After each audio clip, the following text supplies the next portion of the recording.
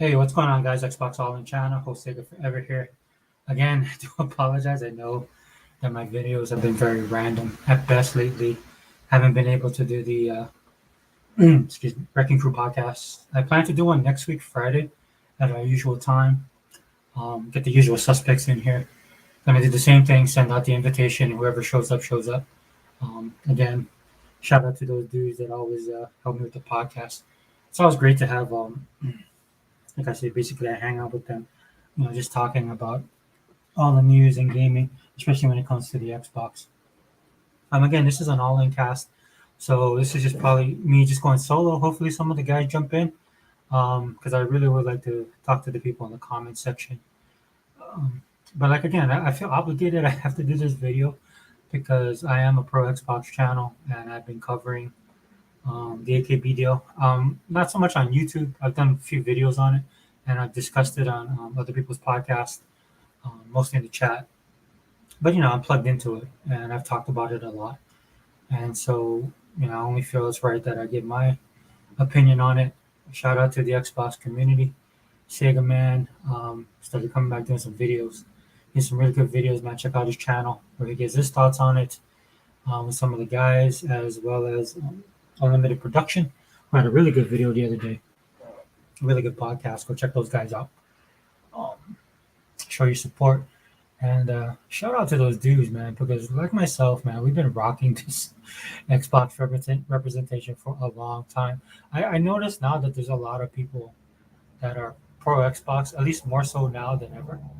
Um, or I'll say it this much. I mean, ever since 2013, around the 2015, 2016 timeframe, it was slim pickings out here, man. In fact, some of the guys that were pro Xbox back in 2013, man, they left.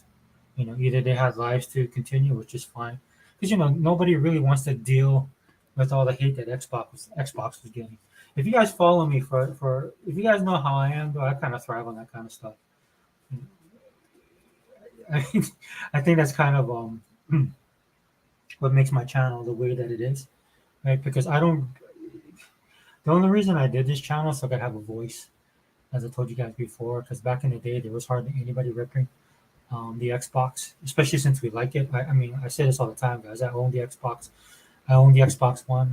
I've been Xbox day one, and it's because of all the stuff that was going on at that time that I ended up just throwing all my support behind the Xbox. And there was quite a few people that were with us, man. But like I've said before, a lot of people they're no longer with us.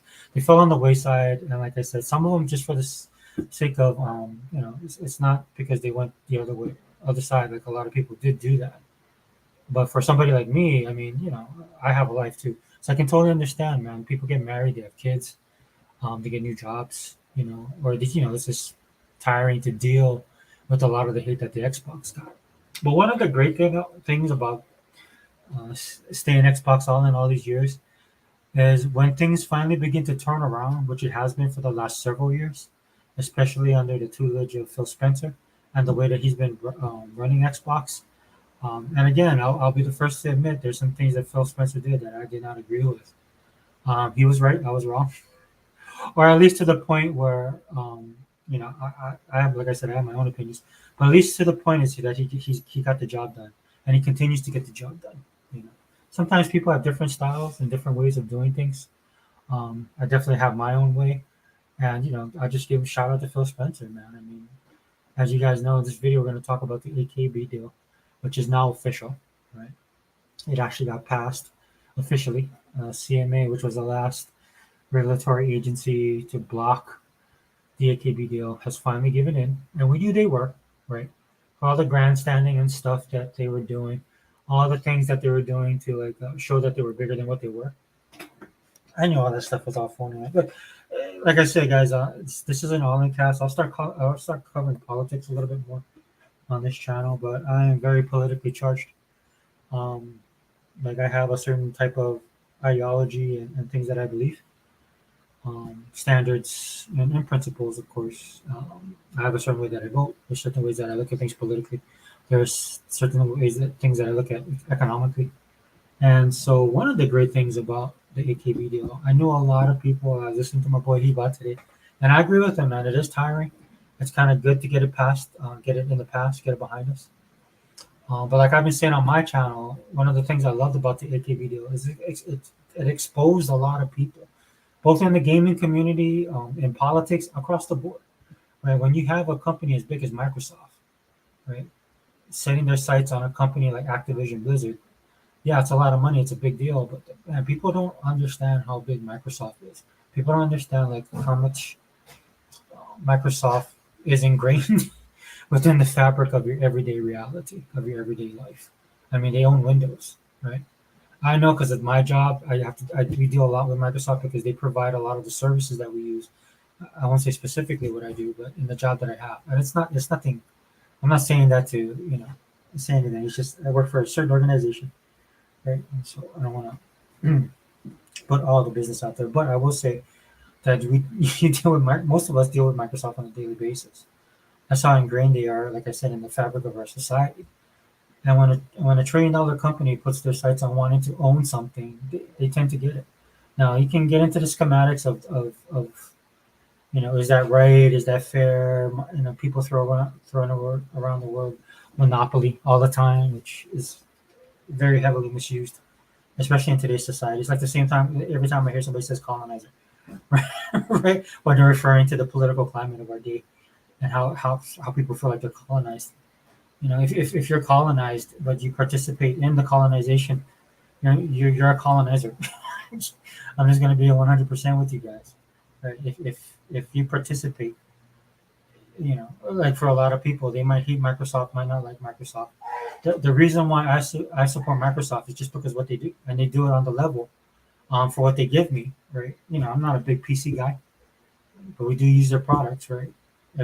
Just about every day you're using a Microsoft product.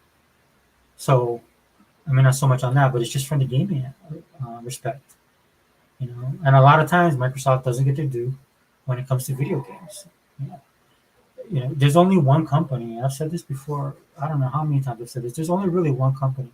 Hey, what's up, Zink? Yeah, man. Good job today. Good job on the podcast, dude. I heard you on Unlimited and Sega Man. So I know you was going in between. I think you was like driving, going between states and stuff. But yeah, dude.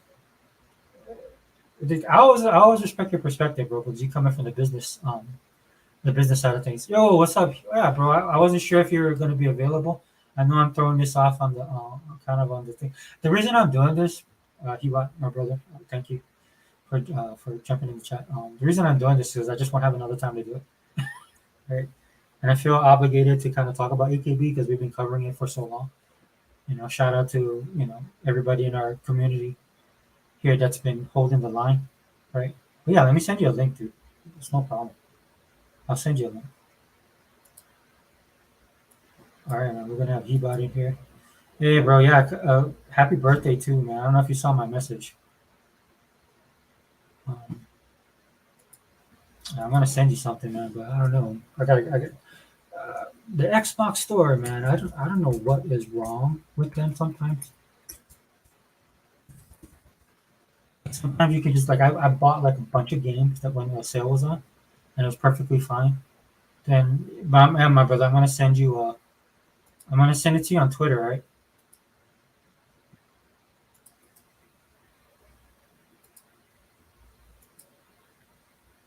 I sent you the link, bro. If you wanna jump in,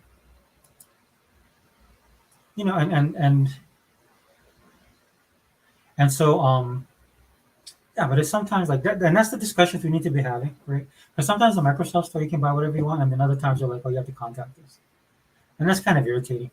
It's like earlier today I wanted to try that new game that came out. I forgot the name of it. Because Microsoft has, I mean, the Xbox Game Pass has so many games. It's like so many games to play. That it's absolutely ridiculous. Um, hey, what's up, brother? Can you hear me? I'm here. Can you hear me? Yeah, yeah. I was listening to you earlier on Sega Man's podcast. Oh yeah, yeah. I mean, try to jump in a little bit, just because I'm always in and out on the road, like Oh, I know, brother. I know. But I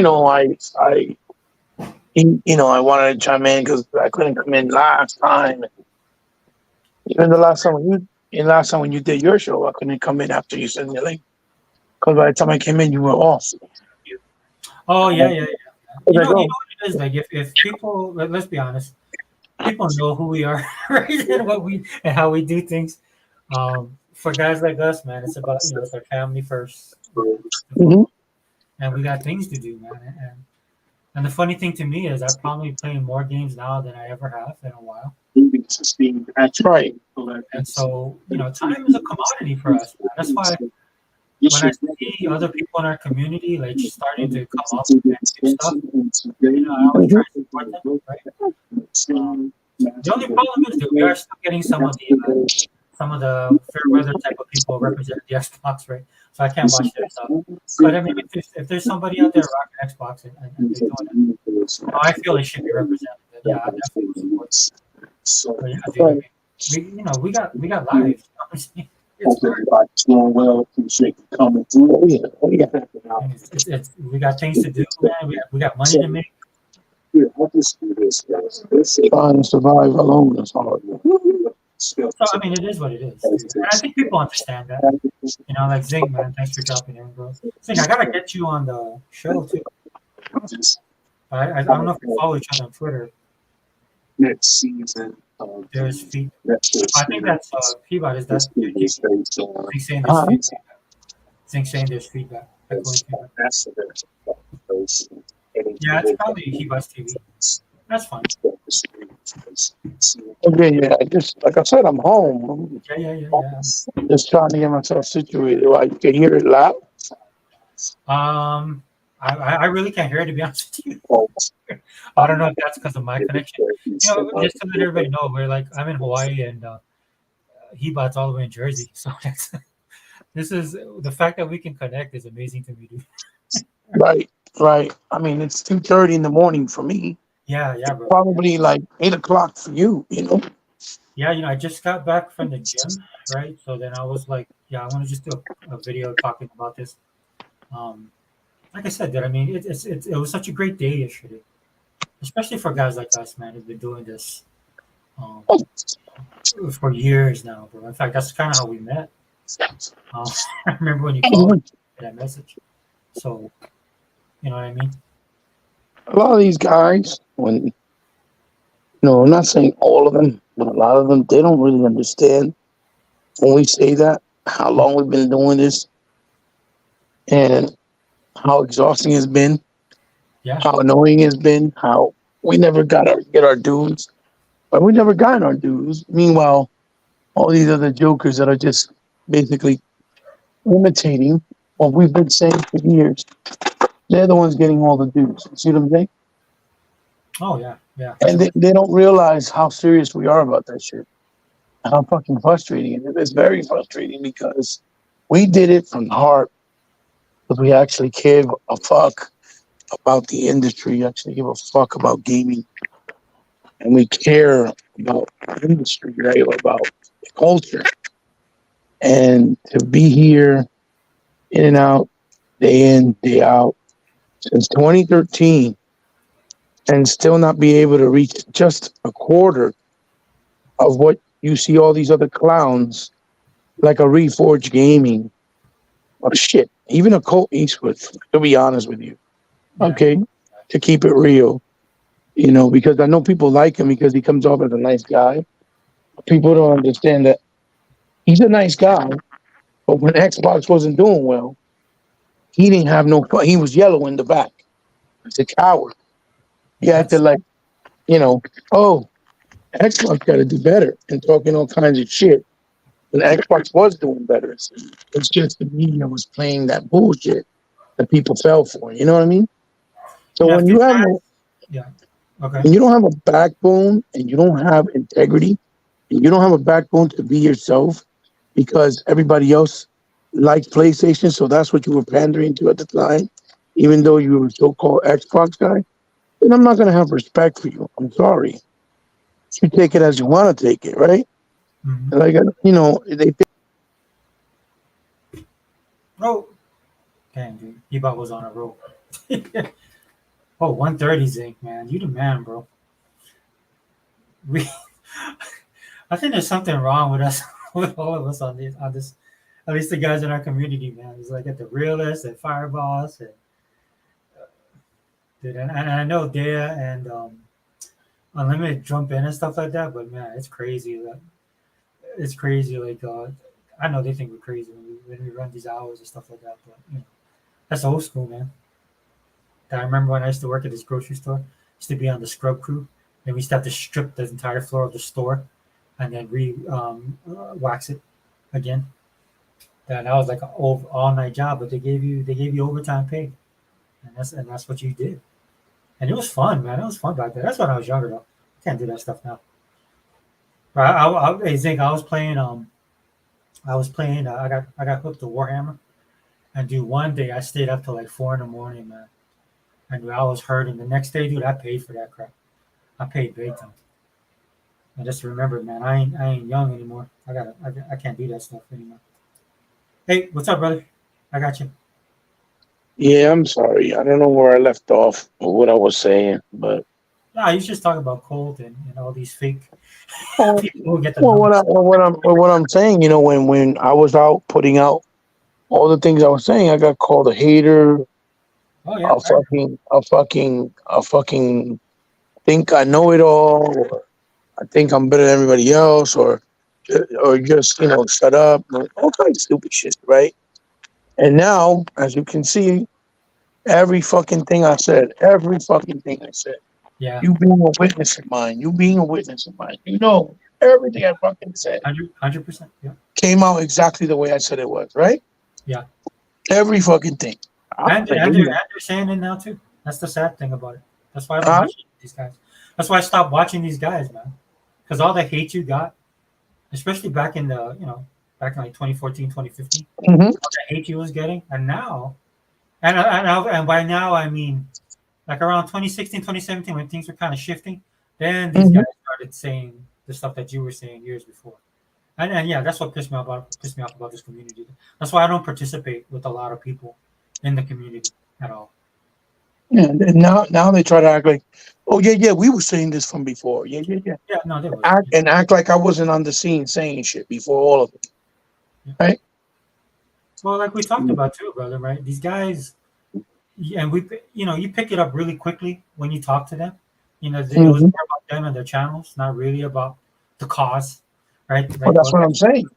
yeah, That's what I'm saying. We've always been about the gaming culture and industry yeah, because we actually gave a fuck about it. We were there, yeah, you know. We were there during the arcades.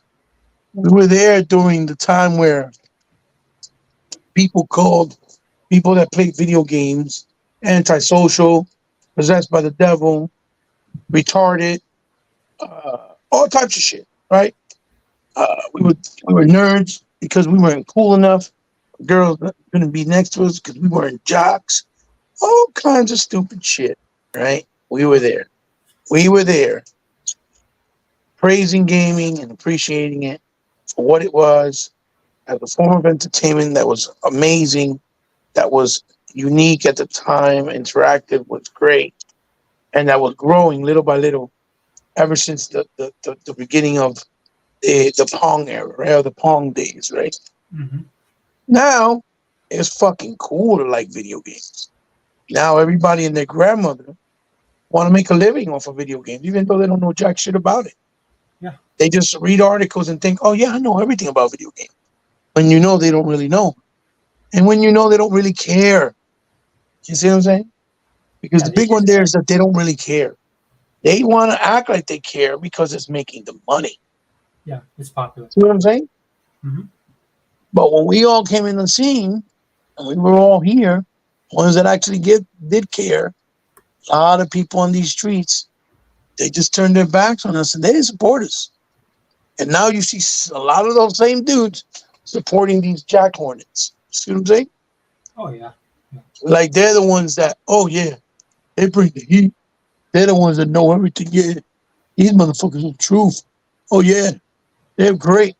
They know everything about gaming. See what I'm saying? That's my point. And yeah. that's why people don't like me because I'll keep mentioning it over and over. I'm not going to let nobody forget. I'm not letting nobody forget because I was the one in the trenches by my fucking self Yeah. while I was fighting all the donkeys and saying to them, "You're wrong," and showing them that they were wrong and proving to them they were wrong. And everybody else would run away. Oh, don't waste your time with them. Oh, they're just stupid. Oh, you just like arguing all the time. You get what I'm trying to say?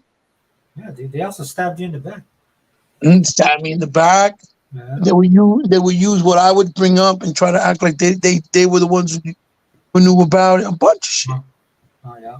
And in a lot of ways, it's like I said in a limited productions podcast a couple of weeks back. I said that's why I really don't feel the enthusiasm of doing anything really video game related as far as me talking or podcasts, doing videos about subjects, because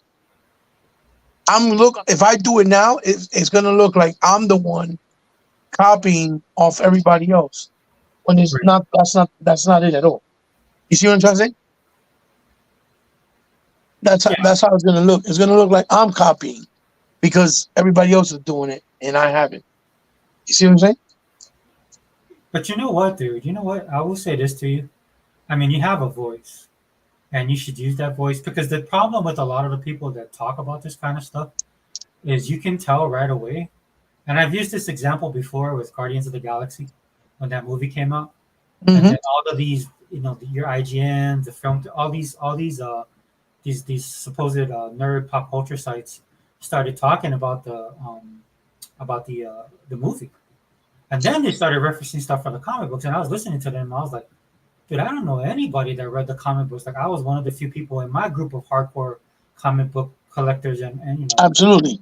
right, and I would listen to them, and I was like, dude, no, that's not what. And what they then you go online, and you're like, oh, they're just googling this stuff, and the reason they got caught, they like to say, they got caught in the lie because what they were referencing was the material that they're getting wherever they searched online, was like Google or something. Mm-hmm. Went so far back as like when they rebooted the series, right? And I was like, yeah, dude, because that's not the real Guardians. The Guardians are way back in the day, right?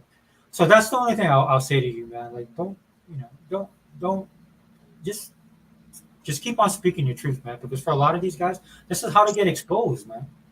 This is Mm-hmm. why, like, I heard what you said earlier about the AKB deal, and you know how I feel about it, dude. I've loved every minute of it just because people is just getting exposed left and right.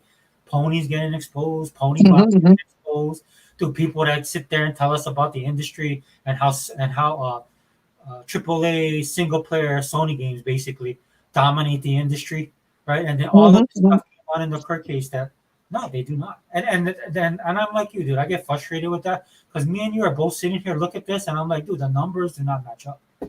And you even went so as far as to when you were talking about I didn't even think about that, dude. The bundle sales and stuff like that. That didn't even dawn on me until you mentioned that, Right, right, right. like how they tell the sell numbers. Now I know Sony lies because, like I said Well, I before, mean, they I've that's watched what the they stuff. used last gen. This Yeah. gen, you haven't heard no numbers the way they used to because they don't bundle any more physical copies. Now they do like Xbox, they put digital copies. No, that's what you were saying on was it? I forgot what podcast you're on, but you said that. That's another thing Mm-hmm. is they I didn't even think about it either because you can't fudge the digital sales. Mm-hmm. Yeah, It's different for them this generation. So now bro. But they can't always speak to numbers. this is what I mean, bro. I mean, see, you taught me two things already in the last couple months, right? That's what I mean, bro. You need to stay. You just need to voice your opinion. You know what we'll do, bro? If you want, man, we'll just do like a two. We'll just do this. Me and you. You come over here, dude. I can even drop some questions or whatever. We'll talk about it, and then you just speak your truth, man. Because look, dude, moving forward, even with the AKB deal, is a wonderful thing, especially for Microsoft and for Hmm. us because we participate in their ecosystem. Man. There's some stuff. This is why I want Sony to die because we need to put them in the past and move up. Like you were saying earlier, 100% agree with what you said earlier with the AKB deal. Right. The great thing is we need to move on because we have other things we need to focus on. Yeah, yeah. Right. Because there's a lot of stuff that needs to happen that Microsoft has a lot of stuff, machinations and things like that. I agree with Mhm. what Singh said as well earlier. Microsoft is a big corporation. People are saying, well, can I handle everything? Look, Microsoft is Microsoft. Xbox is under Microsoft. Microsoft is a multinational company, right? Mhm. $1 trillion company. I think they'll be fine on that front. But what I would like us to focus on is something as simple as, like, for me, they own Activision Blizzard now. There's rumblings about bringing Guitar Hero back. I'm like, Yes. why, like, Microsoft, are you guys going to start partnering up again with these companies to make the peripherals, or are you guys going to make it yourself? Like things like that. You know what I'm Right, saying? right. Yeah, But that's what I said. The most exciting part about this is seeing what's going to happen with the future of Activision IPs, their developers, yeah, yeah, their creativity, the freedom of having financial security, right? yeah, Because now the sky's the limit for them. You see what I'm saying? yeah. Just like with Starfield, man. I mean, the fact that I love what Phil Spencer said, because Phil Spencer was like, okay, let's delay it. Let's give you guys the time to work on it, right? And then when that guy, was it like a Connie? I know he was getting interviewed, and he said, "Oh no, no, it was the court case, right?" And then they were like, "Oh yeah, the money and stuff like that." And he goes, "Well, yeah, it's costing us money because we got to still pay people, right?" Yeah, So the realization of that kind of stuff, right? That Activision King Blizzard, right? Look, Microsoft is a business that you gotta produce. It's like any other job, right? But the great, like you were saying earlier, the great thing about it is, like, they don't have that pressure, and then they can be a little bit more creative. You know? Like Microsoft will do that for them. It's like people are saying that they say Microsoft should have stepped in on Redfall. I'm like, no, no, they should not step in on Redfall. They did the exact right thing. Did Redfall turn out the way people wanted it? No, not really. Is it as bad as people say? No. But the problem is the creative process would have got interrupted, right? right, right. And The that's, to me. only way that the Redfall developers could learn was by being left alone. Yes, thank you, thank you. That's the You whole know, point. dude, dude, we grew up in this, dude. Hmm. Companies have come and gone. Things, people are, risen and fallen, right? But this is how you learn. This is the, like you, to your point earlier. This is how you got the industry that you got today, right? Yeah, yeah. Because of what came in the past. There's a lot of developers that started Mhm. when we were back in the day younger. That with time and experience, they got better and better, and then they end up making some really nice and fantastic games long term, right? Yeah, yeah, You know, and that's part of the gaming process. That's the part that people, they kind of think that everything can be shortcutted. If that makes any sense. yeah. People want everything to be perfect. They want that's it from everybody, right? They don't realize that it's a process. It's a learning process. It's like an athlete or like a person doing a job for the first time.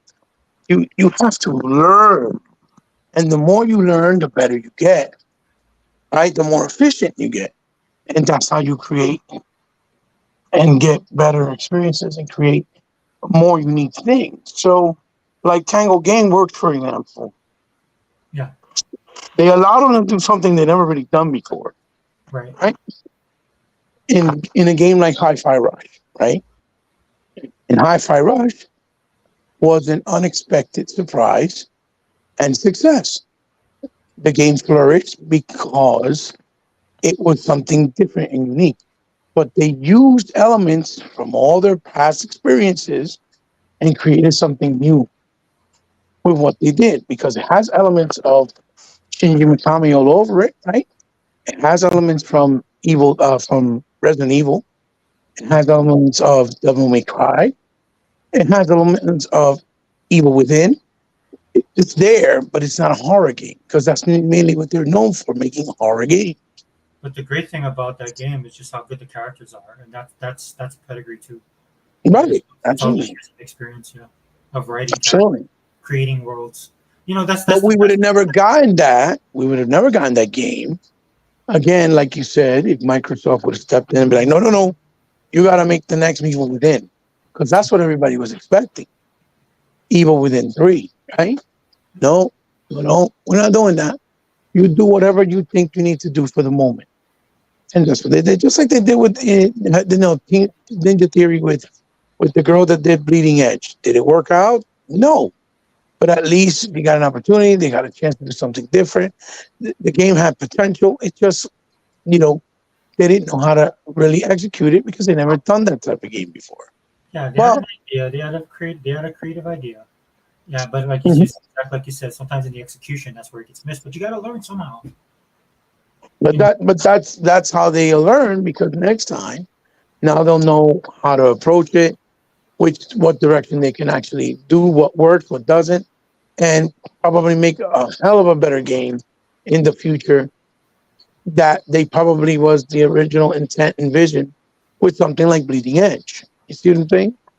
or like Microsoft does, Microsoft's able to take that and then incorporate it, in a different direction, like they do all Absolutely. things, right? Yeah, which Yeah. is another I mean, benefit of being underneath a company like Microsoft. look, the way you got to look at Microsoft with having all these new studios under their banner, Yeah, it's like a football team. Microsoft's the coach, and the developers are the players. And you can't have a good team with good players if you don't have a good coach. hmm See what I'm saying? And that's how you got to look at it. If you look at it in that way, it will make more sense. It's probably more simplified in your head. You know what I mean? And yeah, that's how you know if the coach is good, if the players are good, by giving them the direction, the guidance, the help, and the push, but not backstabbing them, standing by their side, right? yeah. Believing in them, giving them a chance. And that's how you get discovery and new things, the new It's things it's come out of it. it's interesting that you bring that up because for all the times that Microsoft has gotten burned, right, in this current generation that we're in, the thing that makes me laugh is that all right, and I mean laugh as in it's a good feeling too, is that Hmm. Microsoft they never draw back though. They built partnerships. Like I talk about this all the time on Twitter. One of the things I love what Microsoft is doing is they're working with all these other studios, not necessarily having to buy them, but actually working with them. And that's what Bobby Kotick did. And he said that in an interview, and I believe him 100%. One of the reasons why he feels comfortable about AKB getting purchased by Microsoft is the simple fact that he actually believes that Phil and Satya are like the two people that actually believes in partnerships, right? I think Zink referenced that in Unlimited. He was talking about that. I think he was going in another direction, but the thing that stood out to me about that, what Bobby was saying, and I believe him, man, 100%. He's like, dude, there's no other company like Microsoft that will go through the not just go through the motions with you, man. They'll get on the ground floor with you. They'll work with you, right, and give you what you need and work. That's why he's been talking about the AI thing and stuff like that for COD, and he's Hmm. excited. And to me, I kind of looked at him when he's in that interview. I'm like, I know you're leaving, brother. I mean, you got to step because of everything that's going on over there. But he had that little gleam in his eye where if things weren't as bad as the way it was, which he's the leader, man. He should have taken charge of it. But um, you know what I mean? He's like, I think that would have been Hmm. it's Hmm. a different direction that they're going. Working with a company like Microsoft who actually cares, and we've seen them do that, dude. And yeah, they've got burned by it, but then they've also reached out to Focus Entertainment. You got Humble Games, right? You got Digital Revolver, Hmm. Paradox, which I want to talk about a little bit, get your opinion on it. Paradox Games, Lamplighter League. There was a news story where Paradox Games said they were really disappointed in the sales of the game. Hmm. It didn't come anywhere near their expectations. But we'll talk about that a little bit later. Sorry, I didn't Right. mean to jump on you on that, but No, no, no. I mean, you're filling in the spaces with good bulletin points that make complete sense and that complement what I was saying to begin with. Anyway, you know what I mean?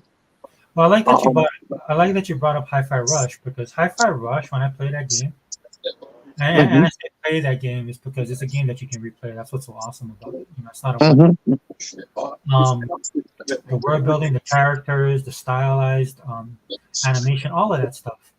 But the one thing I love about that game, it reminds me of back in the day, man, when Japan was actually trying to. You remember back in the day when Sega, it was the transition of the Dreamcast day, right? So Japan, yeah. what they were trying to do was they were trying to embrace the more Western side of gaming. Mhm, They were trying to amalgamate it between West, East, and West, and it never mhm. truly worked out. And then a lot of the people, there were gamers or there were developers in Japan that were trying to do that. Like, who's the dude Dead or Alive? Um, Oh, you mean Tomonobu Itagaki? Yeah, Itagaki, right? So I remember like he got branded a rebel because of that. And there was other people that tried to step out, dude, and that industry smashed them down. Yeah, yeah. It also didn't help that I guess that's when I began to realize that people were full of crap and they really didn't play video games as back then. Hmm. People talked a good game, and then of course you remember we were losing a bunch of like developers at the time. So which is to me the legacy of Sony, and again why I want them to die. But Well, he loved Xbox for that same reason yeah, because Xbox let him get outside the box and tackle things the way he wanted to, right? yeah, And he wasn't doing things in the way that traditional Japanese developers were doing them. yeah, He was trying to do it with a new flair, with a combination and mixture of both Western and Japanese. You know yeah, what I mean?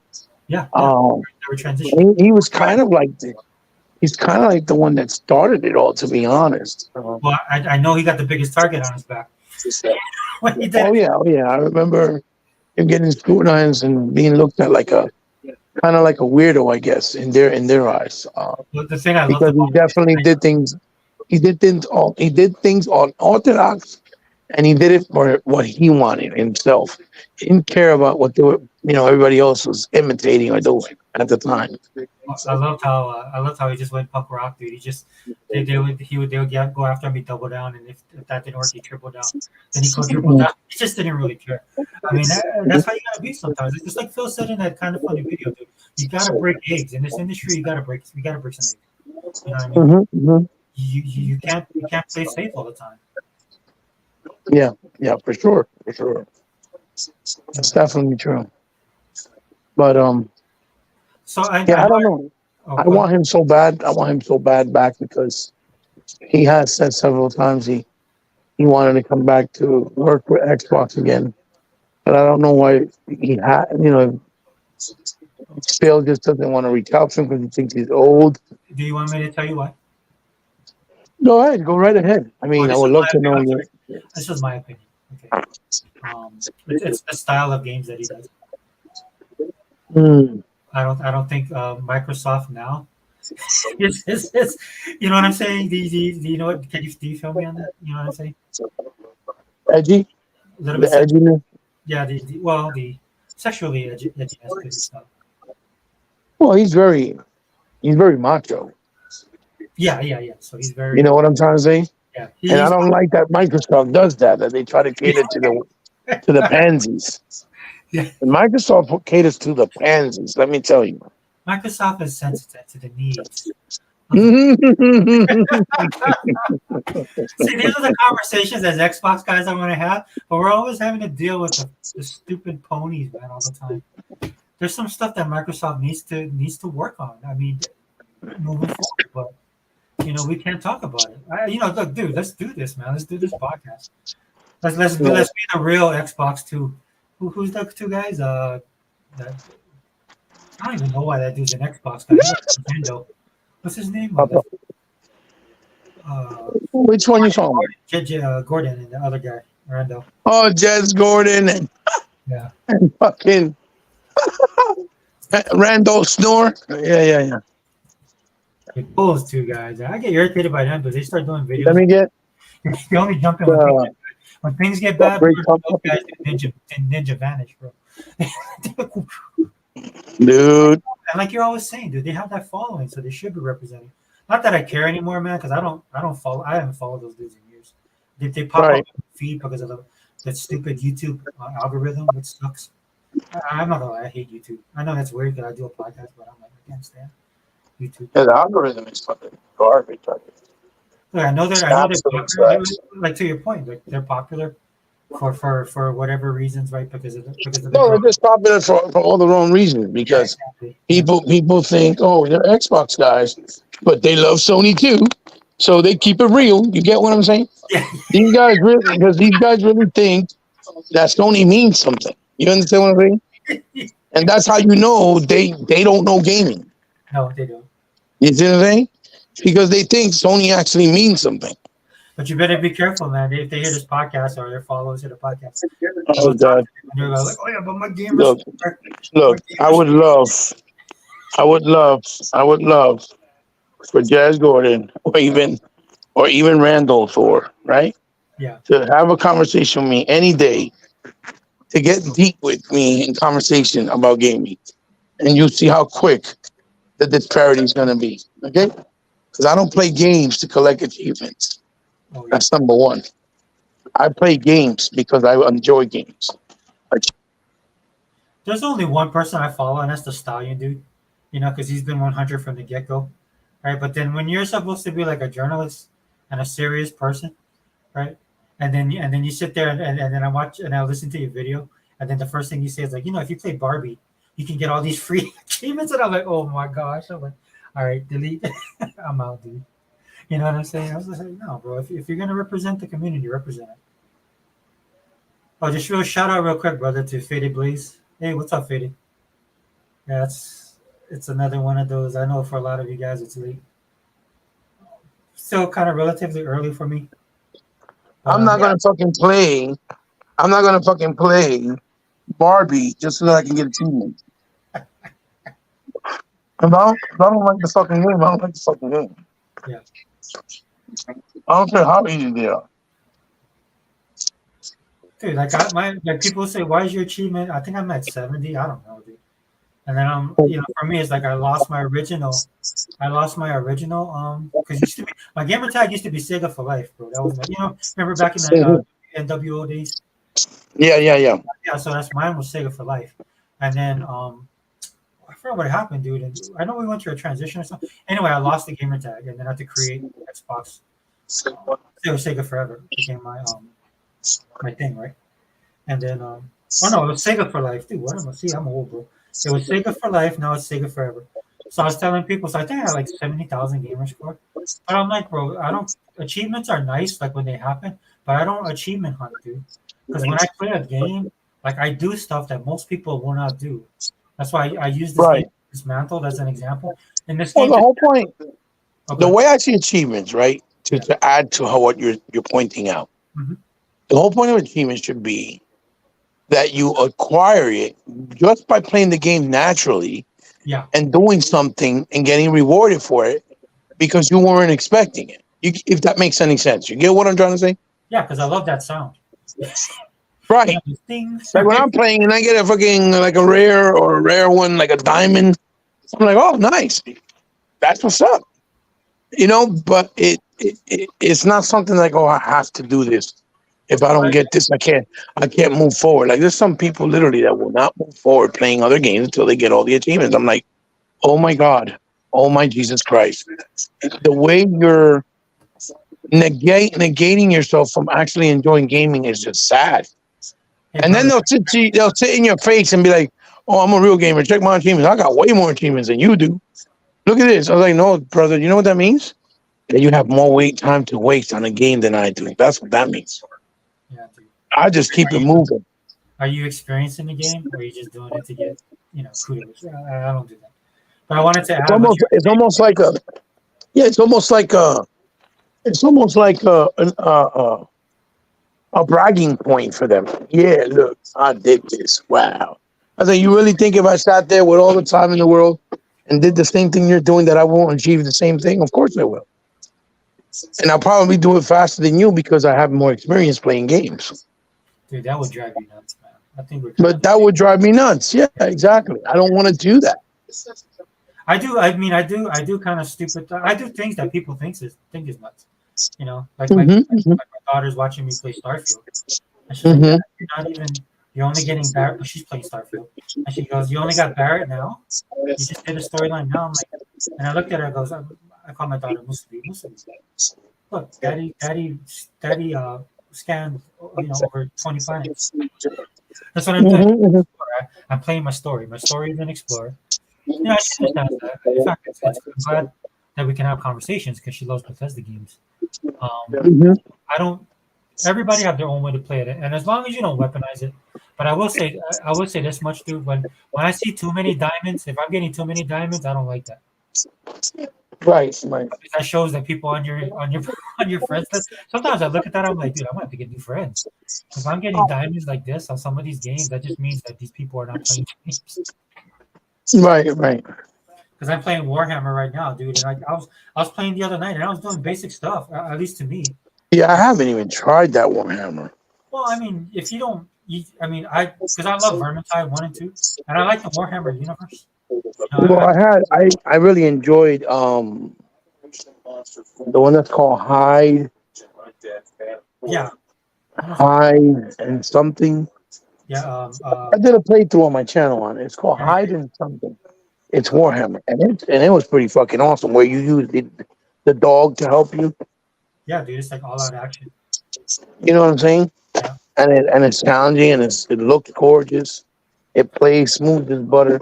So I really enjoyed that. I Uh, think it's like I think but me, Microsoft has a good relationship with those guys because they right, give stuff on our service. right. Well, with me, you see that I just like, what's really up my alley is that fucking Space Marines too. I cannot wait. Yeah, me too. I I'm gonna. cannot wait to play Space Marines too.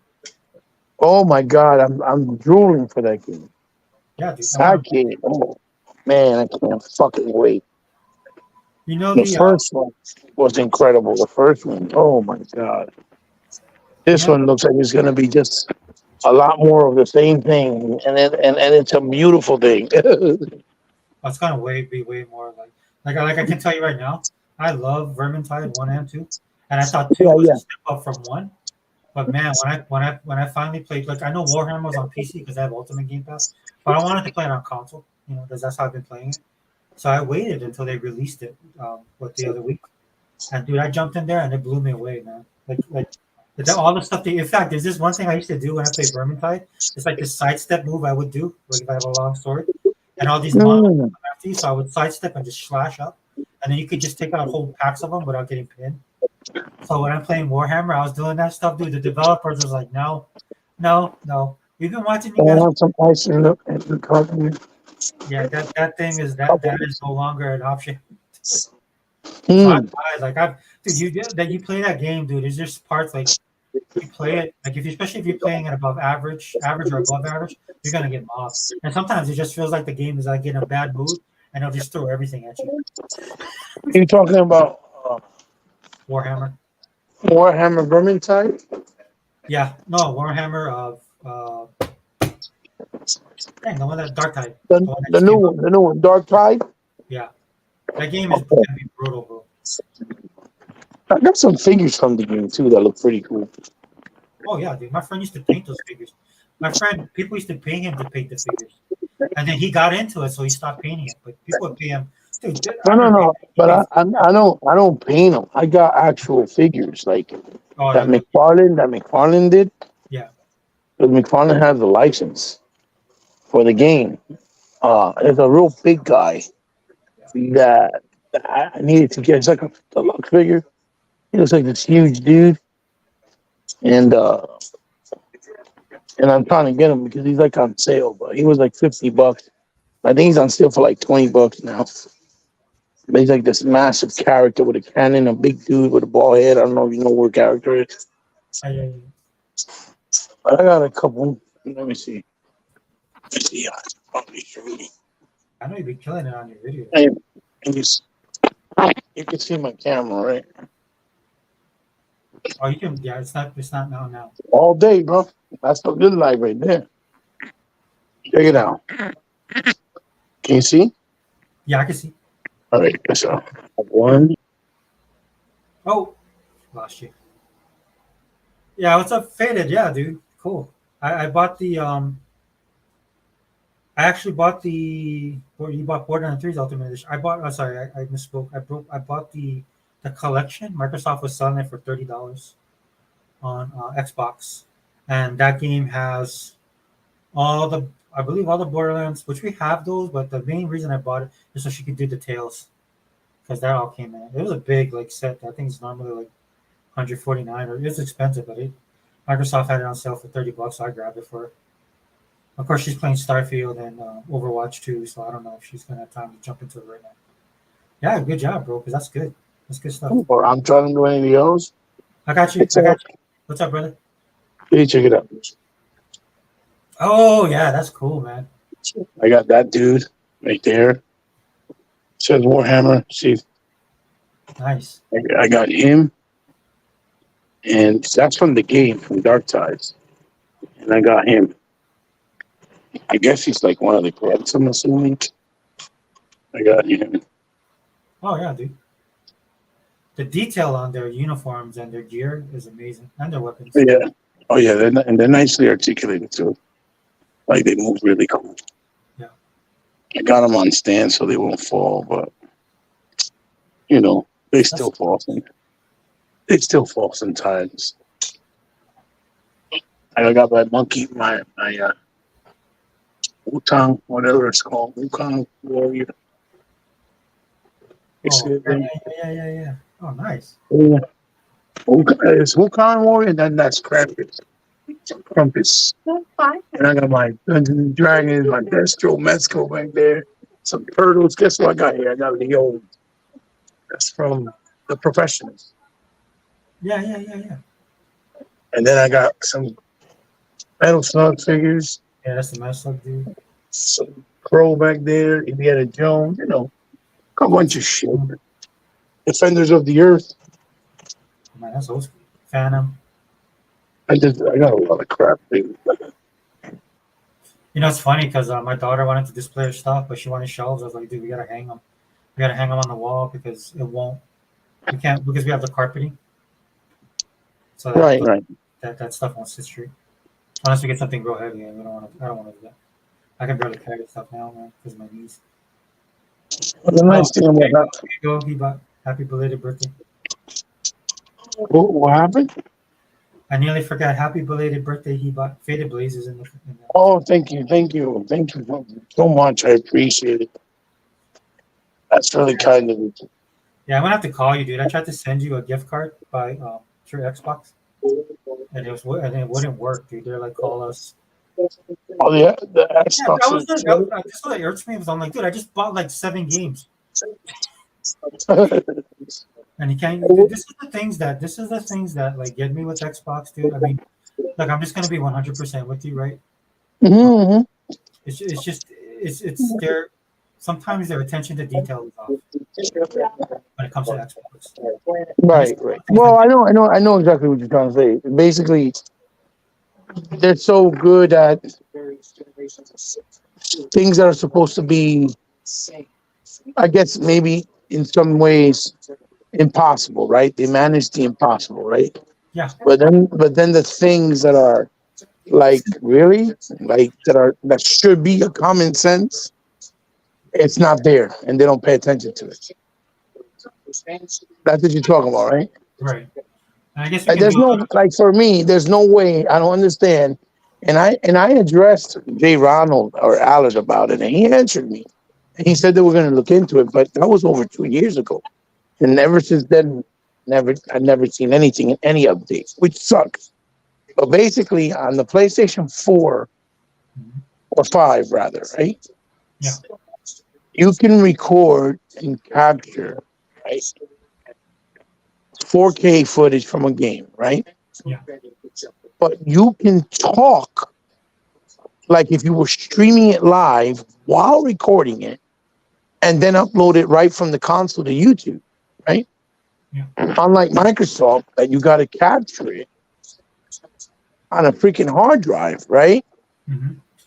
And then put it to the computer and then upload it to the YouTube. But I know that's because YouTube hasn't made a deal with them because Google owns them and that's the competitor to be able to make it easier to just upload videos onto YouTube right from the console. Yeah, that's I why. know I know that's one of the reasons. But Yeah. at least, right? Hmm. Allow me to record my voice with the footage so that I can upload it onto the hard drive and then just upload it onto a computer and I don't have to find a voice editor to put voiceover or overlay on the footage on top of already recording it to then upload it to YouTube and save me a step, right? But they don't do that. And if Sony can do it with their weak, anemic, Crasdale, shish kebab put together console, don't tell me you can't do it with a Series X. Do you think? Do you think one of the reasons why, because it's Microsoft, right, and they don't want to be liable for stuff? You know what I mean? I mean, liable in the sense of what? Like maybe people putting up audio of fucked up shit. I don't know. I don't. Not like if the content that somebody creates, because you know right now, right, that like my daughter, she would just be able to go into her thing because she's on my account because we share stuff. Yes. Like Yes. now, every time she logs in, she has to put a passcode, Right. Right. like stuff like that. Where Microsoft, they're sensitive to that kind of stuff, and I think some of it is because I guess that's one of the negatives, right, with having Microsoft is that they got to dot their I's and cross their T's.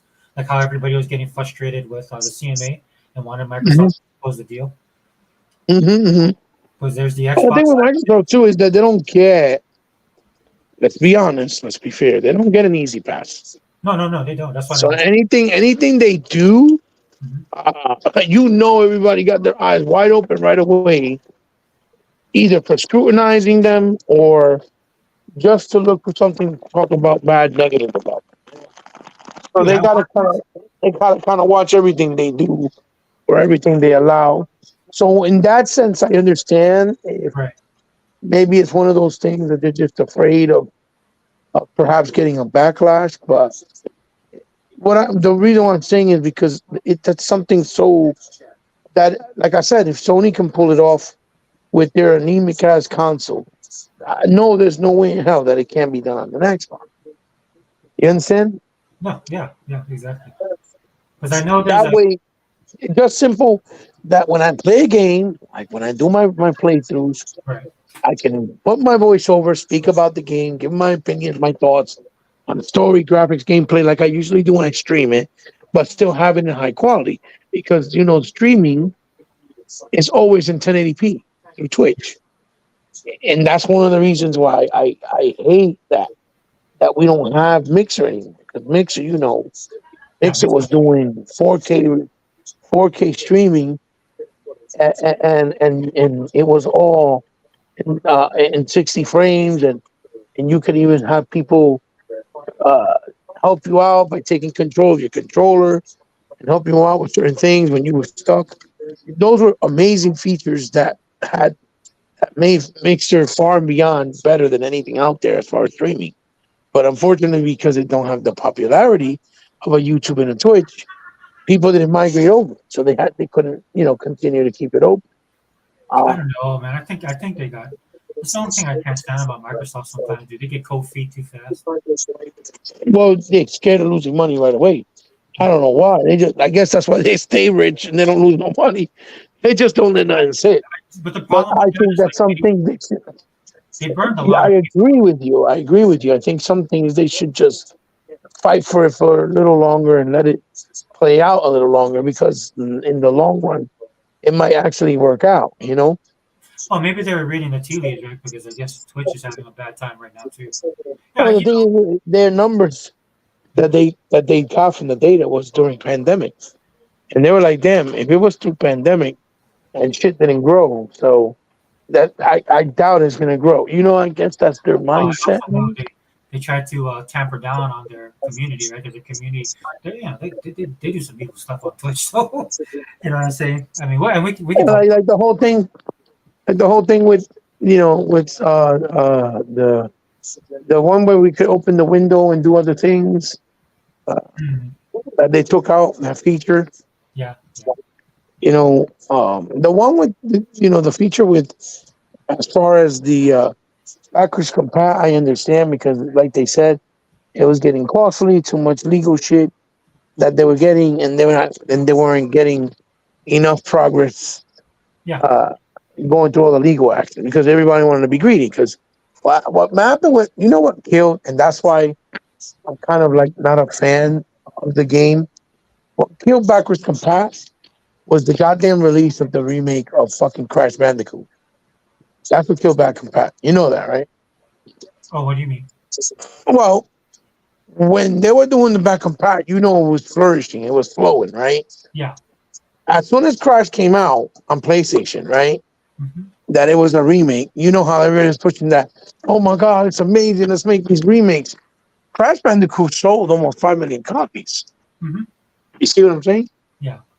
And it sold it easily on PlayStation. Like it was like nothing.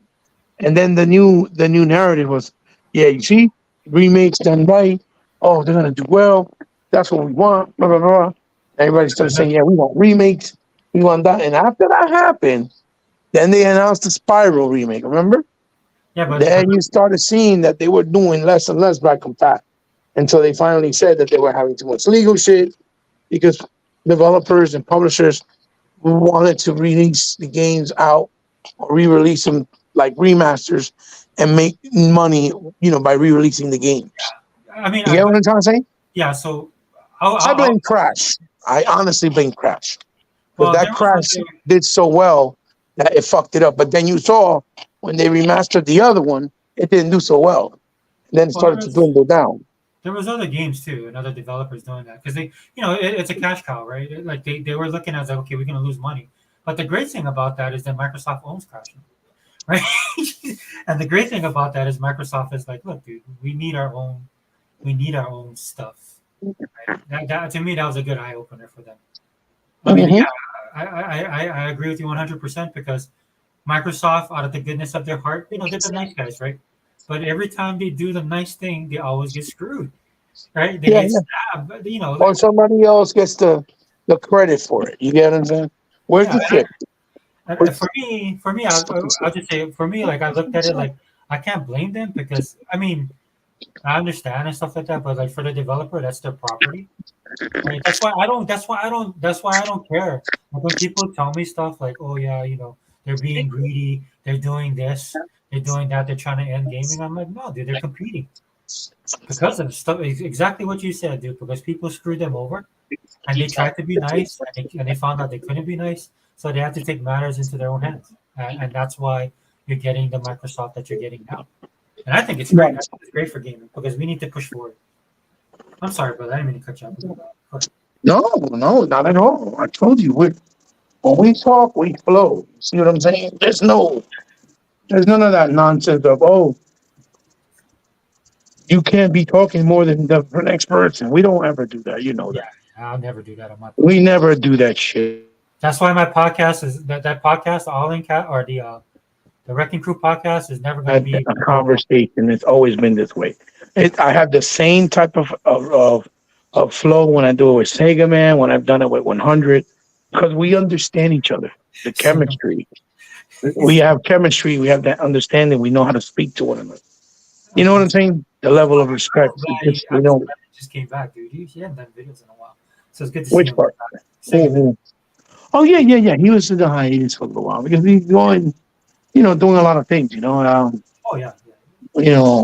With family and stuff like that. And mother-in-law helping out. It's just Oh there's yeah, dude. It's real life. people with real issues and real world responsibilities and family, right? And problems.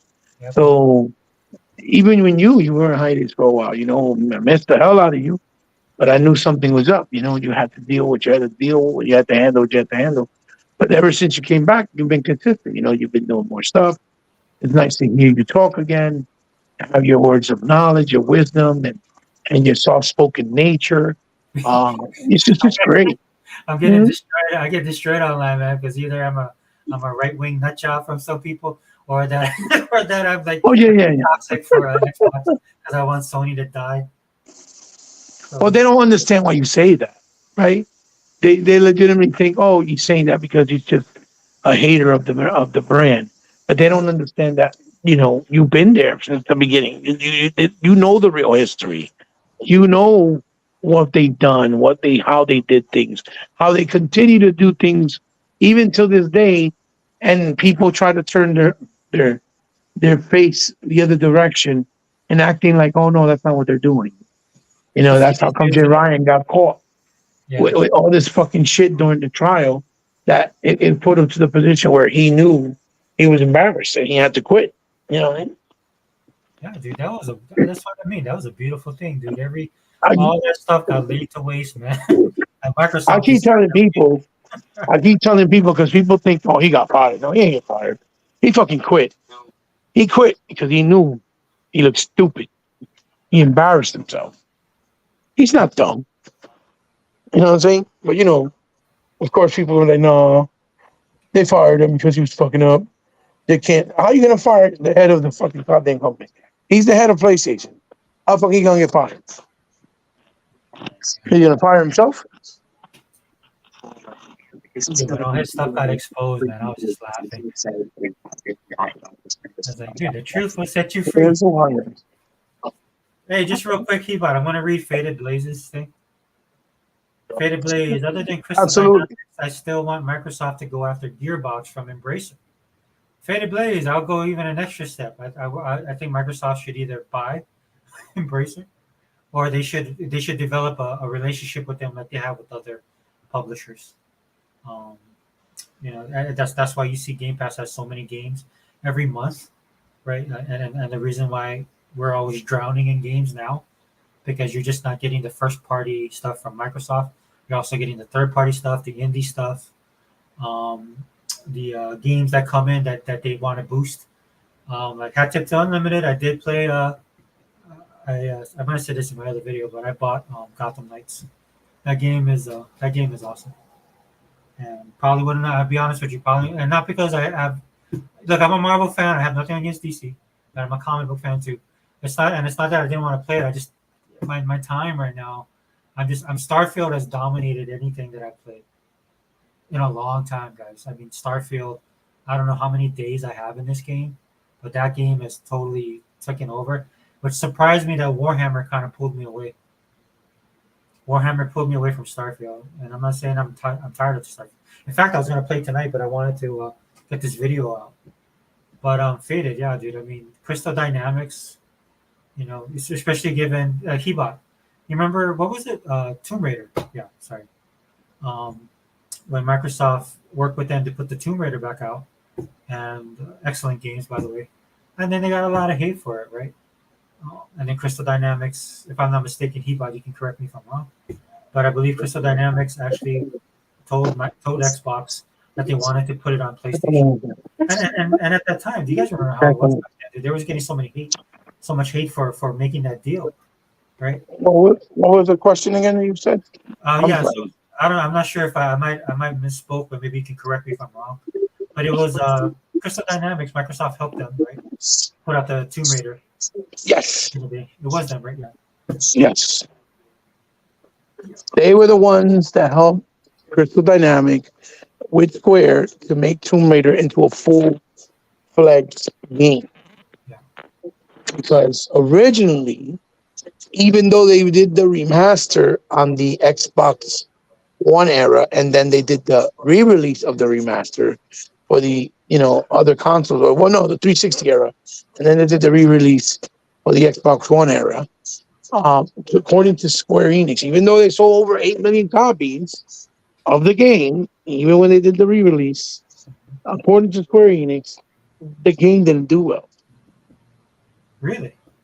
Yeah. Oh, it didn't do well. Didn't it sell well on our console? Dude, the 360, PS3, between both consoles, and I think it was PC, it sold like 13 million copies. Yeah. And I'm like, what? It didn't do well? What the fuck do you mean? 13 million copies is a nice amount of copies. Remember, we didn't have Game Pass and none of that at that point. You know what I'm saying? And according to Square, no, it didn't do well.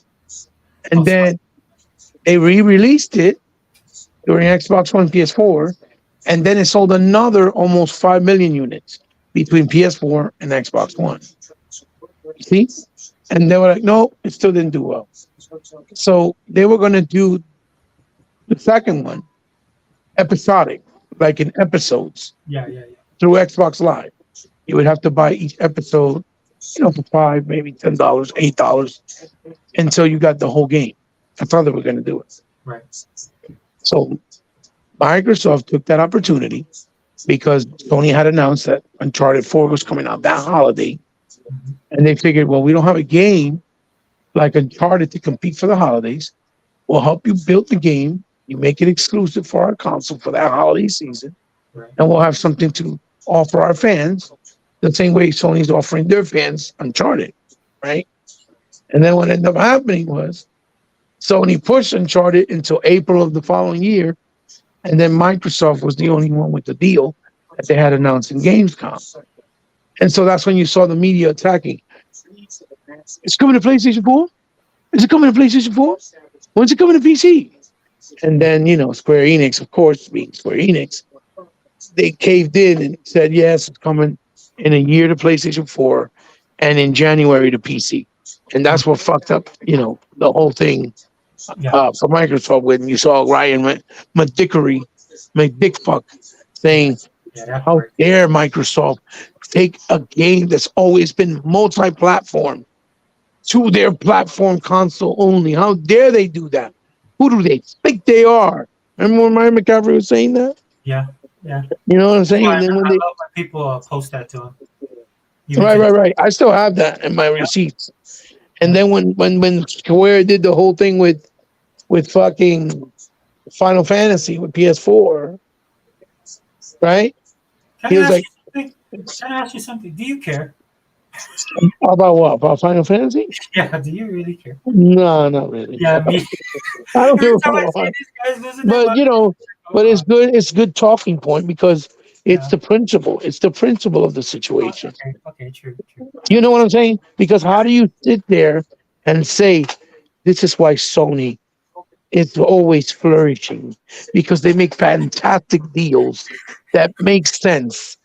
Making Final Fantasy exclusive to the PS4 to cater to their fan base because they care, right? Yeah. When it's always been multi-plat. Matter of fact, it started on the Nintendo system. But yet, when Microsoft fully funded Tomb Raider, and it wasn't going to even be a reality the way it came out, unless Microsoft gave money and pushed the fucking game, right? Yeah. Because they paid out of pocket, and Sony didn't pay nothing out of pocket. They just paid for the exclusivity. And yet, Microsoft is, how dare you take a multi-plat away from the PlayStation fans? See what I'm saying? Yeah. This guy do that. Like, Sony didn't pay for them to make Tomb Raider. It was Microsoft. The game exists because of Microsoft. Which the first game was also Microsoft helped them in some areas, so they said it too. And that's when Corey Barlog was still working at Crystal Dynamics, and he had pitched the idea of making Tomb Raider seamless like that, where they don't have loads and it just keeps going seamlessly as one cohesive unit as you're playing. And they told him no at the time.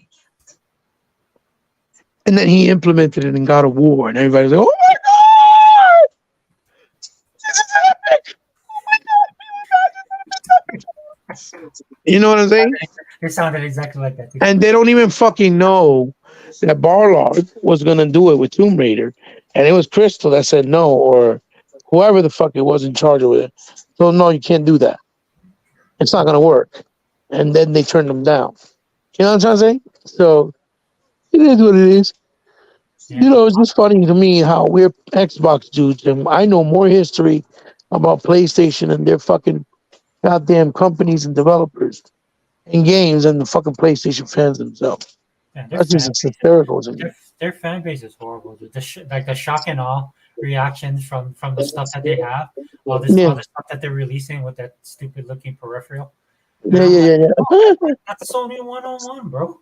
That's what they used to do way back in the day, and they could get away with it back then. Because my friend, dude, my friend bought that mini disc, dude, and that was a lot of money, Yeah, yeah, yeah, dude. That's talk about branding, man. That yeah. was nuts to me. Dude, that fucking thing they just announced not too long ago. The fucking Wii Pad, the PlayStation Wii Pad. no, That shit that's what sold out. That shit sold out. you know. The funny thing Like, about it is, what the fuck? I'm like, oh nah. You see, that's why they deserve to get shit on the face. Sony fans deserve to get Dookie right on their face. They deserve it. I'm sorry, they deserve it. They deserve it because how you go support that shit when all it is a fucking it's a pad that you can play in your house and use it as a portable in the house because it's tethered to the console. You see what I'm saying? yeah, Like uh, what the fuck?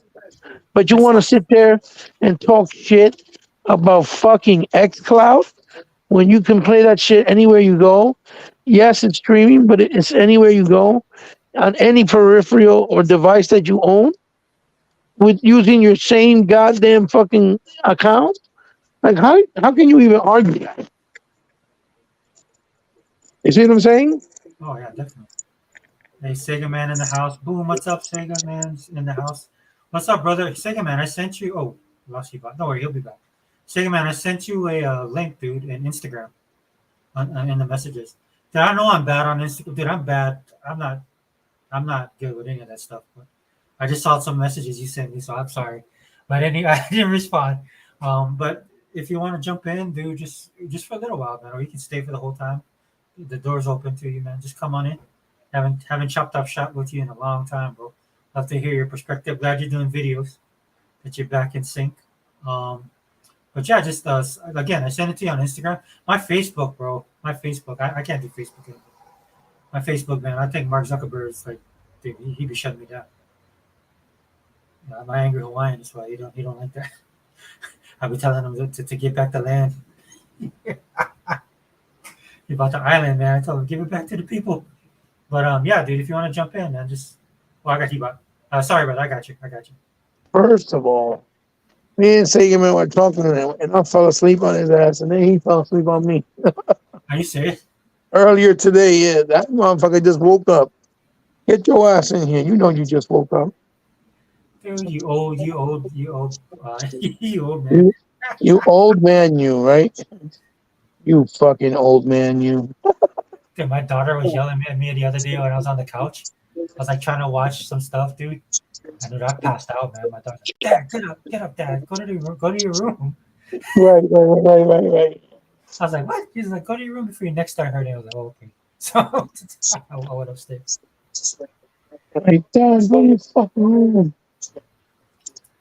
Zinc, what's up, man? Dude, can you link Zinc? Oh, me? Yeah, I don't know. I don't have.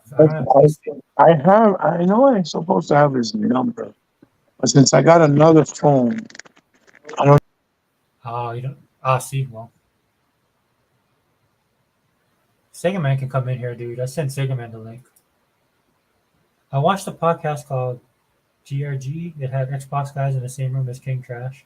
They checked him, but I lost brain cells listening to the clown lines. Is that grown women gaming? No. It's GWG. Yeah, dude. I don't. I'll be honest with you, Faded man. I don't. There's people in the Xbox community I don't mess with anymore either. I mean, let alone the pony guys. I don't like if on my Twitter, I'll share some of that stuff that's being shared just because I have a certain format that I keep on my Twitter feed for certain things. If you follow me there, you understand what I mean. Just to give people heads up, but not. I don't follow any of these people, dude. I don't follow any ponies. I don't like. I get mad, dude, when I be driving, listening to an Xbox. Like I was listening to the podcast earlier when it was done. Then it rolled into Dustin's podcast, but I'm driving, right? So I can't change it. So I just turn off my radio, dude. So I have no sound. I turn off my radio, dude. I don't want to listen to that, dude. That's why I don't like YouTube, man. They give me the YouTube always gives me people that I don't listen to or I don't like. So I can't stand the algorithm, dude. I'm like, dude, I've been on this platform how long, and you don't know the particular people that I listen to or the content that they provide that I listen to.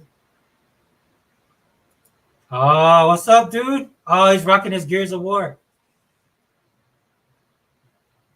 Sega Man in the house, dude. Sega Man, can you hear me?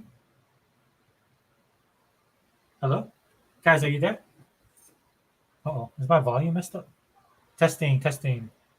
Guys, can you hear me? Fede, can you hear me? Can you hear my audio? What's up? Oh, Sega Man, there we go. Hey, what's up, brother? What's going on, man? Hey, I gotta say one thing before we kick it off, bro. Yeah, you guys caught Dale in a lie today. I don't think she ever What's gonna play that? with you guys. I don't think she's gonna play with you guys. Really? Dude, Dale busted her. That's the first time I seen Dale slip up. She busted herself. Cause what was she talking about? Was she talking about Halo? She was talking about some shooting game she was gonna play.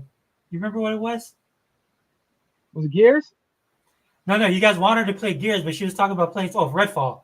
Was it Redfall? Oh, You guys were talking about? Redfall.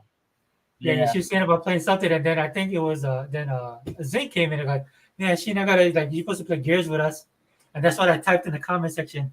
I think it was your podcast, or it might have been Unlimited, but I just typed in the comment section. We caught Dale in a lie. It probably was, brother. Probably was. What's up, brother? Welcome back, man. What's I'm going on, huh? watching your videos. What's going? Where's he by? He there? He's on mute right now. I think it's because he has that new phone, so Yeah. he's been dipping in and out. He trying to get Did you try? Is he trying to get Zinc in? Or he might be trying to get Zink in. If you can link Zink in, I'm not sure what Zink is doing. I see he's in the chat. First of all, bum, I'm here. Okay, I've been here. No, what I said was I have Zinc's number, right? Yeah. But I have a new phone. Okay. I have a new phone, right? So I don't know if I still have Zinc's phone number. So if Zinc is in the comment section, tell him to text me, and as soon as I see it, I can send him a link. You want me to tell him? Yeah, no, if he's in the comment section, Oh yeah, Zink, Okay. if you're in the comment section, he's in there.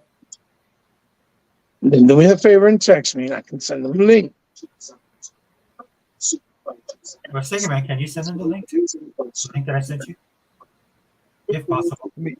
Let me see if I can talk. Let me see if I can get him in there. Hold on. Just real quick, Faded Blaze. It's also a reminder that us Xbox guys can't be the same. Yeah, dude, I don't mess with them at all, Faded, at all, dude. I mean, you know what though? The only thing I wouldn't care, like if they came in here, I wouldn't like, you know, anytime I deal with ponies, they're in our side. I never go to their side. Any other podcast, I don't do anything with those guys. That's why it blows my mind, dude, that they had a game come out that they were all high on, and then they'll get games or whatever, like Spider-Man's coming out. I'm really looking forward to see how long they talk about Spider-Man. And they're one of the biggest ponies, man. And this guy I know because I actually followed him because of politics. What's that dude's name? Which one? Dang it, dude, I can't believe I forgot his name. But there's this dude, man. He's like one of the main pony guys, dude. And he's been hating on him. He's been hating on that dude, and he's been complaining about Spider-Man. Again, like the same Fucking Lucas, whatever his name is. So Amazing Lucas, I didn't know he was a pony, man. I used to follow him because of politics. Hey, And Yeah, then, yeah. Uh-huh. and then Take it forever. my boy, Mikel Casanova, right? Yeah. Yeah. So him and Mikel was like they hooked up at a convention, dude, and he just looked pissed off. Like I was like, dude, you know what, that's it, dude. I can't mess with this because, and that's when he started showing his pony side, and I was like, yeah. So I stopped following Hey, him.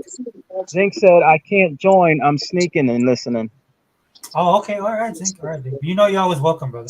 So Wait. So Amazing Lucas, you're saying he hooked up with Casanova? well, he did a thing with like because Mikel, like we know him, right? And so Mikel knows him. I only know him through Mikel.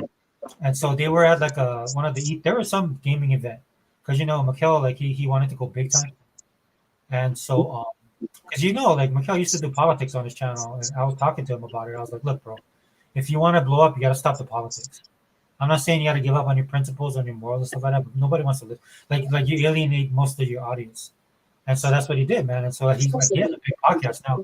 But they did a thing together, man, and dude, Lucas just looked pissed the whole time. Dude. I was just like, dude, what is this, man? I was like, and then he started coming out like talking about Sony and then how he hates Xbox and all the videos he was doing. I was like, oh, look at this clown, dude. So I basically lost a lot of respect for that dude, and I stopped following him. And then other people was like, I did do one thing though, dude. I sent E-Rock a video of him, and that's how E-Rock got jumped on him. And so that's the only thing I did. But other than that, I don't mess. So yeah, to answer your question, Faded, yeah, I listen to y'all. We bleed green with Dirk Griggity and the Iron Lords. Yeah, dude. I mean, I like King David. Faded, man. I'm sorry, brother. I'm like, yeah, I'm bad, dude. I'm a bad guy. That's why I don't do as much stuff anymore. We lost Sega Man. Sega Man, if please come back in, bro. Sorry. I just wanted to address some of the stuff in the chat. He didn't want to hang out with us. You see, he left. Yeah, he's probably having the connection and stuff too. Oh, look at yeah, dude. I mean, look, dude. I, I'm 1 foot in the grave when it comes to gaming. You know what I'm saying? That when Xbox, if Xbox is done, if Xbox ever did go away, dude, I'm done with gaming. I've lived a full gaming life. For real. I think I won't even bother. No, but yeah, dude. If you like them, that's cool. I mean, I don't. My circle is really small, brother. I do like King David though. He's, The thing with the Iron Lords is that they also do that. They want to cater too much to the PlayStation side instead of just being full Xbox. You know what I'm trying to do?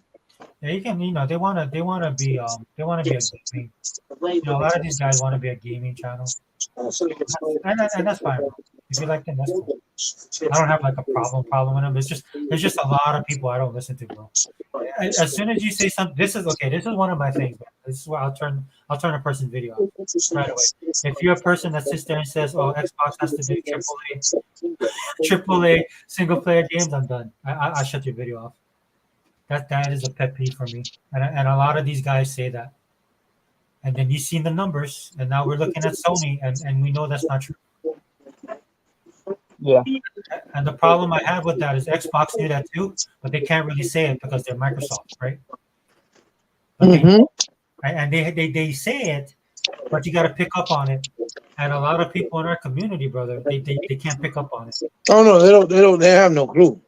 They have no discernment. Microsoft can literally slap them in the face, Yeah, and tell them, "No, we're winning. We're running this shit," and they'll still be like, "What? What they said?"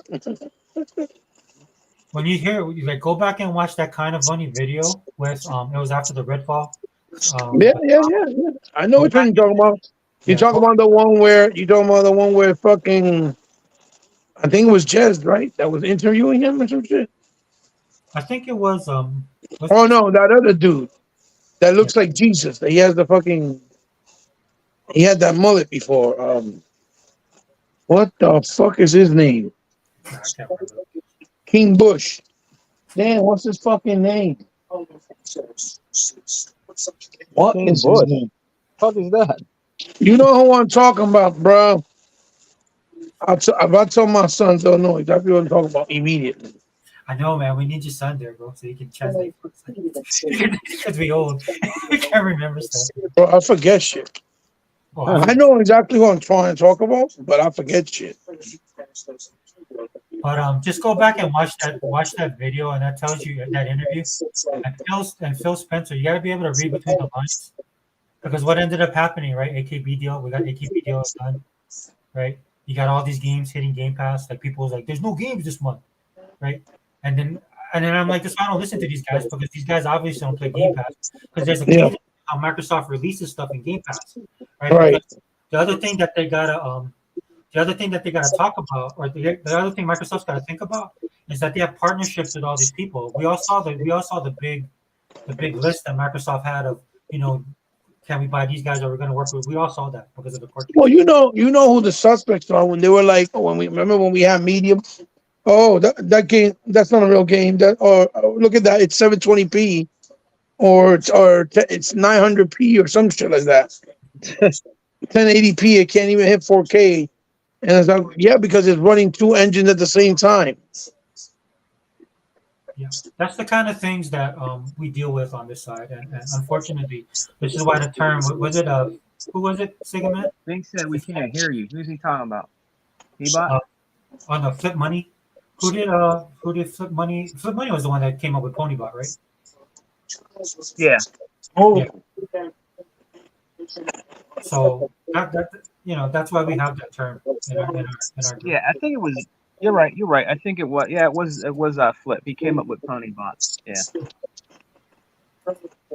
Oh, look, Zink said, yeah, she was playing with her friends and refuses to play Gears for Sega Man 101. And I, hey, if you're listening, you better come in here and defend yourself.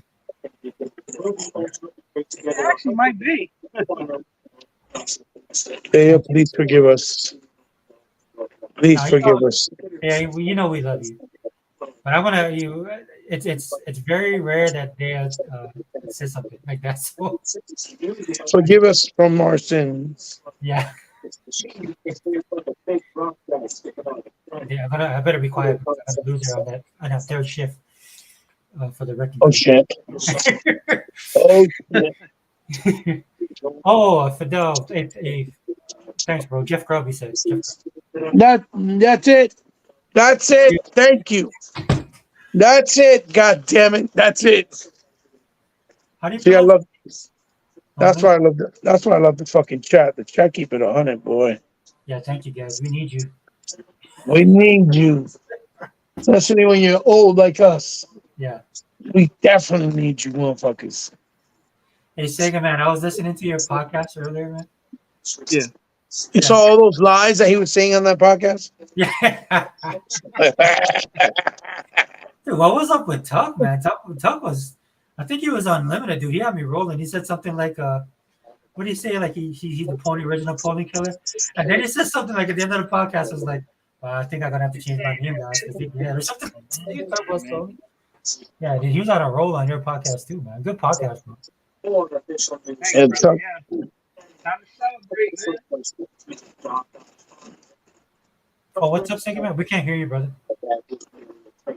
Okay. Listen, I'm gonna leave and I'm gonna come back. All right. Yeah. No worries. I'll come right back. I'm gonna go on he the ain't coming laptop. back. I'll be back. He ain't coming back. He gonna go. He gonna go smoke some hookah. So faded. We can tell that Microsoft is winning, but all they're gonna do is go back to console sales. He's talking about the cream track. I mean, they Yeah. can. If they do that, I mean, it's to their own detriment. Because what else can they do? Number one, but you know, To be honest, I don't even think. I don't even think Spider Man's gonna do as well as people think. well, I don't Because think it that ever. Oh, go ahead, brother. Sorry. because that hype is kind of dwindling down because it's becoming the same formula, right? And I said that. I said, how long are they gonna actually be able to keep fighting crime with just Spider Man? Because people are gonna get tired of it. Because Yeah, it's gonna be the same old thing. Been there, done that mentality. You see what I'm saying? especially and that's one of the reasons why Starfield was such a big deal. When Hmm. Starfield hit, there is nothing like that game. Right? There's people out there trying to make comparisons. I play the game. I mean, yeah, it's like Skyrim, but it's Skyrim in space, regardless. Well, It's that's why never really been done. Well, that's why I push back. Like some of these people that are claiming that they're Bethesda fans, I played all three games. My daughter and I went through all three games too because my daughter's played all three of them. She played all the Bioshocks, finished them. She played Right, all the Fallout's. She's playing Fallout 76, and she's playing Skyrim. Now, the one she prefers the most is Fallout, the Fallout series, right? right. And there's a particular reason because there's look the the elements of the games, there's similarities, but they're all unique. And this is the problem I have with a lot of people, especially when it comes to Starfield. The Right. reason, like Starfield, is absolutely my favorite Bethesda series, and the reason why it's my favorite is because it exists in a genre, and the world is built around something that I really, really love. So my experience with the game, because I like the idea of a space and exploring. Right, this is basically like a love letter from Todd Howard to the space race, to NASA, to space exploration, and then like a call to further right our exploration of space to move forward. And I love all of that stuff. So I'm cognizant of that when I play this game because when my daughter plays it, she's not as enamored with that stuff. Then again, my It's daughter, great. Yeah, yeah. right? Well, But we grew up we grew up with Star Trek, Star Wars. exactly, So space is space contact. It's like me, like my sons, right? They bug out with me because I like anything. I like movies that have to do with underwater. Boom, what's up? Like I like shark movies, even though they're cheesy. I like anything. Like I really enjoy. Like I was really enjoying trying out Under the Wave, like Song of the Deep, Can you hear me uh, now? Deep Fear. Yeah, we can hear you. Can somebody finish talking? We can hear you. No, be quiet. Be quiet. Yeah, you tell him, bro. So no, because he's like, you can hear me talking. When he hears me talking, he want people to answer him right away. Rude ass. Can you You're hear so me? rude. Singer man's ready, man. He's been sitting on them sidelines, man. He's like me. And you know why he ready? Because he went to sleep. He got some Z's. Shit, I ain't getting no Z's yet. We be falling asleep talking to each other, bro. Yeah, I told him I fell asleep under that. I was like, I was out. That's hardcore, bro. All you did was say, "I'm waiting for wifey," and then I didn't hear nothing for a while. Yeah, that's exactly how it went down. That's exactly how it went down. He ain't lying. Yo, waiting for wifey. After that, it was lights out. He's like, Heba. Yo, Heba. And then he fell out. And the reason why I know he fell out was because I was still on the phone. And when my wife came back, he said, Christopher, you're still speaking Sangerman. Why you not talking to him? So I fell asleep, man. It was an accident. So I go, Sangerman, you there, brother? Sangerman. And all I hear is him snoring on the other end. That's it. So I was like, oh, he's lights out. We can't dodge the Sandman like we used to, brother. Go to sleep. Not at all. Singer Bro, man. we be, yo, when you're having a conversation and then it's just lights out, you know it's a problem. You know you're getting old. Yeah, man. Singer You man. know it's a problem. I messed up this week, bro, or last week I was playing Starfield. Dude, Yeah. and I stayed up till like I did the same thing. I did that also with Warhammer. But I last that one night, dude, I stayed up late, dude, playing Starfield. Just exploring and stuff, dude. I had to go to work the next day. I was dying, man. Oh, no. man. You did not do that. No. Oh man. Oh man. Oh, I know you felt it. I know you felt it. I was hurting, dude. I never drank so much caffeine. When I came home that day, dude, my kids was just eyeballing me, man. And I'm like, dude, who's that adult here? Don't be worried about me. Worry about yourself. But my kids looking at me like, dude, who do you think you are, old man? Oh. He's like, Dad, you know you gotta take me here. You gotta do this and that. I'm like, man, if somebody could drive, I wouldn't have to worry about that. I just throw the keys at you and go to sleep. Oh, and that's the worst too. When you got to take the kids to do shit, you're tired as hell. Oh man. Oh, You that's do it the every fucking day, worst. he bought. That's why I know I hate it. Dude, It's the can't touch fucking worst. Oh, It's the I don't know how you Hey, do what it, up, bro. Wilkin? What up, brother? Starfield is so incredible that I just got new pivotal story content in my 6th new game. Oh, dude, you already played 6 game? Dude, you the man. damn. He played the game 6 times. Well, he got the new Game Plus, that new Game Plus. He did that, and he's gone through it 6 times. Yeah, dude, he's God, You, damn. you fucking savage, Wilkins. Shouts out to Wilkin, man. God damn. That's- Fucking savage. Dude, I still haven't married Sarah yet. I'm not like Sega Man, dude. I'm not just trying to, you know. I'm a I'm still trying to go through my first fucking playthrough. What the fuck? Starfield, he bought. It'll make you stay and play it. It won't. You can't Yeah. stop once you start exploring and stuff. He bought. You can't stop, man. It'll keep you playing. That's a goddamn shame. It's one You of those. old man. You old man. I'm talking about that shit like it's a female. Get out. I know it sucks up time like the girl does. I know that much. Hey, Sega Forever, brother. What you think of real quick? What you think about PlayStation bringing out a new system already, a new slimmer system, man? Yeah, I love it. Their fans deserve it. Their fans deserve everything. Their fans deserve everything that Sony gives them. Yeah. Just like how they get their information stolen. Those dirty scums deserve every bit of it. Every single inch. Why they keep bringing out all this hardware though, man? I don't understand that. You're trying to bring out a handheld. You're trying to, Distraction. If you ask me, I mean, if I'm being serious, distraction.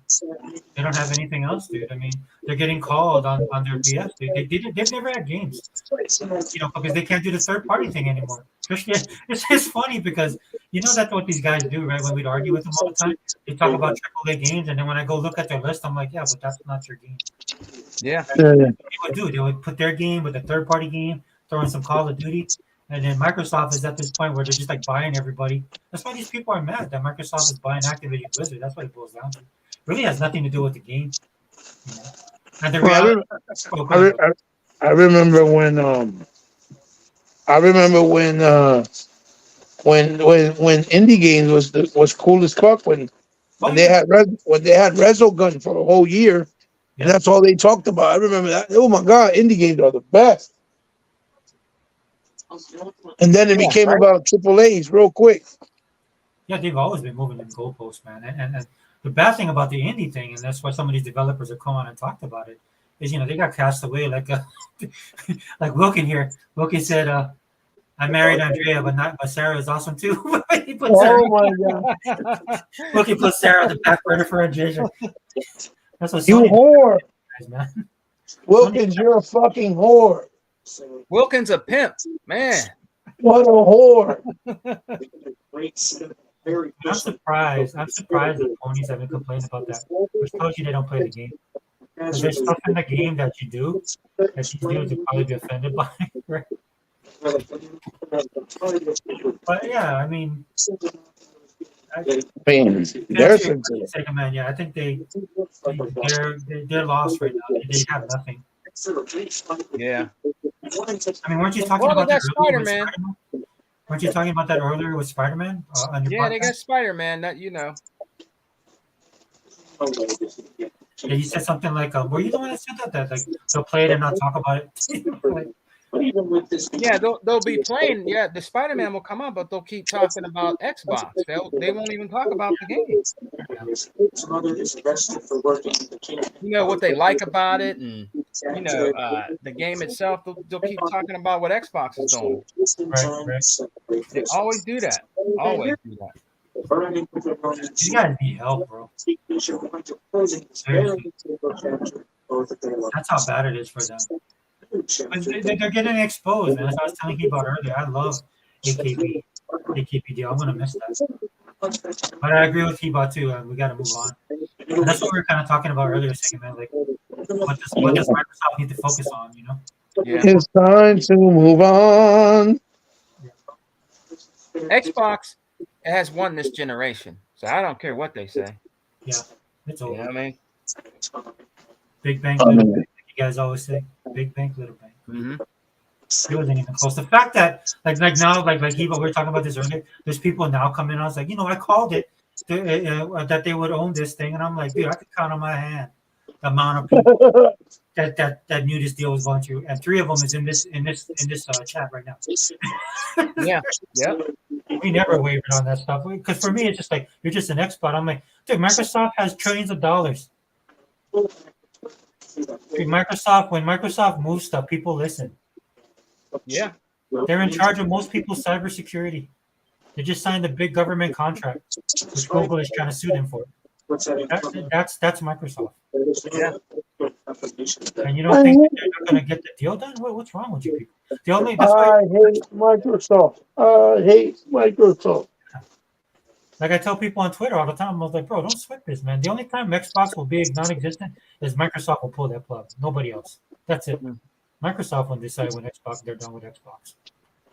And right now they won't be done with Xbox because they want that leverage in the gaming community, man, and they want to use that to go through more. They got to do something in the world, man. I'd rather listen to them because they look at the real data and they look at the numbers, and they know nobody knows their business better than them. So why would I listen to like these insiders? You know what I'm saying? Right. Yeah. Sorry, Sigmund. Go ahead, bro. I didn't mean to cut you off. No, it's true, man. You know what I mean? They always call you Xbox and different things like that when in reality they know it's true. Sony cannot compete with Microsoft, period. They can't. They don't have the money. They don't have it, man. They don't have the backing like Microsoft does. They can't do it, bro. Dude, it's just crazy, man, because it's when you listen to people like for the Activision King Blizzard thing. And like you've seen what Phil Spencer's been doing with all their other studios. Man, you need to stop spreading lies. But why would you think they would do anything different with Activision King Blizzard? know what I mean? Vega man, you need to stop spreading lies. Enough. Enough. Oh my gosh, Wilkin, man. TMI, brother. Nah. Wilkin's spilling all the sauce there on how to do it. Yeah, I didn't think about that. You get divorced. I like Sarah though, dude. I've grown to like her, man. She's told me some pretty cool stories. She gets irritating though after you commit to her. I was like, dude, what happened to the girl that I fell in love with? You know what she said to me, man? I was fighting. She said, I don't like what we're doing. After this, I don't want to deal with you anymore. Man, you pissed her off like that? Yeah. Man. Yeah, I remember one time I shot this guy, and I thought he was a bad guy, but he wasn't. It's because I couldn't tell. And then she's like, a constellation. We uphold a certain type of standard. Me and you're gonna have words after that, and all I did was reload my game. I was like, no, we ain't. Reload. I own this game. That's Sarah. Me and you ain't talking about shit. I know. I was like, this is my fantasy, not yours. You know what I did? Sega Forever and Hebot. I picked up somebody's stuff. I didn't do it on purpose. I went to grab it, because I grabbed stuff, and she said, "Go ahead, just take my stuff." Yeah. Like you thief. Thanks, man. She don't like you, bro. Yeah, and then the police came real quick. She said, and then I had to go to jail. You know the vendor that sells the guns in New Atlantis? Yeah. Before I walk in there, bro, what I'll do is I'll save every single time before I'm walking there. Just because of that. Because when you go to talk to her, sometimes there's stuff right there, and you accidentally hit the button, and it'll accidentally pick up the stuff, and then you get mobbed, right? And then you're in jail. Yeah. Yeah. So I always make sure I save. Yeah. You gotta save, man. That's the thing about Bethesda games. Make sure you always save. Yeah. Always. Well, and that's why the loading screen is important. Like I don't have a problem with the loading screen because it's saving the game too. So that when you have a problem, you can just go back. Yeah. And then again, I'm not calling anybody out. I know you cannot like that part of the game, but some of these dudes complaining about that. I don't know if you guys are playing the game. But what about if I don't want to save? No, because some of these guys are complaining about the save, about the load screen. I'm like, well, there's a save feature to that too, but they don't mention that. So suspect, right? I'm like, okay, so are you guys really playing this game?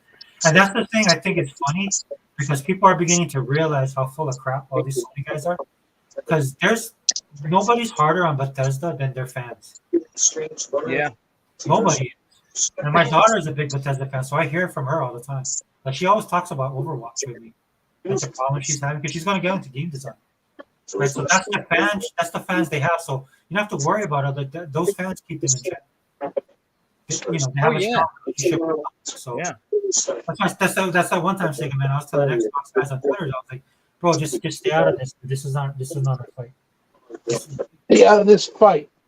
Yeah, because this is not for us. We just scrapping with the ponies. You don't want to get into like the whole Bethesda thing. Ricky. Because their fans are hardcore, man. Ricky. They haven't played the game. No, they don't. The guys that reviewed the game don't play the game. I was like, dude, nope, they don't. How did you finish this game? I'm like, how did you? And I'm talking about like after a couple of days. And I was like, did you guys get an early copy? But it wasn't that the certain. And they get exposed too, bro, because this is something they talk about with Skyrim. I have a couple of items. There's no ice. Yeah. You know what I'm saying? Like that game's like been 10 years old. They talk about that stuff. Then you listen to them complain about Starfield. I'm like, dude, this game is not built for this game is built for generation. What? You know what I'm saying? Yeah. Again, remember when Starfield first came out? Man, they tried to damage people like so bad. Behind the back of the fridge. Yeah. Dude, Oh yeah, I'm lying. So Sega man, dude, I know that we on this, but what do you think is Microsoft's next best move after AKB? You know what? brother. Sega forever, bro. I think they're gonna buy more studios, man. Oh yeah, me too. I think so. You know what? I'm really thinking, man. Would be crazy if they bought Sega, bro. Man, Yeah, yeah, all that IP that Sega's sitting on.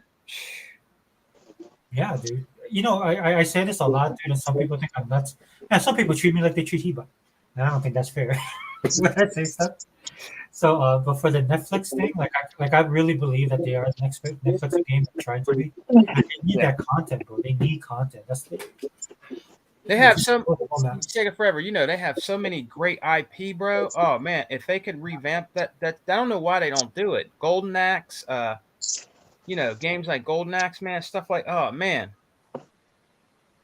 Well, I I think. really, Oh, go ahead, Rob. Sorry. I really wish they would do that, man. But they don't. They keep bringing out the thing I don't like about Sega is they keep bringing out all these fucking Sonic games.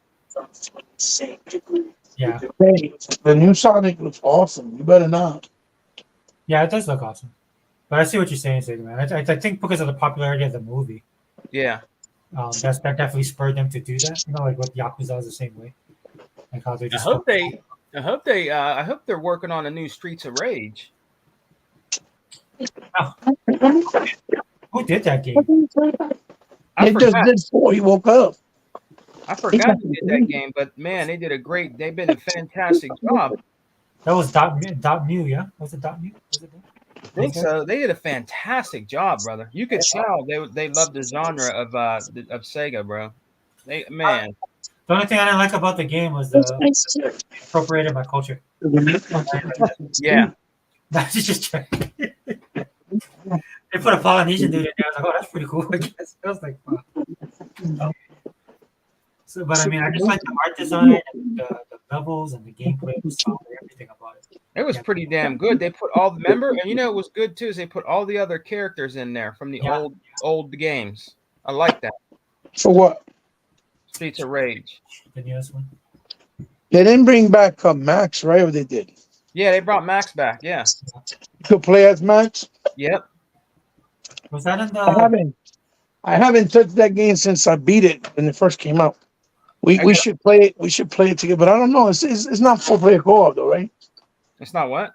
It's not 4-player co-op. I don't think, man. Dame, avanza. I played it with my son. We enjoyed it so much. Then we go back and play that and the Ninja Turtles game. We go back and play every once in a while. Oh yeah. Have you guys played the Double Dragon one or no? The Gator? No, I No, gotta, bro. No, The time, it's like time is so hard, man. Oh Nope. yeah. Didn't play it yet, man. That game is fucking dope too. Sega man, represent, dude. Huh?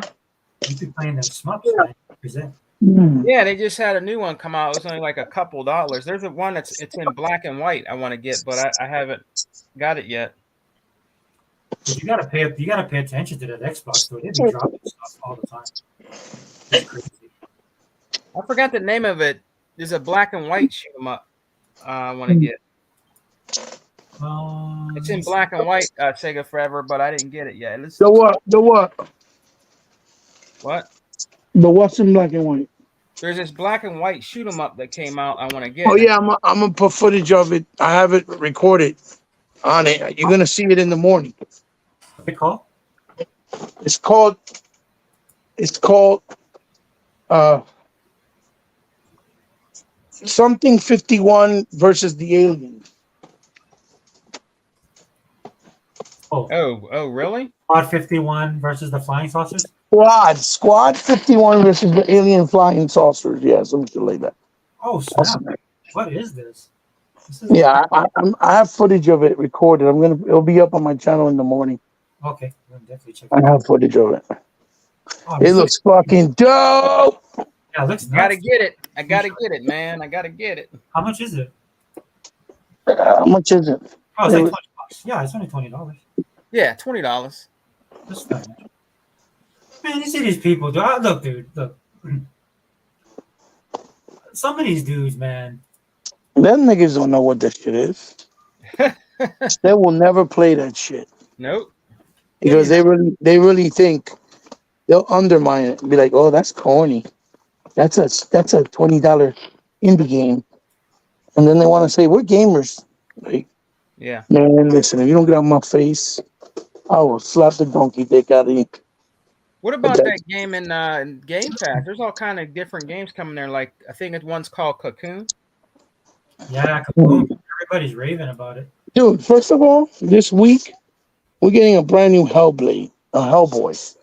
It's a beat 'em up, and Yeah, we're getting everything. Is that hell in of Game Pass? Okay, that comes out on Tuesday. I know, as a matter of fact, Wednesday. it is on Game Pass though, right? No, it's not gonna be on Game Pass. It's coming out in the marketplace. Oh, I'm just letting you. So many fucking games coming out. It's not even funny. Yeah, I know, dude. That's why these people are dude. I can't stand gamers nowadays, dude. One room to play. There's nothing to play. wait And they until try the to, the Christmas. They're gonna have a Christmas sale too, man. dude. They Shit, they got got a a, sale they now. got Inspector Gadget came out. There was an Inspector Gadget I game. wish that was physical There is a physical of it. on There's a Xbox. fucking Grinch. Yeah, there's a Grinch Stole Christmas one that came out. That's out physical. The Smurfs 2 should be out soon. Yeah, November 2nd, you're gonna see Asterix, the Asterix versus Obelix slaps your face part 2. That's coming out. Yeah. There's Slaps and Beans from the two British actors. There's part 2. That's already out. Some kind of shit there. It's just motherfuckers don't. Like I said, unless it's not a AAA game, they don't talk about it, and then they want to redeem themselves. Oh, we're the gamers in the Xbox community because we demand only AAA games, bruh. Let me tell you something. When the fuck do you? When the fuck did a game only became relevant? If it just because it was a AAA game, because of the budget of the game.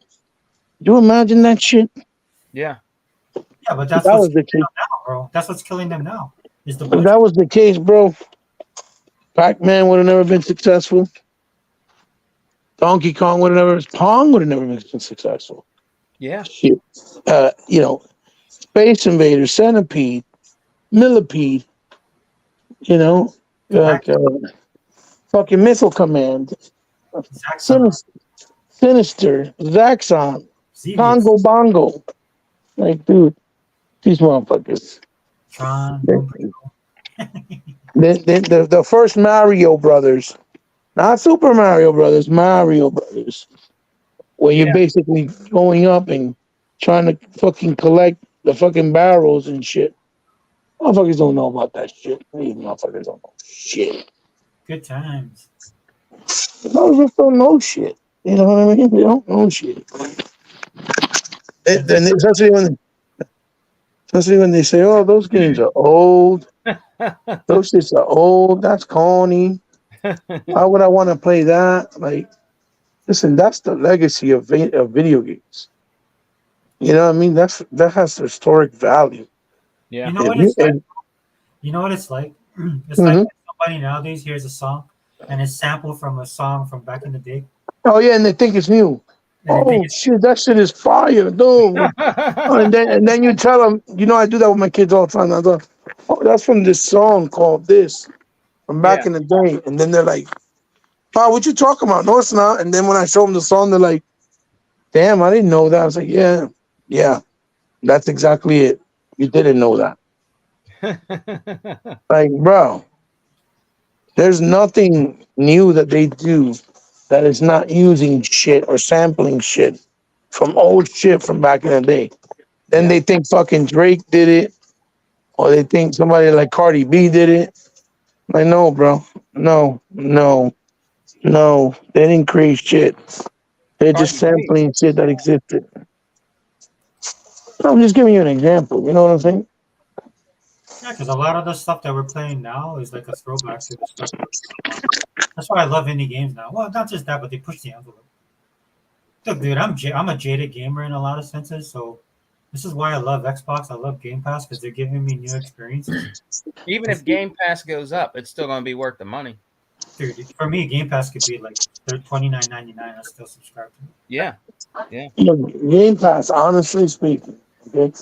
And no, I'm not saying that I want the price to go up. I'm just saying Mhm. based on value, right?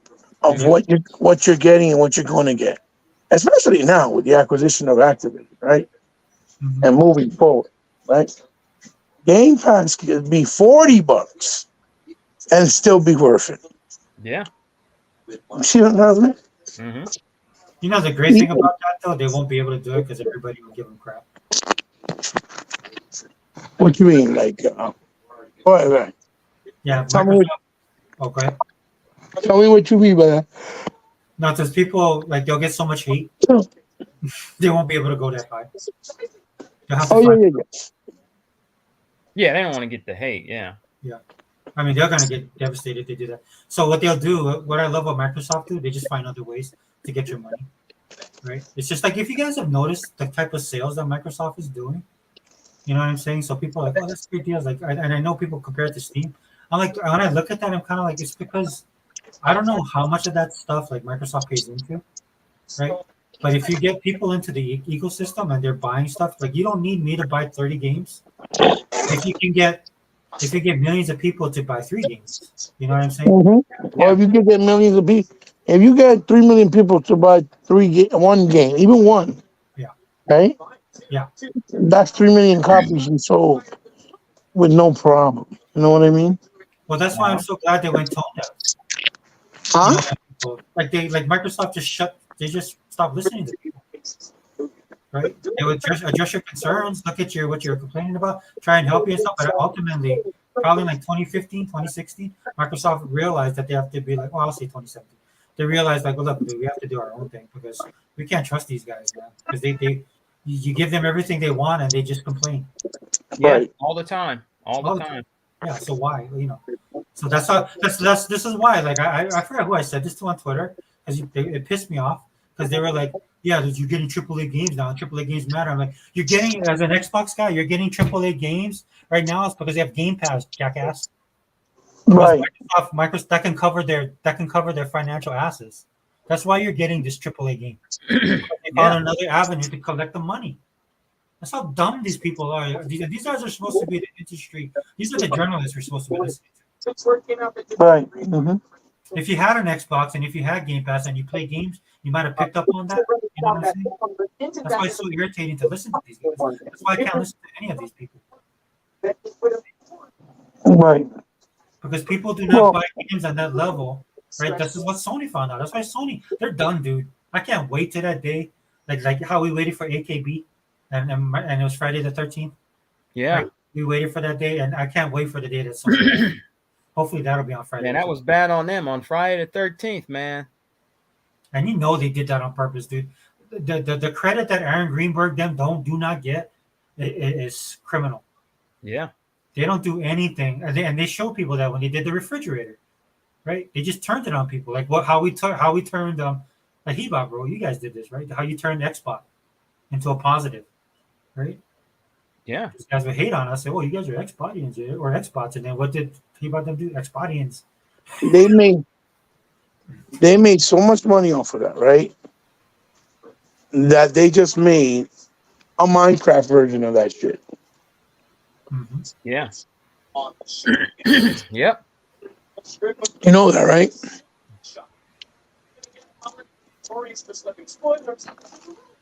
You know that, right, guys? What? What? Say that again. They made so much money off of the refrigerator that now they made a Minecraft version of it. Yeah. There's the main character. Mm-hmm. They turned him into a refrigerator. His face is the top part, and his body, like his torso, is the bottom part of the refrigerator. I'm dead ass serious. I got pictures of it.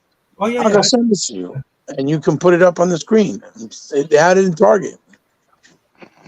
Dude, And the first thing my daughter says, "I want it." Oh, really? So what does that tell you? And you bought it. Wow. What does that tell you? Yeah. So that's why I want them to cross that threshold when it comes to this stuff. That they should be making like the characters, like we talked about High on Life, remember? Mm-hmm. But like if they get like Sega Man, we'll pivot back. But Sega Man, you can give your thoughts. I'm sorry, I kind of got away from it. But like Sega Man says, they get Sega. Look, I want a bass fishing, and I just don't want a bass fishing like just to be a game with and I use a controller. I want them to get bass fishing game, physical copy, and the fishing rod. The fishing rod peripheral, right? Yeah, yeah. Right, Sega Man, do you think? I mean, Say it again. I don't know how you feel about that, but that's what I think. What? Say it again. Like I want Sega, like I want if Microsoft owns Sega, I want them to cross the threshold of actually making their own peripherals, man. Like they own Guitar Hero, so I want to get a guitar. Yeah, yeah, You know what I'm yeah. saying? The new modern age one that lights up. Yeah. You know what I'm saying? Like Skylanders, I want them to bring Skylanders back. I still have all the old figures packed away. You I still want to got all watch. that stuff? Yeah, I love because I collect. I got into Skylanders because of the figures as well, not just the game. The game was awesome. I played it. That's like the first game I played with my kids was Skylanders. Yeah, my Baby. kid used to love Skylanders, man. Oh yeah. Oh my God, it's on the they hurt. He had So, the like, Disney figures too. What's wrong? yeah, Disney Infinity. That's why people are like, "Oh, Disney should buy EA." I'm What's like, wrong? no, EA's got to go to Microsoft. Disney shouldn't buy anything. Right. Disney should just stop. Disney should reinvent themselves because they're stupid. They piss me off so much, bro. I'll tell you. Yeah, what's going on with Disney, man? They're a joke, man. That's why I remember E-Rock was like Sega, I don't mean to offend you, but bro, I'll go ahead, I'll preach. I'm right there with you. Preach it, bro. You know, because they're stupid, dude. It's just like, to ruin what they had. You know what I mean? So Yeah. I don't want EA to go to I don't know if you saw that news story. That's what people were saying. Oh, Disney's looking to buy an EA. I'm like, dude, Disney needs to worry about not going bankrupt. That's what they need to be doing. Yeah, yeah. Thinking about buying EA. They can't afford EA right now. Isn't EA under Xbox? They have a good partnership with Xbox, and like I've said before, I don't know how you feel about this, but I would like because we already got EA Play, and I would like for them to. This is what I would like, right? Because like we got AKB now, we got Activision King Blizzard. So for Modern Warfare, I want them to do a hub of games. Like I want them to start doing storefronts, like our boy back in the day talked about, right? That's what they're gonna do with Xbox One. They were gonna have actual storefronts where people could go in, and it's their own ecosystem for these games, and you know you could because they were looking at movies and you know how they were looking at the bigger picture, like where we are now, being ahead of the game. So what I'd like them to do, like they could do a Madden football that's just totally like with AI incorporated, man, work on the physics of that kind of stuff and make it like an online service kind of thing instead of having to buy it every year and just update the graphics until you can't anymore. Then you have to redo it. Right. So like what they could do is like for example, I'm playing Warhammer right now, brother. Yeah. And so I don't necessarily need to buy the game, but I can support them. I'll probably end up buying it later. How is that? How's Warhammer? Is it like action adventure? It's a shooter, 4-player co-op or 4-player online. Yeah. In the Warhammer universe, I'm a huge fan of. I'm biased because I like Warhammer, the universe itself, but I really love Vermintide 1 and 2. Yeah. And so when I heard about Darktide, which is this newest one, and that one's more along the lines of what people would think Warhammer is, as opposed to the other two. And so I've been playing that. That actually took me off of Starfield, bro. Is it all online? All online game? All online, yeah. Nice. Yeah, I downloaded it. I gotta try it out. Yeah, it's a little bit the learning curve is a bit high, but if you just go in and have fun, but you'll get wiped, bro. it's evil. My brothers. My brothers. What's up? Hello. Hey, Hebot's weekend birthday. What's going on? My God. Hebot weekend birthday cast. I should change the title. Yeah, did you see the Operation Wolf that I played on my channel? Yeah. Which one? The Operation Wolf, the new one, the remake, the Operation Wolf Return. No, I gotta watch it. Yeah, it was my brother's Sega Man right here that got it for me. Oh, nice. Yeah, you said it's a little hard, but you know. I mean, even on normal and easy mode, it's still kind of challenging because they added a lot of different elements that it's not just a regular shooter. You got to do other stuff, and you basically control everything from with the controller. Yeah, it's not just simple shooting, reloading, and aiming. It's not like the simplicity of the original. It's pretty dope. Didn't you have to shoot? You have to shoot the stuff. You had to get it. Oh, they added elements like you could throw grenades. Yeah. You can swap weapons, the one that you want of your choice. You can pick different directions to go. Uh, you got to know what weapons to pick for what characters to kill them quicker. Like even if you're shooting like helicopters, for example, the Yeah. shotguns are more effective because they take away more energy.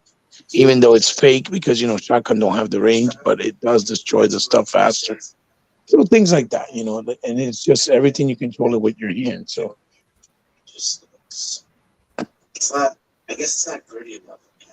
you know what I mean? Yeah. But it's pretty cool. It's pretty cool. I like it. That's one of the like a game, for example, a lot of people don't realize it's a remake.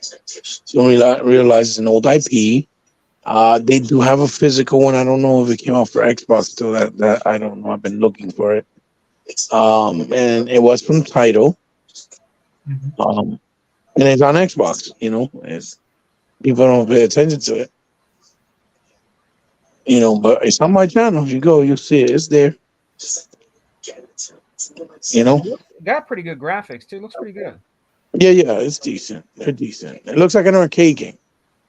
That's what I like about it. It looks like an arcade game. Mm-hmm. Brothers, I'm gonna get going because I have to get some sleep. Yeah, brother. I'm sorry. I know it's I'm late. like really tired. Not because I'm not enjoying the conversation. I'm just tired.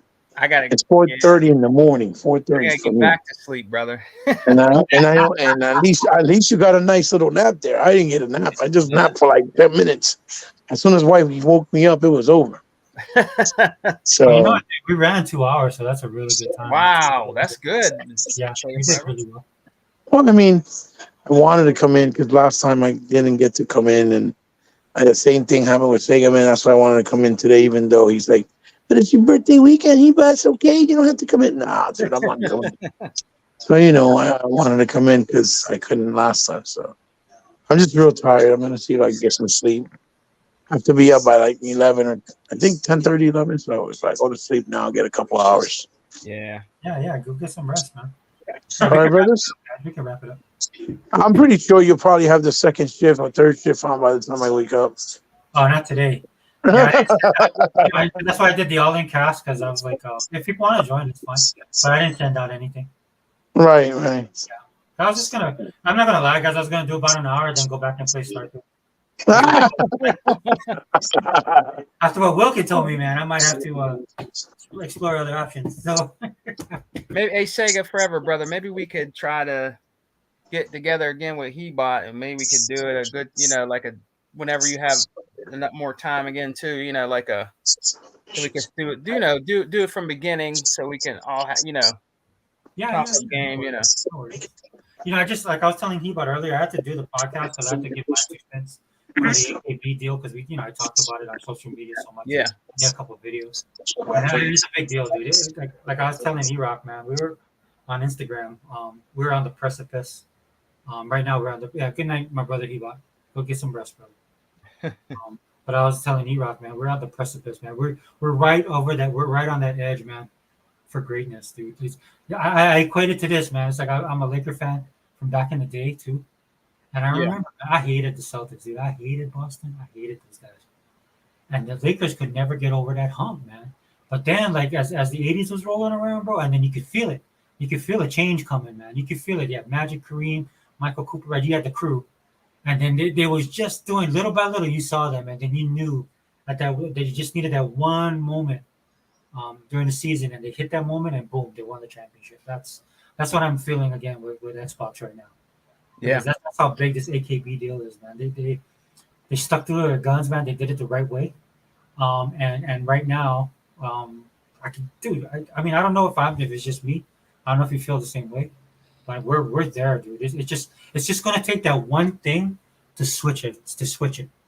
Yeah. And once it switches, dude, I don't think we're looking back, man, because the power that Game Pass, the potential that Game Pass has, right? And that's why I push it so much because if you can get if it can turn into Netflix, where look, the Netflix like recently, Netflix had got bad press. People like they lost hundreds of thousands of people, like people have left and all that stuff, but they still dominate the space. Oh Because yeah. first. They have the content. There's things that Netflix does that they've established. So that's where I see if Microsoft could get to that level. You know what I'm saying? Yeah, I think they. I think they can. I really believe they can. I'm just waiting for that one thing, bro. I don't know what it is, man. Like I don't know if it's when, like it could be something like you saw a little bit of that. Like, we got a taste of it with Starfield, like when they released the 10 million active people, right? Yeah. Given all the hate, brother, given all the hate that they was getting, the people are trying to destroy this game. They're trying to destroy the Xbox. They're trying to destroy this stuff, and it had the success that he did.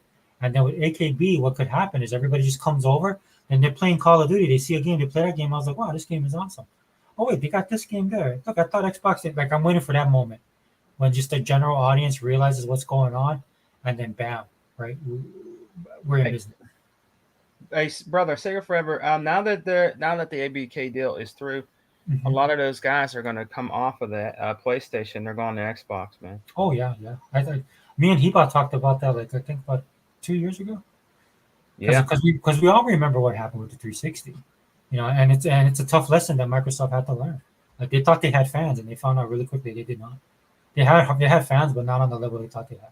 Yeah, it's true, man. They you remember Call of Duty? You know that started out honestly on the Xbox 360, bro. It was that's where everybody played it.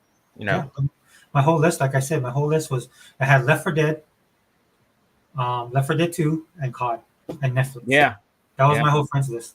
Like when I would go on my friends list, and remember back then you could watch Netflix with people. Remember that? Yeah. Yep.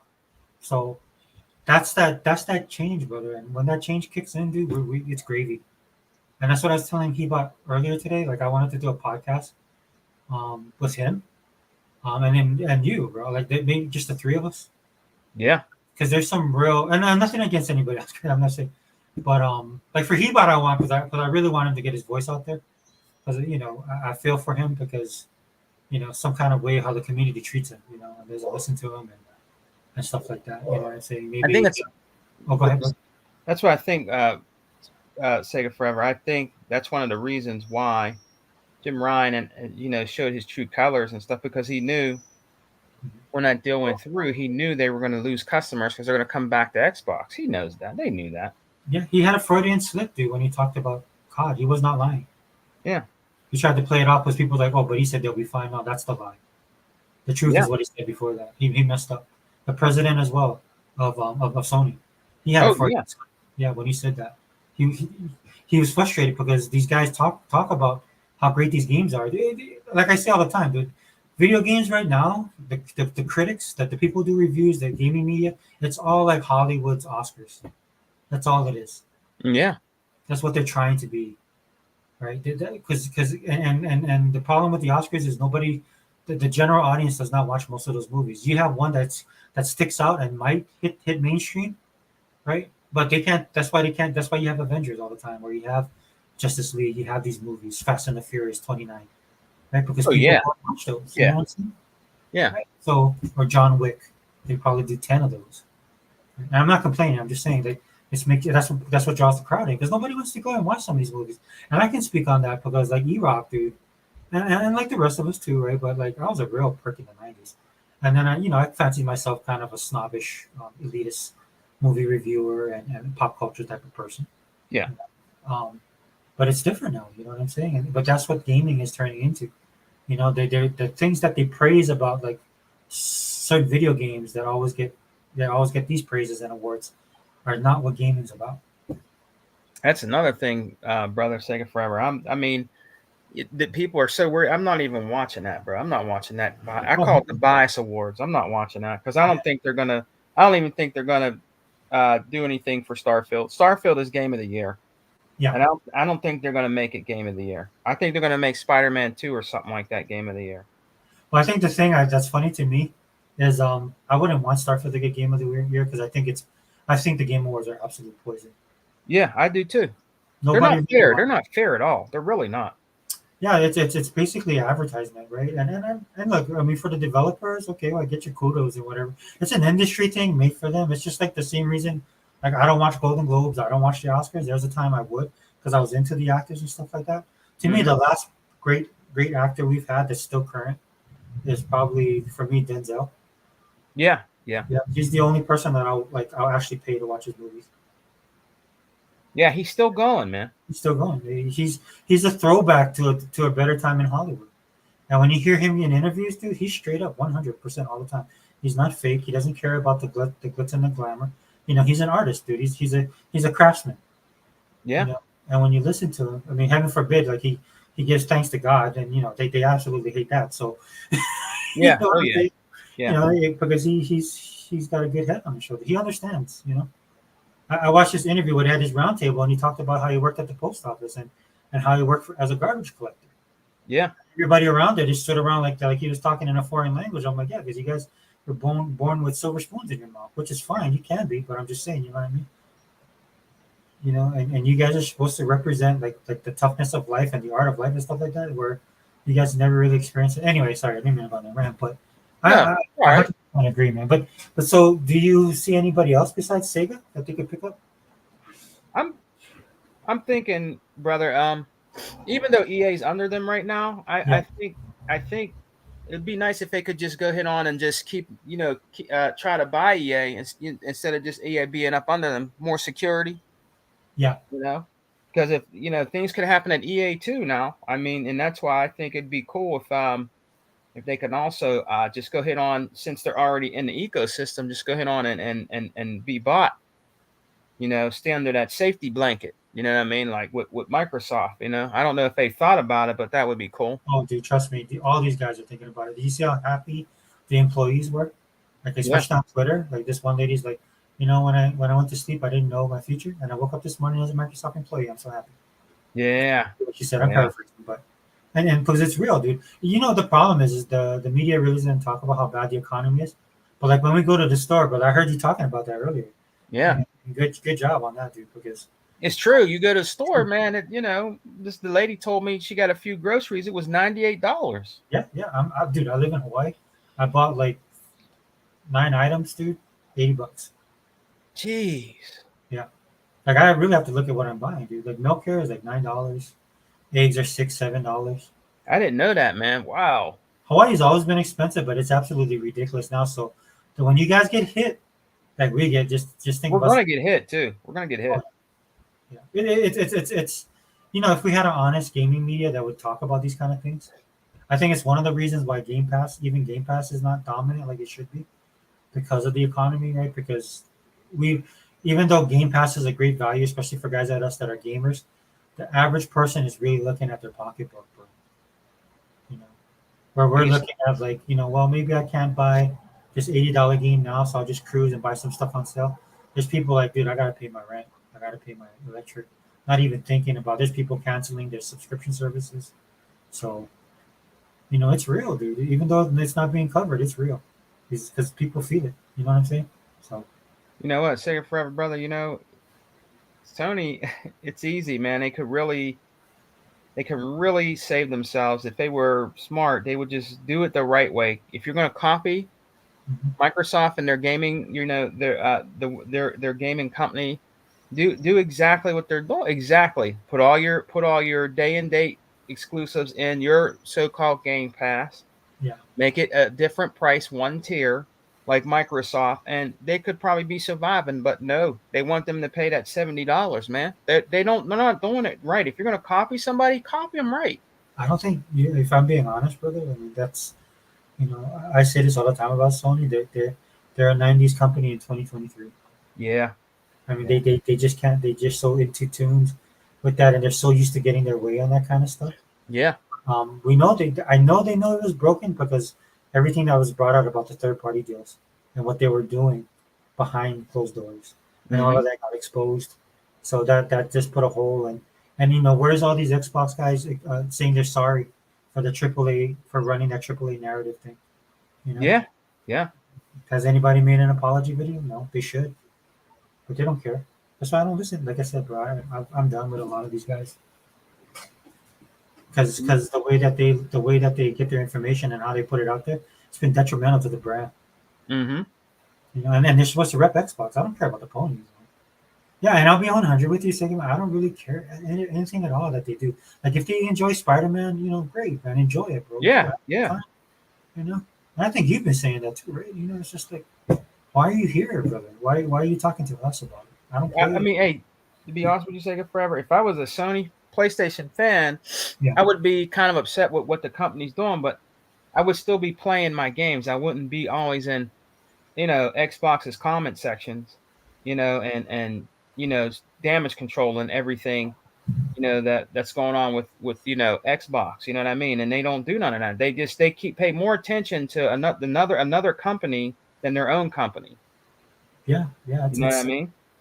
and they've conditioned both themselves and Sony, the people that make the box that they love, right, to give them things a certain way, and a lot of it's their fault. That if you listen to them online, this is the greatest game ever. There's nothing that can touch it. This is triple A, all this kind of stuff. Yeah, yeah, I mean, that's why the president of Sony was like, dude, you guys say this, but just like how they had that change of command at Square Enix, brother, right? yeah. It's just like, dude, these guys, they're catching on to the fact that people are, and I'm not just talking Sony. I mean, this is my personal opinion, bro. You can disagree if you want, but No, go ahead. I think in general, people just don't buy games on that level, you know, that the industry needs to survive, and I think Microsoft does a great job of reading the tea leaves, and that's why we have Game Pass. They have to find an alternate way to get their money. Yeah, Because you put so much money into Halo, and look at what happened to Halo, man. People are trying to destroy that game. yeah. I know. They keep trying to destroy that They game, keep man. trying to destroy it. But this is why Microsoft made the changes to the game so that it can be relevant. And I personally love the changes. I know that might be sacrilege to the hardcore Halo fans and stuff like that. No respect, bro. I have no hate. But I'm just being honest, man. I like the open world single player, Yeah, and I like what they did with the not just now. Dude, I love Locke, yeah. They hated. They used to. man. Man, they used to get on that. They used to because they didn't want Locke to be a main character, and some people started to think, well, you don't like a black lead character, and some people don't. They don't want to see that. I'm just saying the truth. Some people don't want to see that. You ain't wrong, bro. And I'll go even further than that, dude. That was BS. Because when they tried to tell me, they're like, well, Master Chief's not even in the game. I'm like, dude, he's the whole game. Him and Yeah, Cortana is the entire story. I can't stand. I was like grabbing my hair and pulling my hair out. yeah, it's true. Telling that they are the whole story. Your whole crew revolves around hunting him down, Yeah, right? And you're still gonna get him in the game, but they're building this whole new world for you. And you ungrateful bastards. I'm sorry, dude. I get passionate about it's this kind of true. stuff because I have, True, man. Did you get to Second Fred? Did you get to catch 100's podcast? The only thing I saw, because I didn't want to overlap, but I saw he was still on. I was like, oh, these guys are still talking. So I was gonna jump in and listen to him, and then do what I do sometimes. Right? I'll just play catch up later. But then there's like only 100 was on there, but then it was kind of quiet, and then I heard him snoring. Oh, did he fall asleep? Yeah, he fell asleep. I was like, oh, brother, what's up? So, I was like, okay, well, just that. Then I started my podcast. So he fell asleep. There was nobody there, and he fell asleep. That's what it sounded like to me, dude. I heard like yeah. So I felt kind of bad. I was like, well, but I'm gonna start mine then, That's because what happens when you're OG out here in these gaming streets, bro. yeah, well, he been It putting in that happens. work, brother. He been putting in that work. He been putting in some videos. Dude. I've been It trying to catch. happens, man. Yeah, I'm glad you're back though, man. I'm happy.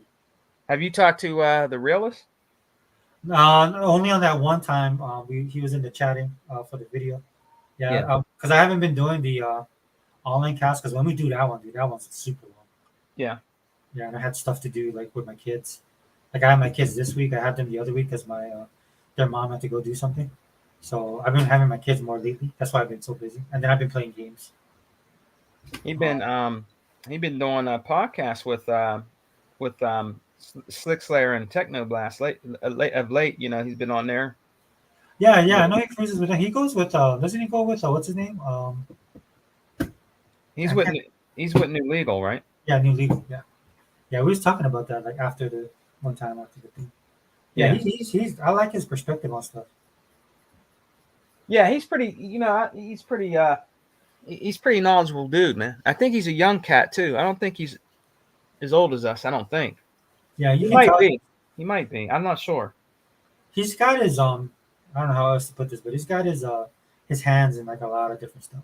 It's kind of like with Vaca. Like that's why I like talking to Dr. Vaca. Yeah, I actually met him. You met Vaca? Oh yeah, you guys are in the same area, right? Yeah, I was in a Dollar Tree, came in there, and I had my jacket on. You know, I have a game, what is it? Game Fest Yeah. jacket with my name on the back, and he see me. He said, "Hey, Sega man," and I turned around. It was Vodka, man. Oh, And then cool, man. I knew by his voice. I said, "What's going on, man? About time we meet, you know." And I talked to him for a little bit, and then he had, I didn't see him after that, but yeah, I finally met him. Yeah, Yeah, dude. I know when you guys was talking about Japan, he chimed in and I chimed in as well. yeah, But, yeah, he's really in tune with. So I have a like we were talking about the South Korea thing too. That's where I think Microsoft is missing the ball. Like with the AKB deal down behind it. Hopefully they start spreading out to. That's why I agree with you with the Sega thing because I have a foothold for Japan, and then yeah, start spreading across the ocean to South Korea. And then from South Korea launch into probably like Taiwan and Southeast Asia, those yeah. places. I know they're doing stuff with a lot of Chinese developers because we're getting their stuff on Xbox as well. Yeah, I think that's gonna explode, brother. Sega Forever. I think because of the indies and stuff like that, I think that's gonna explode too, man. Over there, we're gonna start getting a lot of games from over there, man. And that's the one thing I love about what they're doing, right? They Microsoft, dude, they're going full throttle, man. Yeah, I think they're gonna get a lot of little indie developers over there too that want to make games from Japan, and I really believe that Korea, all that. I think we're gonna start getting a lot of that stuff, man. The only thing I'm worried about them is they're missing the boat, especially on South Korea. Because Yeah, like they're so enamored with, and I don't look. I don't mean this in a bad way, but they're so focused on Japan.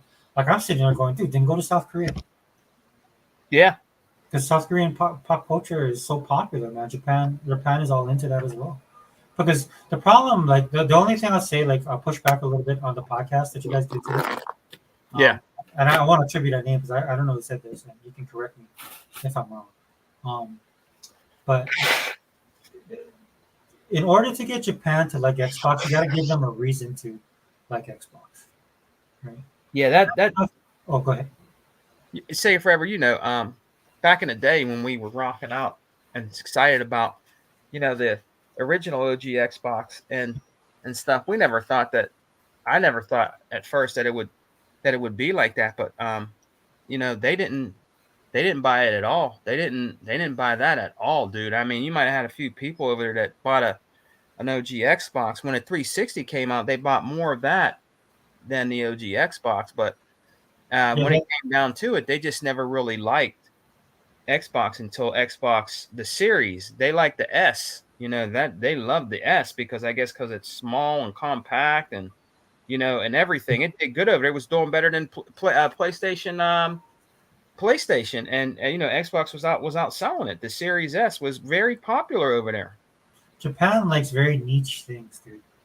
Yeah, Yeah. So like when they come to Hawaii, like I remember this one time they came to Hawaii, and then for some reason macadamia nuts were popular, right? yeah, It's like I think it's like their culture, right? Like something like will catch fire, and then they'll all be into it. They kind of move in a group. You know what I'm saying? I'm trying to watch my words because I don't want to paint them in a way that's not true. But what I will say is that you have to like that's why iPhones are very popular there, right? You got to give them something that they want to get, and I think the Series S was a great step. I know for the Xbox One, it was just a massive console. I love that the Xbox One was massive because it was like Microsoft putting their stamp on it yeah, for me, right? Because I already had the PlayStation, I had Genesis, I had all my. I was like you, bro. I had every single console all the way back to like Atari, so I had all my stuff back then, right? And so when Xbox came out, I liked it because I was like, oh, dude, this screams like American, you know? yeah. Oh yeah, That's just like, boom, here, take it. It's just like when you, like how like everybody talks about that place, Bucky's, right? yeah, I watched this video where these two British dudes went to Bucky's because they have fans in America that sent them Bucky's food. And so they actually made a trip to Texas. And then they went to Bucky's, dude, and they were like blown away by it's these two British guys, man. It's really just type in British Bucky's, two British guys Bucky's, and just watch that video. And then to me, that's what like Microsoft is. They established their brand, and I think they needed to do that above all. all else, man. Because you remember it back in the day, dude. People, a lot of gamers were like, "Nah, dude, don't they make Windows?" Like, Yeah. people thought it was a joke that they were coming in there. I was on the Sega side, so I was like, well, whatever, dude. I mean, that was amazing, Sega Forever. It was amazing to see finally that an American system was outselling over there in Japan. It was outselling the PlayStation 5. It was outselling it. It was Yeah. the S, the little white one. They liked that, man, and it was destroying. It was killing over there. It was crazy to see that. I never ever thought I would ever see that. That was crazy, man. Yeah, and with the connections that they're making, for me personally, I'll be honest with you, Sega man, dude. I know a lot of people won't like this, but it's all about me when it comes to Japan, right? Yeah, yeah, So it's just like, like how people are like, well, you're not selling any consoles. Well, I don't care if they buy it there. I just want their games. Me, right? yeah, Like how yeah, they're making these partnerships. yeah, Like how we're gonna get 100 heroes. I'm like, oh, I'm fine with that. Give me a couple games like that every year. I'm good. I don't. yeah. I don't. And this is why I get mad at people because they come at me and I'm like, bro, man, Japan is not the center of the universe anymore when it comes to gaming. It's not. It's not. It's not. They're just not, dude. And we know because we're old enough to remember when they were. Yeah, Like how Milan used to dominate fashion. Well, it's different now. Right? It's more global, and that's what I mean. Japan is not that deep person anymore. So a lot of the stuff, like, and I think that's another reason why I hate the gaming media because they put up that straw man. And I'm like, look, dude, I love Japan, right? yeah, I love the content they make. Dude. There's stuff that they make I absolutely adore. But I don't want them to be like. I actually like where they are. I said to Unlimited that if Sony wants to, save themselves, they need to go back to being more Japanese. yeah. Right? That's what put them on the map in the first place was a lot of those games. But for me, dude, I'm like, dude, I don't want them to get westernized, dude. Right? It's just like like if you come to Hawaii, man, I'm pretty sure you want to go to the beach. Oh yeah, But what if the state decide to close the beach down? yeah. Then you sit in your room in air conditioning watching Netflix. You go, dude, I could do this in my house and it'd be cheaper. You know what I'm saying? So I don't know if you agree, man. Hey, they're in trouble. Yeah. Yeah. They are. They're in trouble, brother. Yeah. I don't know. They're in trouble, bro. I mean, they really are. I can see. It might be sound. People might get mad, but I mean, if they're desperate, man, I don't know. They might have to ask Microsoft, hey, can you buy some of our stuff, or or I mean, you can already on that end stream. This take it forever. You can play PlayStation 1 games on Xbox. Yeah. Without emulation. You just go on an end stream. You could play like 4. I think it's 4 games. I played one. I think it was called Loaded. Yeah. On there. On Xbox. You can actually play their games on Xbox, man. I mean, hey, I mean, I don't know, man. I just think they're in trouble, man. I think they're going to be the next to fall. I really believe that. I know I was saying to I think I commented it was today on that podcast that they had out. And the reason for me it's not just PlayStation, it's just Sony in general. And the reason why I say that is just because I just remember how big they were and how dominant they were. Like a lot of their own fans don't even know this. Yeah. They were the Apple of their time. Yeah. They were a behemoth. They were an electronics behemoth. Right? The PlayStation was a side hustle. It's like how people look at Microsoft with Windows. Xbox was kind of a side hustle until Satya started talking to Phil. Like, okay, here you go.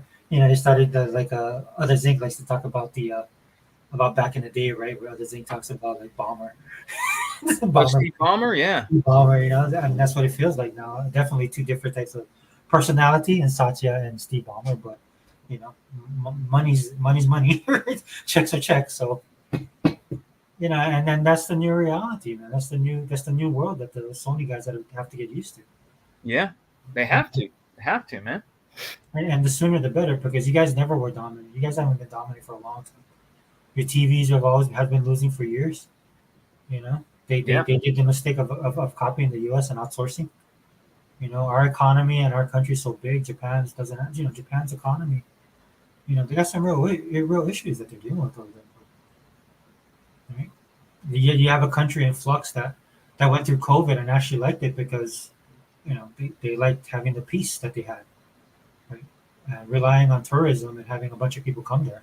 Yeah, that's a thing for them. So I just sorry. Brother. you ever sit back, Sega Forever? I remember I used to like when you did your not the podcast, but the videos, or sometimes in your car, man. I mean, I used to like when you used to do that. You ever sit back sometimes and be like, look where we're at now. We went through since 2013, just all the Mhm. the stabbing in the back, the channels we used to watch, and comes and turned out to find that they were really never for Xbox, that they would go right to, they probably were always for PlayStation, but they, I guess, behind the scenes, they just wanted to make money. It wasn't really about gaming these dudes. It was about making money, bro. It was never really about the game. Like, Crap Gamer and all them dudes, it was mostly about them. I didn't know that. I went to those channels because when I was new to really YouTube and I liked Xbox, and I found these channels that were defending Xbox. That's why I like listening to them, because I'm an Xbox guy. So when I come to find out that a lot of them got exposed, it just kind of upset me. I'm like, man, these guys are nothing but fakes. They're not even real gamers, man. I think in the beginning it was kind of like that because of anytime that you're ostracized, right, and you get an attack, then you kind of coalesce to people that are like on the same boat as you. Yeah, As the saying says, misery loves company. And so yeah, for a time, I think because of that, we had a strong community.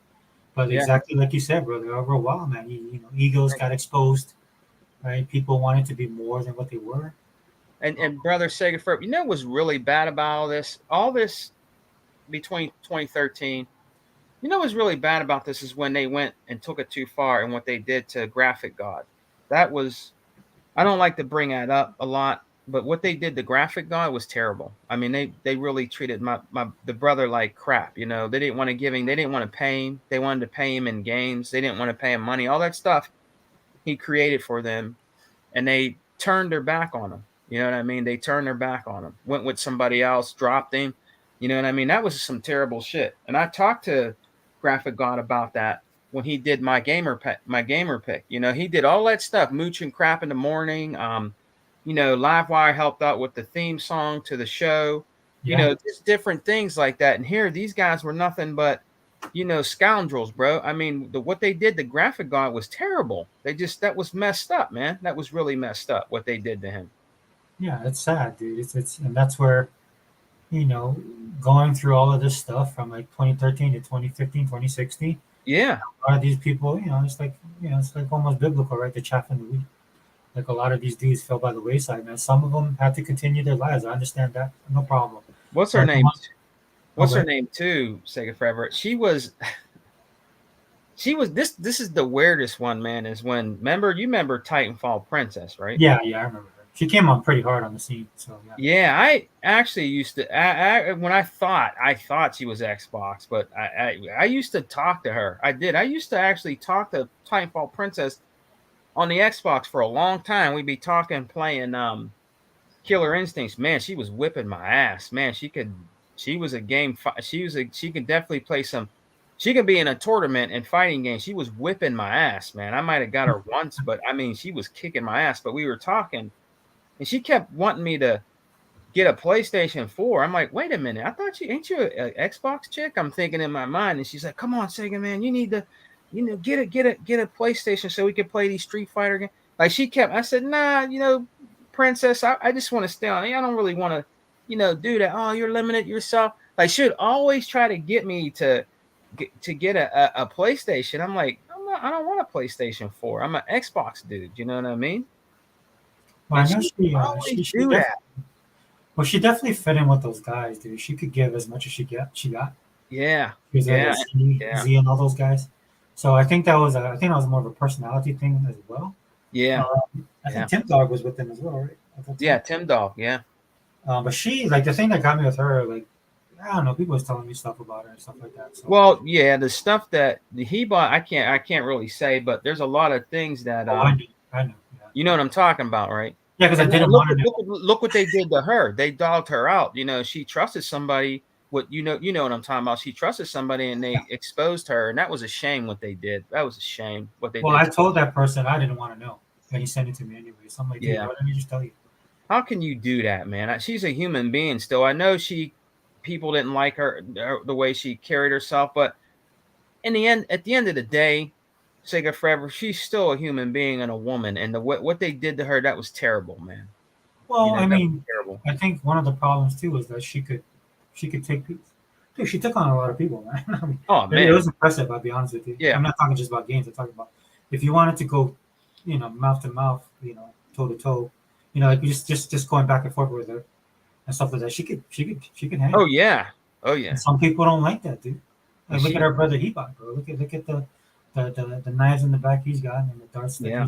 he's got thrown at him his way. But if people, and that's the one thing I learned really quickly about our community, man. It's just that there's people that want to be that person, but they're not.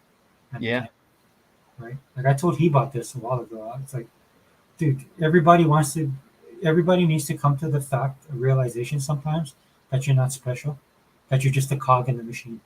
Yep. Because when you want to be like a lot of these guys wanted to be, right, and this is why they turned on their own principles, right?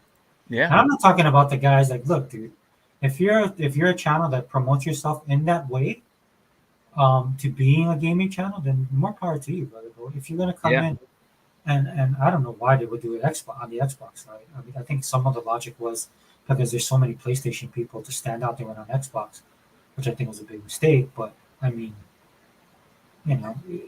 you a lot of these guys have to betray a lot of their morals if they had any at all. You know what I'm saying? So Yeah. I don't know. They, and the one reason, and I don't care about crap game. He's a piece of crap in my opinion. That's why he's crap gamer. He didn't like she was on that show when he found out that she liked the brothers, that she liked the soul Yes. pole, he kicked her off. That was the real reason. Dude, Because he liked her. He liked her. He liked her, man, and I think he wanted to try to get with her, but when he found out that wasn't her kind of liking, he kicked her off the show. That's what I heard. That's I why. think it's safe to say that she was out of his league. Yeah. I don't understand that, dude. I really don't, man. I mean, remember all them dudes? Sega Fair. Remember, what is it called? What's her name? Some of them were actually pretty decent. Like She Wolf. She did a show with Lady Foxfire, and then things happened with them. There was a lot of them shows that were kind of decent, but they fell. Like what was it called? What was the show called with She Wolf and her husband at the time? They did a show. What was that called? Oh, is that old boy? Yeah, I know you're talking about because You know what I'm talking about? And he had what's his name on there a lot. I think used to come on there. Man, what's our brother's name? You know who I'm talking. Triple Cup Chuck. oh yeah, He used to come on their show, and She Wolf and them. They used to.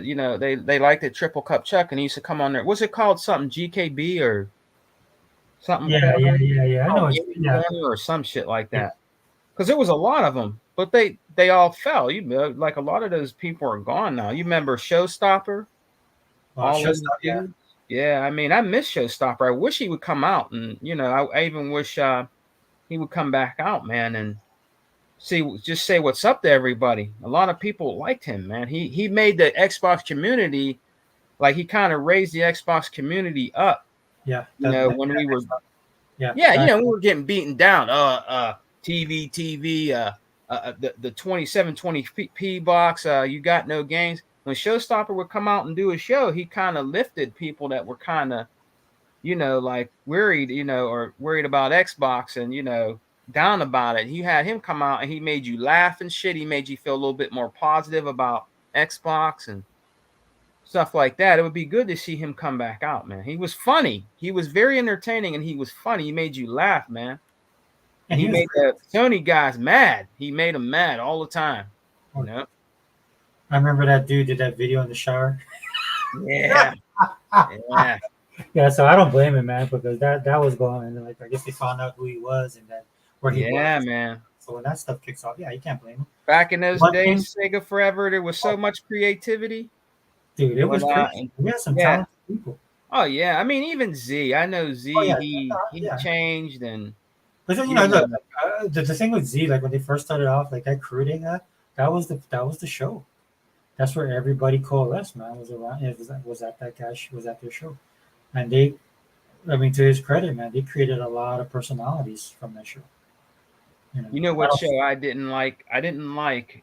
You might remember this. I don't know if you watched it, but when he had Hebot on there and he invited that Alex guy. Yeah. It was. You remember that? And he had Hebot scream. I thought Hebot was going to have a heart attack. He had Hebot screaming at the top of his lungs. He's like, "You motherfucker! I have my son come and kick your fucking ass." I mean, he let these guys come on there and disrespect. Yeah, they set him up. I mean, I remember that. He's trying to explain to him, Alex Escobar. He's trying to explain to him, and he's getting, he's being a dick to Hebot, saying all this shit to Hebot, calling him, and he made Hebot scream. I never ever heard Hebot talk and scream like he did when he did that versus with that Alex dude. That dude was toxic as hell, putting up memes of disabled children and stuff. Oh yeah, on the show. That dude was terrible. Yeah, that's why I kind of dropped off. But I did write Z, bro. I wrote him. Did you? Yeah, because I messaged him a couple times before that. Like I was one of the first people that jumped on his stuff, dude. Yeah. That's why I messaged him. I told him, bro, how could you do that, man? I mean, Sega Forever. We're talking about gaming. We're not talking about and showing disabled and disformed children. That dude was messed up, man. He should have been, YouTube or somebody should have did something to them for doing that. You don't do that, man. You don't put children up on TV like that, bro. I mean, on YouTube and shit. That dude was terrible, bro. Yeah, he's a scumbag. Even the scummy move was bringing in Hebot like that, dude. Yeah. They basically, I remember that, dude. Dude. I told Z, bro. I told him after, I was like, bro, we're done, man. I'm done with you, man. I haven't told any. I don't think I've talked about it now, but I wrote him straight up, and he's like, well, you do what you do. I'm like, dude, I will. Yeah, that was messed up, man. Just like I got into it with Dealer. Dealer was probably the last person I was listening to from that whole crew. And I still follow Tim Dog on Twitter. But Dealer was probably the last person I listened to. And then I was getting into it with who's that dude on his crew? Talking about oh man, what's his name? Cult? No. It's Well, I got into it with D too, and then Dealer chimed in, and I was like, "Bro." Yeah, D's another one. The problem with him, Brother Sega Forever. The problem with D, man, he lets them.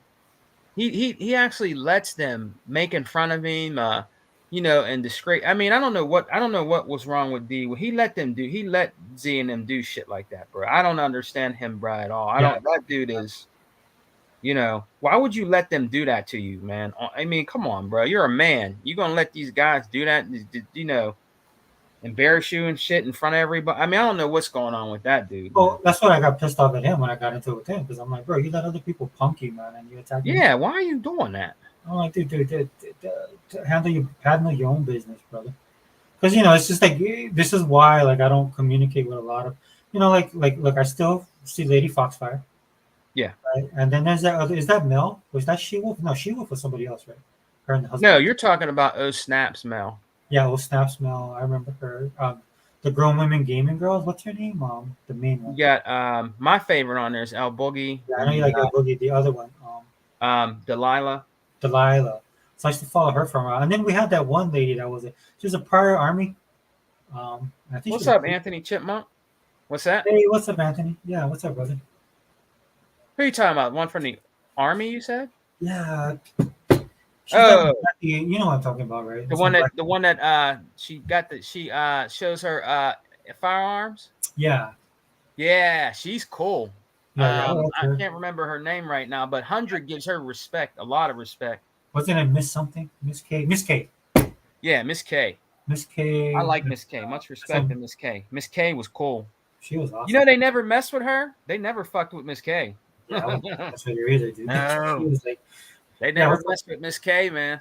Oh no. Yeah. Oh, then, cool. She's very militant. Yeah. Oh yeah, she's very direct. Yeah, man. Yeah, I wouldn't mess with Miss K. I wouldn't mess with Miss. Yeah, I wouldn't mess with her. Yeah. So I remember like Blazing Phoenix and then Blackie. You know what I thought, dude? I thought every time I hear Unlimited speak, I think of Blackie Lebowski. Of who? Blackie Lebowski. Oh yeah, yeah. Yeah, he was. Big member, Big Kahuna. Yeah, man. Me and him kind of got into it, dude. You got into it with Big Kahuna? Yeah, on Facebook politics. Oh man, really? Yeah, he said something kind of Wow. dude. I was like, what, bro? Come on. Wow.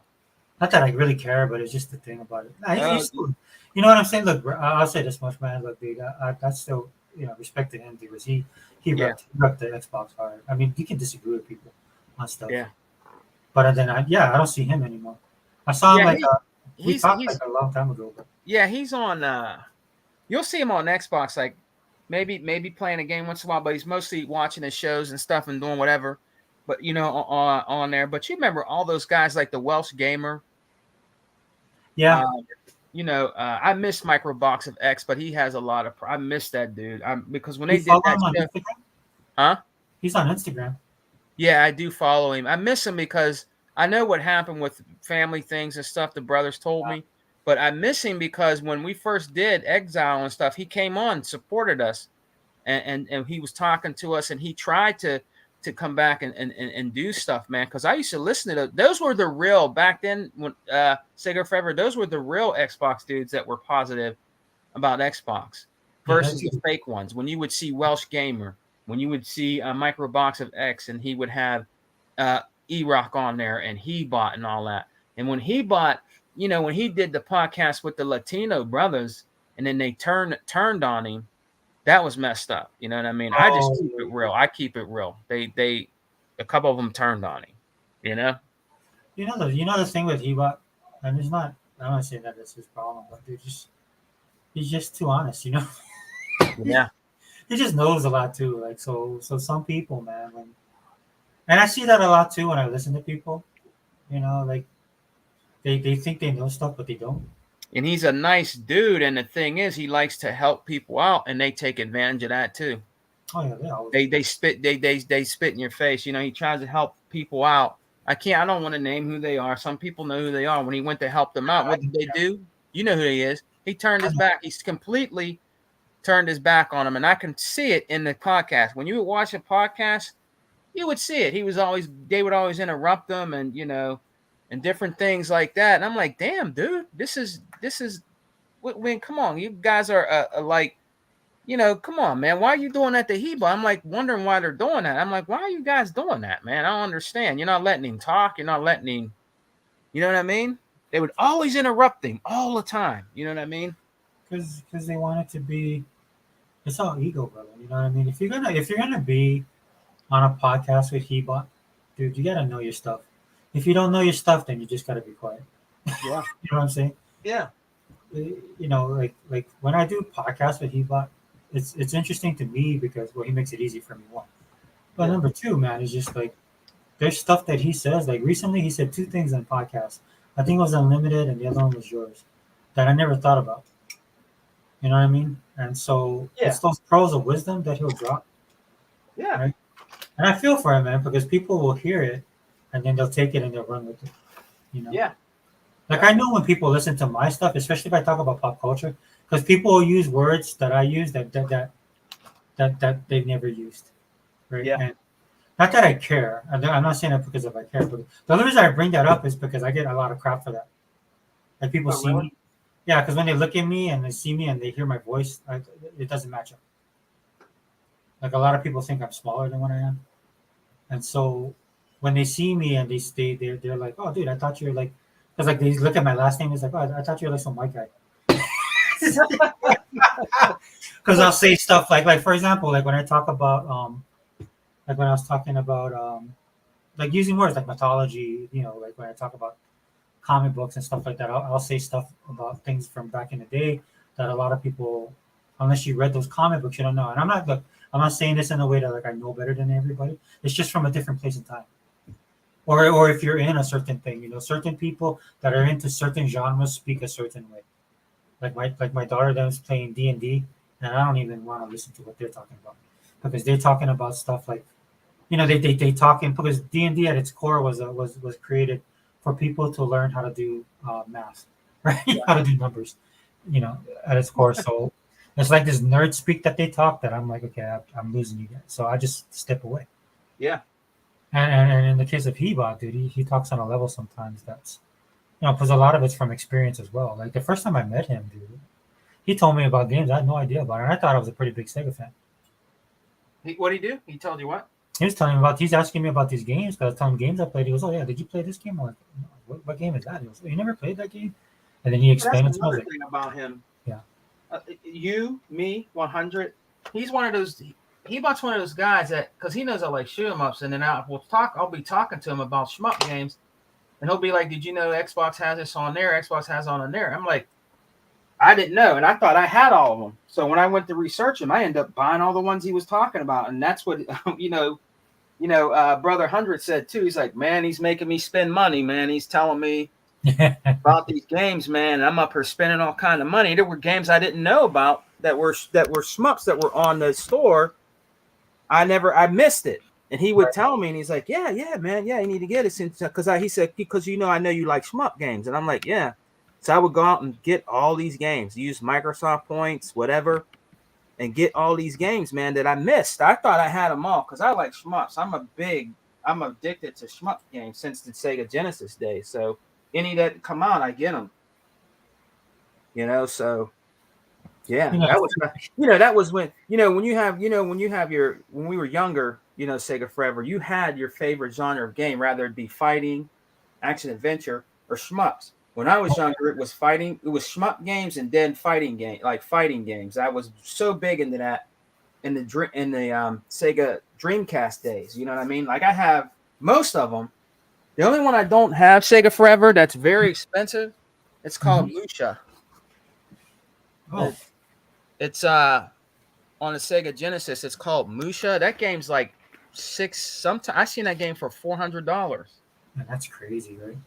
Yeah, on the Sega Genesis game, I'm like, no way. I can find a lot more to do with $400. You know what I mean? I will never do that. I would buy a recart first before I buy that. Yeah, dude, That's terrible. That's like a serious, that next level type of collecting. Yeah, bro. I'm like, nah, man. I'm not getting that. No way. Like you remember that Saturn game that was expensive. They actually made it free one time on Xbox called Radiant Silvergun. I have it. I have like a bunch of different versions of it. Yeah. Now, if you want to buy that physical Sega Forever on Sega Saturn, it's like fucking $800 or something like that. That shit's expensive, bro. Yeah, I wish I would have kept mine. Was it on Saturn? I thought it was on Dream. Wait. No, it was Sega Saturn, Radiant Silvergun. Okay. Yeah. I'm thinking of Ikaruga. Sorry. Yeah, that one, that's expensive too. Yeah, dude, that's some classic. That's expensive too, man. I'm like, man, some of these are very, like I got the Thunder Force series on Sega Genesis. Those are kind of up in price. I got those, but the other ones like Musha, no, that's like $300-$400. I've never played it. I think I played it on a disc my friend made me. He made me this disc one time, brother, with all these Sega Genesis games on it that played in the Dreamcast. Yeah. And I played it for a little bit, then it messed up. I don't know if he did the programming wrong on it or whatever, but I got to play it a little bit. But those are expensive, man. That's the only way I could play it. I'm not going to buy it. It's just too expensive, Oh, dude, I remember this game. Sorry, I had to go look it up. What game? Musha. Yeah, did you have that?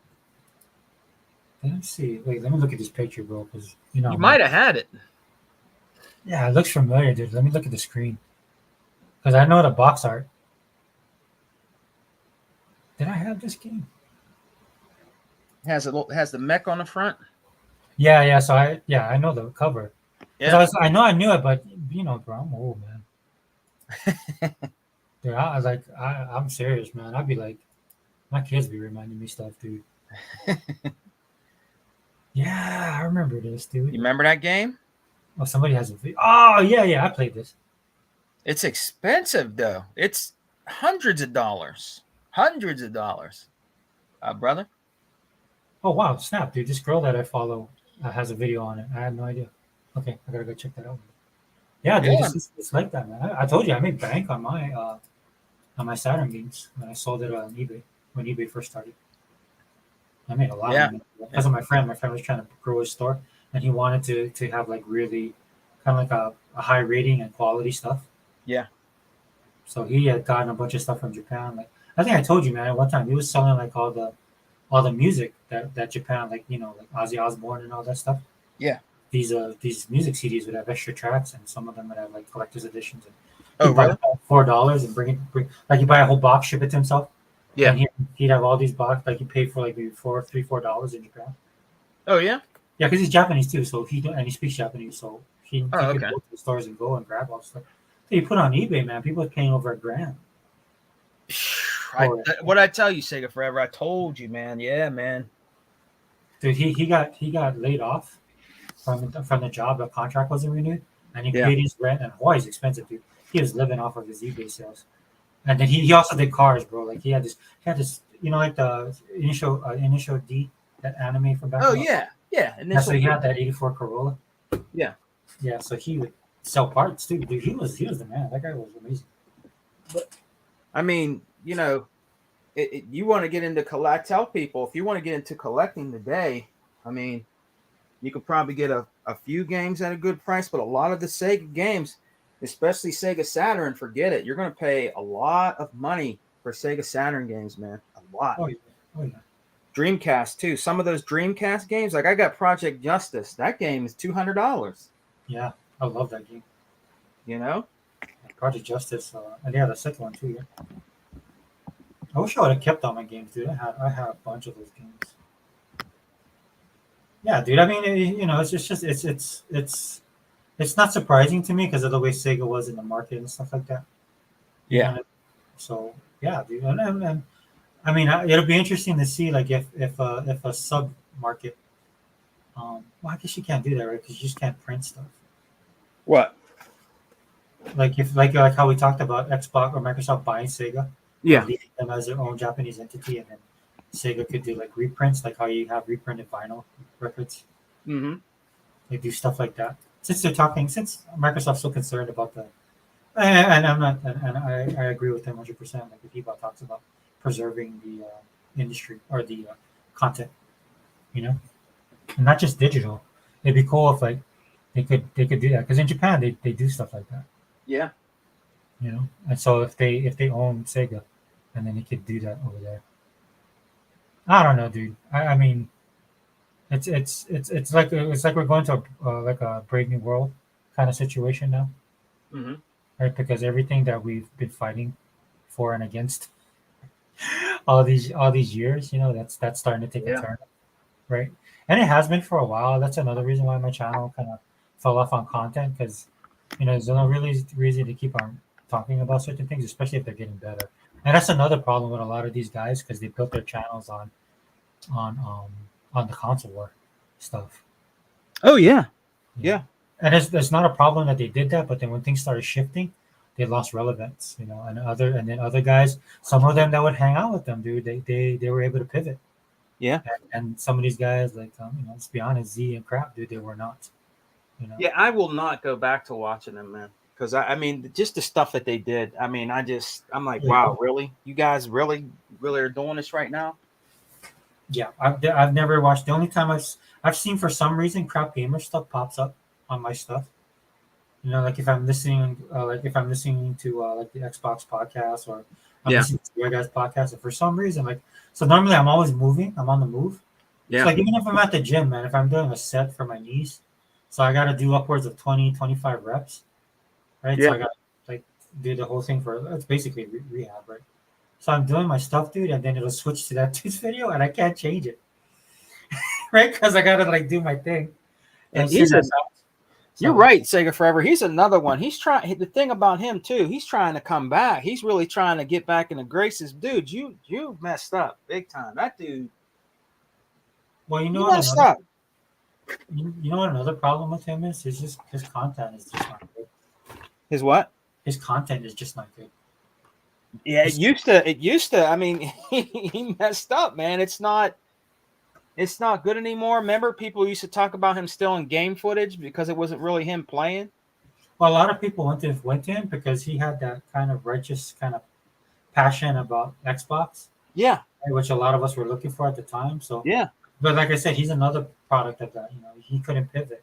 Like when he does, if he does videos, that's what he's known for. So if he tries to do something outside the box, like I said, his video will pop up on my thing, and then you know what? I shared some of his Twitter stuff. I forgot who he was, and I was just sharing Twitter stuff, and I realized it was his. I was like, oh, dude, because it was like a pro Xbox thing.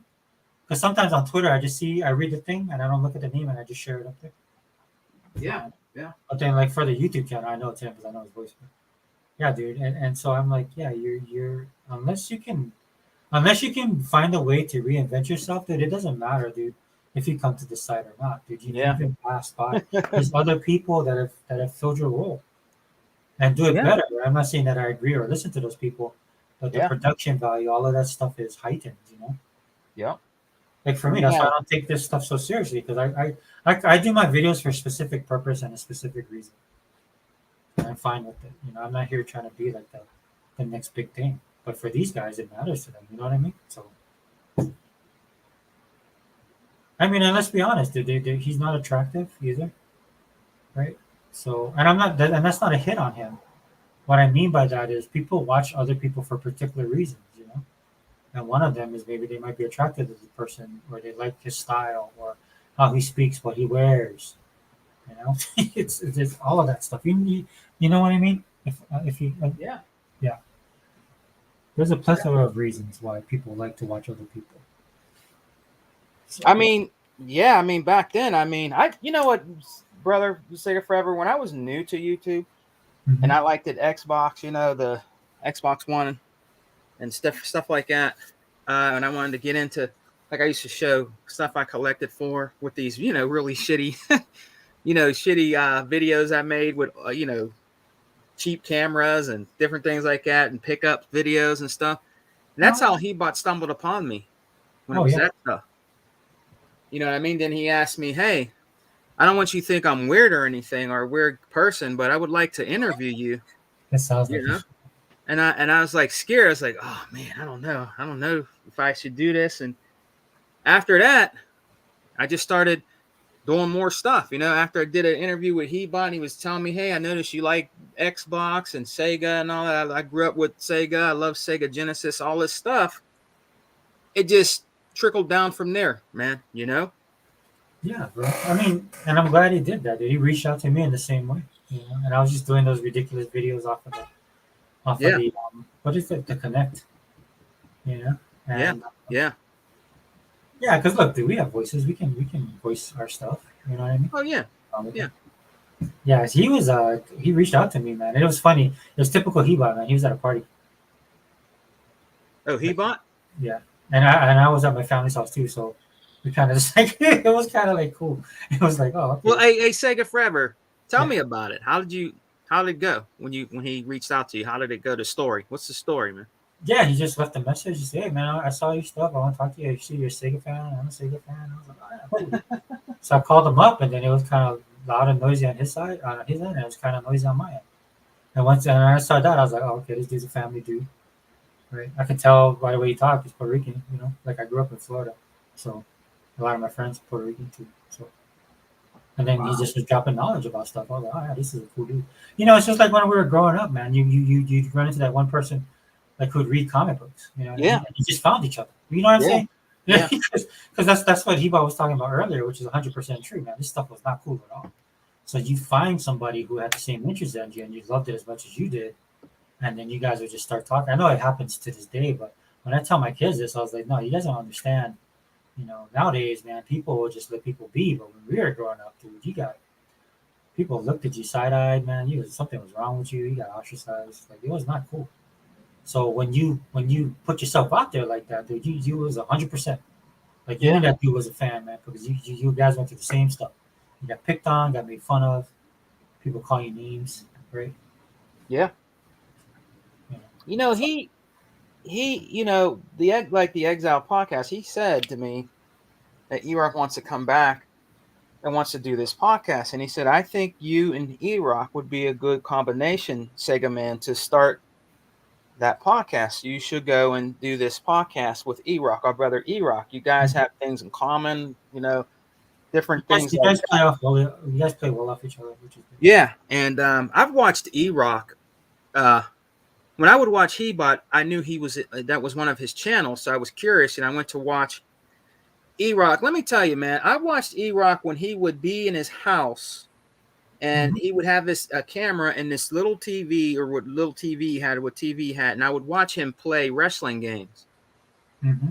He would be streaming, or not streaming, but like you would see him playing wrestling games on the Xbox, and I used to watch and see stuff that he used to do, and this is way back in the day, in the early days of the Xbox One. I would watch his channel.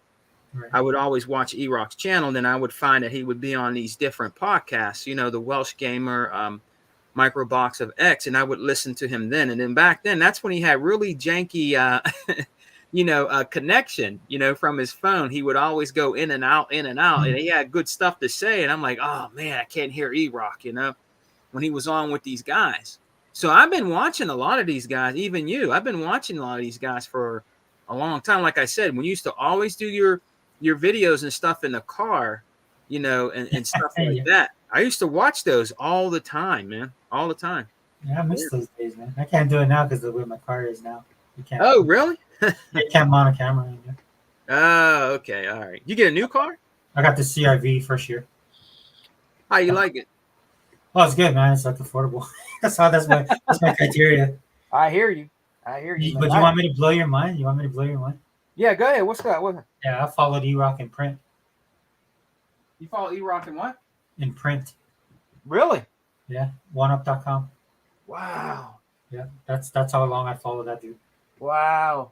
That's why I give him much respect, because like how he talks about how he was a writer and stuff like that. I'm like, yeah, and he's a blogger, right? Yeah, I used to follow him on OneUp. OneUp was awesome, bro. OneUp.com was awesome. Dude, I had the dude that's like what's his name? Oh, I forgot the name of the band. I can't see, like I'm blanking out. But one of the guys, dude, he was in a rock band, dude. He was talking about Guitar Hero all the time, and he was like, "Oh yeah, I play in this band." I was like, "Yeah, whatever." Then he showed us some stuff. I was like, "Oh damn, it is him." That was a good community. I love that community, man. If you like pop culture, that was the community to be in. Hey, Mr. Kimo, what's up, bro? Yeah, sorry, man. He's saying good morning. I know, man. Sega man, dude. I'll be keeping you up too long, man. What's that? Mr. Kima says good morning. What's up, Mr. Kima? I see 11:34. Chilling with my brother Sega Forever, man. In the podcast, I'm hanging in there, man. I'm chilling with Sega Forever. We're just, talking about a lot of stuff that's been going on lately, man. We come a long way, brother. We came a long way. I never would ever turn my back on the console I chose. I would just never do that. You know what I mean? And people would always say to me, Sega Forever, Sega, man, why do you hate PlayStation? I'm like, dude, you go look at my old videos. I did a video, Sega Forever, of all my collection, bro, of PlayStation 2 games. Do you know that has over 2K views? Yeah. It's like 2.5K views, bro, of me just showing fighting games and shoot 'em up games from the PlayStation 2. One of the biggest videos that had the most views, but when I do something on like maybe Xbox collecting or like a Sega Gen or something like that, I don't get as much. They get up there, the Sega ones do, but the most views is when I did that damn PlayStation. Well, that's the power. Like I speak on this quite a bit. It's like the power of their brand, dude. Yeah. Yeah. They've raised a generation of gamers. Fortunately, unfortunately, right? Because we're dealing with these dudes now. But yeah, bro, I mean, it doesn't surprise me at all. It's a very popular console, right? I like to say this all the time. It ushered in the era of the normie, right? The people that came into gaming who weren't gamers. It made it cool. Yeah. It made it cool. And that's what it all was, man. I saw that firsthand. When I saw dudes that wouldn't give video games the time of day talking to me about PlayStation because they wanted to play Madden. Yeah, anything you do with that, you'll get all the, like even Hebot, when he would do like a playthrough, let's say of a shoot 'em up game on PS4, and he'd be talking about it or something like that. Man, the views he got on that. But if it's something else, like him reviewing his figures or talking about Xbox. No, it was always the PlayStation stuff that got mostly all the views. I think my demo disc, I showed all my demo disc of Xbox, OG Xbox, 360. I showed all my demo disc and stuff like that. That got a lot of views too, Sega Forever. I think like over 2K views on demo disc. Yeah, dude, that's cool. You know, The fact that you have those is crazy, man. yeah, I still got them. I got them on a spool. I got them. Every magazine I used to get in the mail, Sega Forever. I just kept the demo disc. Some people would throw them away or just Yeah, after that's. playing them, they would throw them away. I don't know why you would do that. There's history on there. I mean, I kept them, but then after a while, you move or you run out of space. And, Yeah. yeah. But I mean, yeah. Now I look back, dude. I'm like, I see new stuff, and I look back now, thinking about it. I'm like, man, I had a lot of stuff. Like even my comic books. All my comic books are gone. Like all the stuff I had, dude. I had like some. I had that entire run of Uncanny X-Men from 170 or 165. Uncanny X-Men 165, all the way up to 400. Issue 400, dude. And between that issue, Yeah. and I meant to go back and collect the older stuff. At least go to X-Men, Uncanny X-Men 100, but that was a lot of money for me back then. Mm-hmm. But dude, but it was during that period that I collected. So I ran the gambit of that. Funny I said gambit, but the origin of Gambit, the origin of Psylocke, Long Shot was there. I mean, like some of these comic books are Yeah. they were worth a lot of money too back then. I don't know about now, but dude, Those days were those days were great, man. I mean, they were those first days of the original Xbox. I actually have the demo disc, the first one, Sega Forever, that had no games on it. It was just a disc with a young Shameless Blackley with the original crew Yeah. that made and birthed the original Xbox, and they were sitting at this table talking about how they got it started and everything. That's the first disc, and it didn't have no picture. It was just a blank disc with like a you can see it in the back. If you hold the disc up to the light, you can see it didn't have like painting, like it didn't look like there was any writing on it. But if you look at it closely, there was image of like it says 01 disc Xbox, demo disc. That's so funny, man. Especially after you got the inside scoop on the documentary. Yeah. Realizing all the stuff they're going through. Hey, real quick, bro. For us who stayed true, Mr. Kima said, for us who stayed true to VNOC 2013, we are being rewarded. Yes, we are. Yeah, brother. Hey, we still kicking. We still here. That's good, Mr. Kima. That's what we were kind of talking about. I never even thought about it. Sega Forever. I never even thought about it. People will say, Sega, man, you're a collector. Why aren't you getting a PS4? I said, dude, I'm not. I said, I like the shoot 'em ups they have on there and the fighting games that'll never come out on Xbox because they want to stay, just Japanese centric. That's the only reason I would get one is to get the shoot 'em ups because I like shmups. I'm a big shmup fan and I want to own as many as I can. And I said, I'm not going to get one right now. It's not in my price range. If I see one for $100, $100, that's it. No more, no less. I'll pick it up because I want those shoot 'em ups and I want those games that'll never see the day of light on Xbox. You won't see them on her. Hebot even said, Sega man, you might as well get one. They're not going to see them the day of light. They're not coming to the Xbox. Well, that's why, brother. I mean, I really am. The world would be a different thing. Like I always say this, never say never, but I have respect. Yeah. But man, I just imagine if Xbox becomes if they become that Netflix of gaming, right? Just imagine if we're just 50 million subscribers, dude. They cannot be ignored. Yeah. Cannot ignore that, dude. Nope. I think there's more than that, Sega Forever. I think there's more. You think they have more than 50? Yeah, it's a Game Pass? Yeah. Yeah, I do. I think they're just not. They're not into the numbers thing. I think they have more. These guys. These guys out here in Kima and all them. They're faking the funk, man. Okay, these guys that talk so much shit on Xbox have fucking Game Pass, man. I know they do. Man. I know they talk shit on. Oh, it's bad for gaming and the developers ain't getting paid. Microsoft is wrong. Meanwhile, they fucking have that shit, man. Some of them have it. I know they do because they're fucking cheap. You know what I mean? And some of them do have it. And they have there's some that have Xboxes. They do have Xbox. They come and talk bad like Hebot and them said. They talk bad about Xbox, right, Sega Forever? But Mhm. yet they're playing on Xbox. Yeah, I think you guys were talking, or was that on? I don't know, one of the podcasts you guys were talking about. Yeah, That kind of thing. Yeah, they're that thing. playing on Xbox. Oh, Xbox is bad for gaming. Oh, it should go away. Meanwhile, they're playing on an Xbox. Well, I saw that Red Dragon made an excuse, right? Like he prefaced, like, in case, because people watch his stuff, so you had to kind of throw it out there that, oh, well, I got some extra points, so I might as well pick up Starfield. Like that, that's when he did it, right? Like, come on, bro. Which is fine, dude. Look, the more the merrier. Like I was saying this, I know people like didn't like that I said it this way, but I'm Yeah. just being honest, man. The only thing a lot of people mean to me anymore is that 14.99 a month. Yep. Like look, dude, say what you want, do what you want, feel the way you do, just remember to pay your 14.99. In fact, put it on your card so Yeah. Microsoft can take it out because now you're helping me. That's all the good you do for me right now, right? Because you grow the subscription count. Then Microsoft, like we saw that, dude, when they showed the amount of money that Microsoft would have to pay some of these companies, what they're asking. Like some Yeah. of them were so ridiculous. That the company put that number out there so that it wouldn't even be a possibility. Yeah. But you saw some other people that Microsoft plays ball with.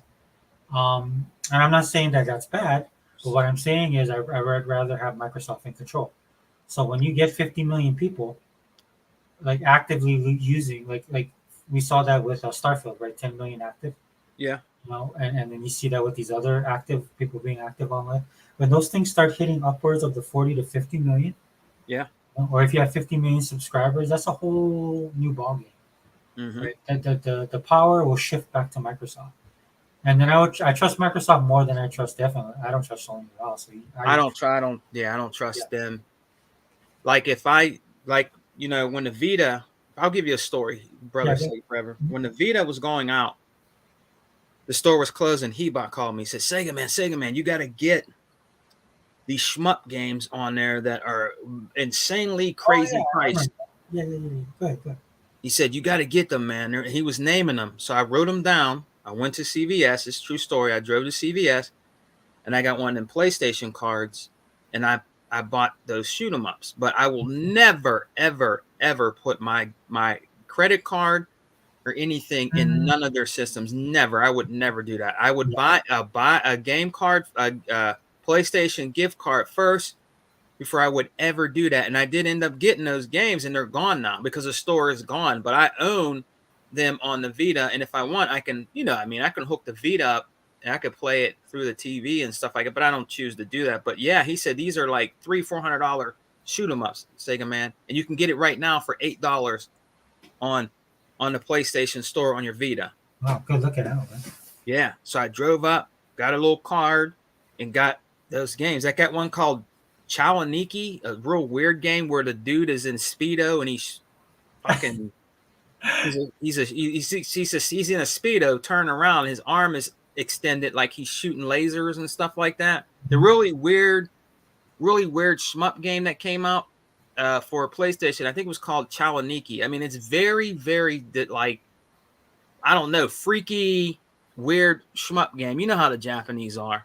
Oh yeah, Yeah, I mean, I was like, man, this game is like $400 or $300, So I ended up getting it on the Vita for like, I think it was $8 or something like that. But I have it on there. I can play it on there, And I think you can play through your PlayStation 3 or there's a way you can play it on the TV. I don't bother doing it. You know what I mean? But I have them.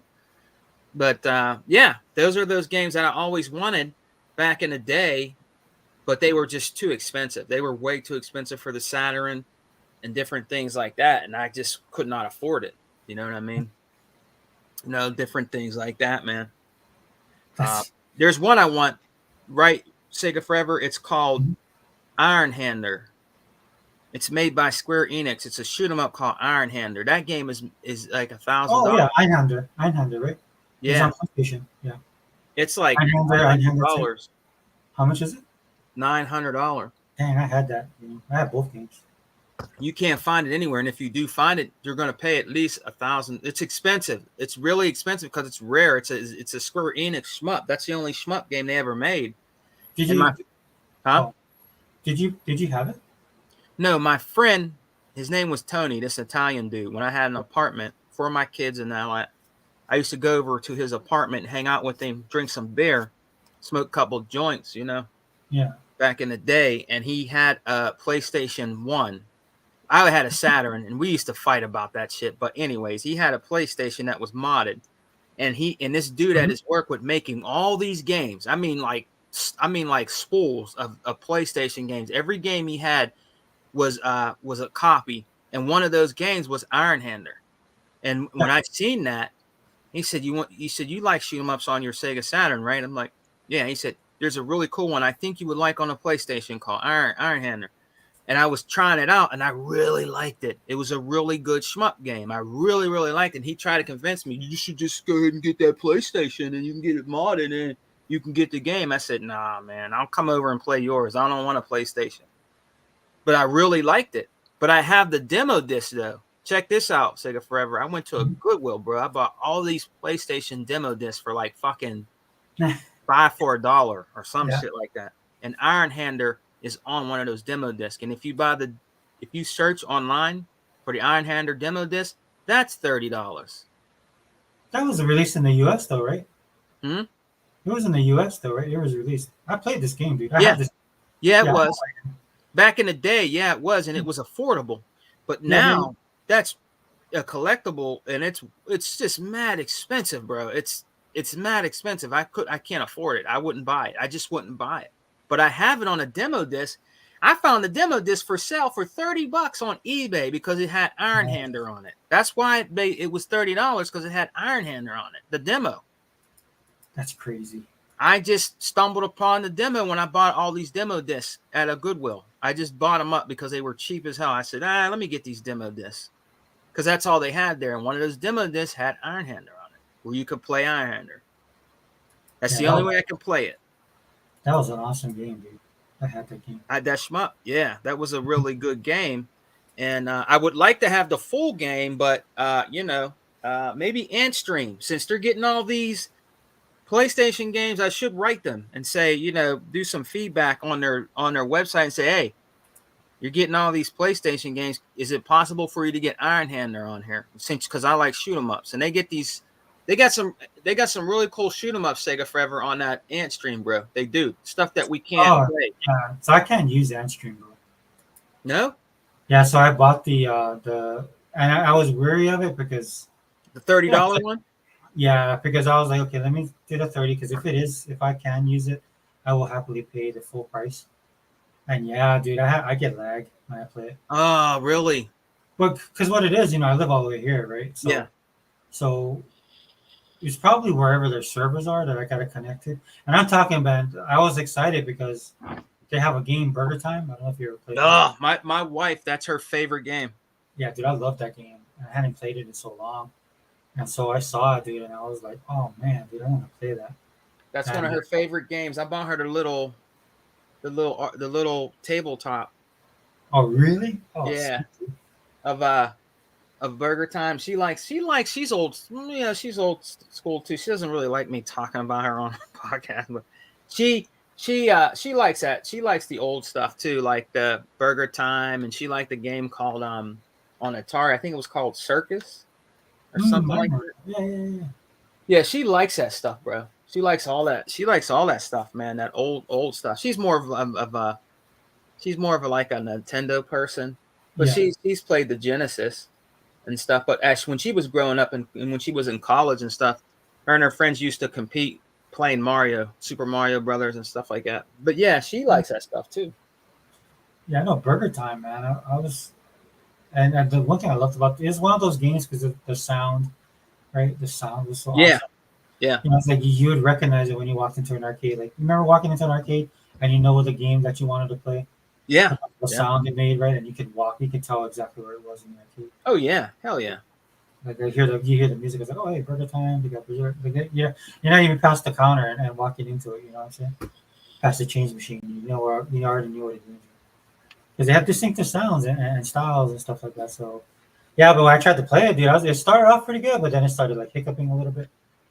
It's kind of a shame that they don't have it anymore. And I'm going to tell you too. I did also here, even here, Sega Forever. I experienced that with it too. I was playing one of the games, and it froze. So I had to restart it. Oh, for the ant string, yeah, and I'm here, and it did that. So yeah, I mean, yeah, I know what you're talking about. yeah, and I was surprised because they were talking about it, and I know I've gotten like I know you talked about it and other people too. So Yeah, I was like, well, that's why I took the chance. I was like, I know I usually have issues yeah, sometimes, but maybe this will work out. But yeah, yeah, and it was just like every game. So some of it works out because I like root beer tapper or whiskey yeah. tapper, and so like it would like slow. I'm like you know, like I mean, look, those games aren't too complicated, but you need, you know, for some of this stuff, time is important. So I played that. I played Crystal Castles. The one game they didn't have that I wish they did was Mr. Do. I thought it had Mr. Do. That's my all-time favorite old school game, Mr. Do. I used to play in Yeah, a little mini mart from my hometown in the back. They had it back there, nice, and I've spent so many quarters. And I dude. had it on the Super NES, but I sold it like a dumbass. Now that game's worth a lot of money on there. Dude, I mean, that game.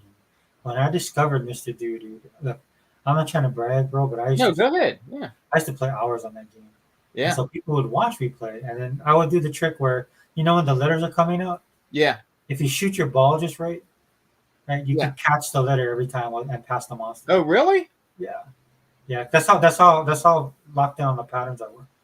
And then I went from Mr. Do. In fact, this lady watched me play, and she paid me one summer when I was with my hanging out with my uncle. Are you serious? Yeah, this is in Daytona Beach. So Yeah. she was in a wheelchair, so she loved playing video games. And she was watching me play. She goes, "Wow, you're so good." He's like, "Could you teach me how?" And I was like, "Okay, I'll show you." And then what she did was she gave me like $5. Yeah. So I would just use that to play video games with her. And Wow. so yeah, That's dude. awesome. And so we became pretty good friends. She's like an older lady too. Yeah. She was super nice. And then I told her as in so I played from Mr. Do. I went to Mr. Do's castle. Yeah. And then Yeah. from Mr. Do's castle, we did Mr. Do Run Run or Mr. Do Run, right? Mr. Do Run Run, the one Yeah. with the different levels and the fruit. Yeah. Yeah. So yeah, that was my jam back in the day, dude. I would spend hours on that. Now, Sega Forever, I do own Mr. Do on the ColecoVision. Do you? Wow. Mm-hmm. Is it arcade perfect? Pretty much. It's pretty. Yeah. It. The Super NES version is a little bit more because it had more power, but the ColecoVision's is just it's just as good. And I play it with a Sega Dream Sega Genesis controller. Nice, dude. Because you can hook up a Genesis controller to your ColecoVision and play your games. Oh, that's cool. Yeah, You don't have to use the ColecoVision stick. You can use a Sega Genesis stick. Dude, I still put that Genesis controller, especially the 6 button up against anything. Yeah, yeah, man. Yeah. It's classic. Well, I meant to tell you too, like, did you get the diamonds? No. Yeah, so I would always get the diamonds, and that's how I would stay on it for so long, dude, and I would just end up walking away. You got far up into it. That's what you probably got really far up in. Did you beat it? Mr. Do, yeah, dude, it's easy actually. Not easy. It's just I shouldn't say it that way. I don't want to. Okay, so let me. No, you're. He's like, it's just that I love the game so much, and you probably had it down pat, man. You know. Well, there's just certain things like I was showing that lady. Like, there's certain things you should do. Yeah. Like to set up, like doing something simple, right? The monsters are coming, so set your apple up. In fact, you could use the apple to block the people, right? And then when the monsters came out of there's one time I was showing her like you can literally, like it's kind of hard, but you could get the extra man, like on one stage. Oh really? Yeah, because they had the monsters come out, but they spelled the word extra. Yeah. Yeah, and then if you make the apples fall and you hit the thing just right, that's how you'd split them and then get the diamonds. Yeah. Yeah. So yeah, there's all those little things you find out. And that's back when I used to game, dude. Like I used to play like Galaxian and all these old games, dude. Like, yeah. Like Galaga, I knew the cheat code for Galaga. Oh, you did? Yeah, you can make them run out of bullets. See, and this is the stuff like this is where I look at my kids. Like I have no sympathy for them when it comes to stuff. Cause I'm like, man, you don't know. You have to know stuff. You have to like get up and go to an arcade and get to know people. And yeah, that's how you learn this stuff. But anyway, there's a couple that are still around. My wife took me to this one place. Was it for my birthday? I think it was Father's Day or birthday. She took me to this one place and it had every pinball machine ever made, even the ones from the 1930s, like the old ones where you hear the bell, bing, bing, bing, ding, ding, ding. Yeah. And they had all the old arcade cabinets too. They had a lot of the old arcade cabinets, also the games. I was like a kid in a candy store, and it was awesome. It was phenomenal. It was a phenomenal place, man. That's what I would do, dude. If I had money like Bill Gates, dude, that's what I would do. I would build businesses like that, dude. Yeah, Yeah, it was phenomenal. It was. good times, bro. I mean, when I went in there, she was like, because I was talking to the guy the guy that was running the counter, and she said, "Can you go play some games? I've got this, for your gift." She was getting a little upset because I wasn't playing the games. I was talking to the guy, and she's like, "Can you go play some games? Because I really want you to enjoy this place." So yeah, I mean, it was nice, man. It was really nice. I took pictures of some of the stuff, but I was gonna put them out on Facebook or whatever. I think I did one time, but yeah, I want to go back. I actually told her I want to go back and go back again, man. Just all like yours was this one pinball machine. Forever it was called Hercules. This big, huge pinball machine, and the ball was actually a big like baseball hitting. Oh, It looked like a baseball, dude, hitting like hitting the bumpers, and it was big. It was huge, man. It was a big pinball machine that was really big, like giant. And it was called Hercules, and it was made back in the day, and it was a big ass pinball machine. It was crazy huge, bro. dude, that sounds like a lot of fun. Yeah, man, it was crazy. Yeah, arcades aren't the same anymore. Well, not here anyway. They're very geared towards this particular. Is there any in Hawaii? Is there any? Yeah, we have several, but there's really no games per se. There are games like have shooters and some driving, and we have a Dave and Buster's. But then Dave and Buster has that one cabinet with all the games on there that you can play. Yeah. And then they have some fighting games in them, and it's just different. It's just like have the crane games and all that kind of stuff. It's not like a traditional arcade game. One thing you'll always see in Dave and Buster's, different places like that, you will always see those Sega arcade machines in there. Yeah, I play. They have the multiple, like I think it's like 20 cars for Daytona. Yeah. So every time we go there, I play that. So Sega, they're still making money. They're making money off of those because people go in there, they get drunk and everything, and their money they'll spend the money in there like crazy. Like all those House of the Deads, like those new House of the Deads are in there, and they want, we're talking about, they want them to come out on console. Never seems to make the light of day on there, like those Houses of the Deads and stuff like that. You know what I mean? It's just a different it's just a different crew now. Let's say. Yeah.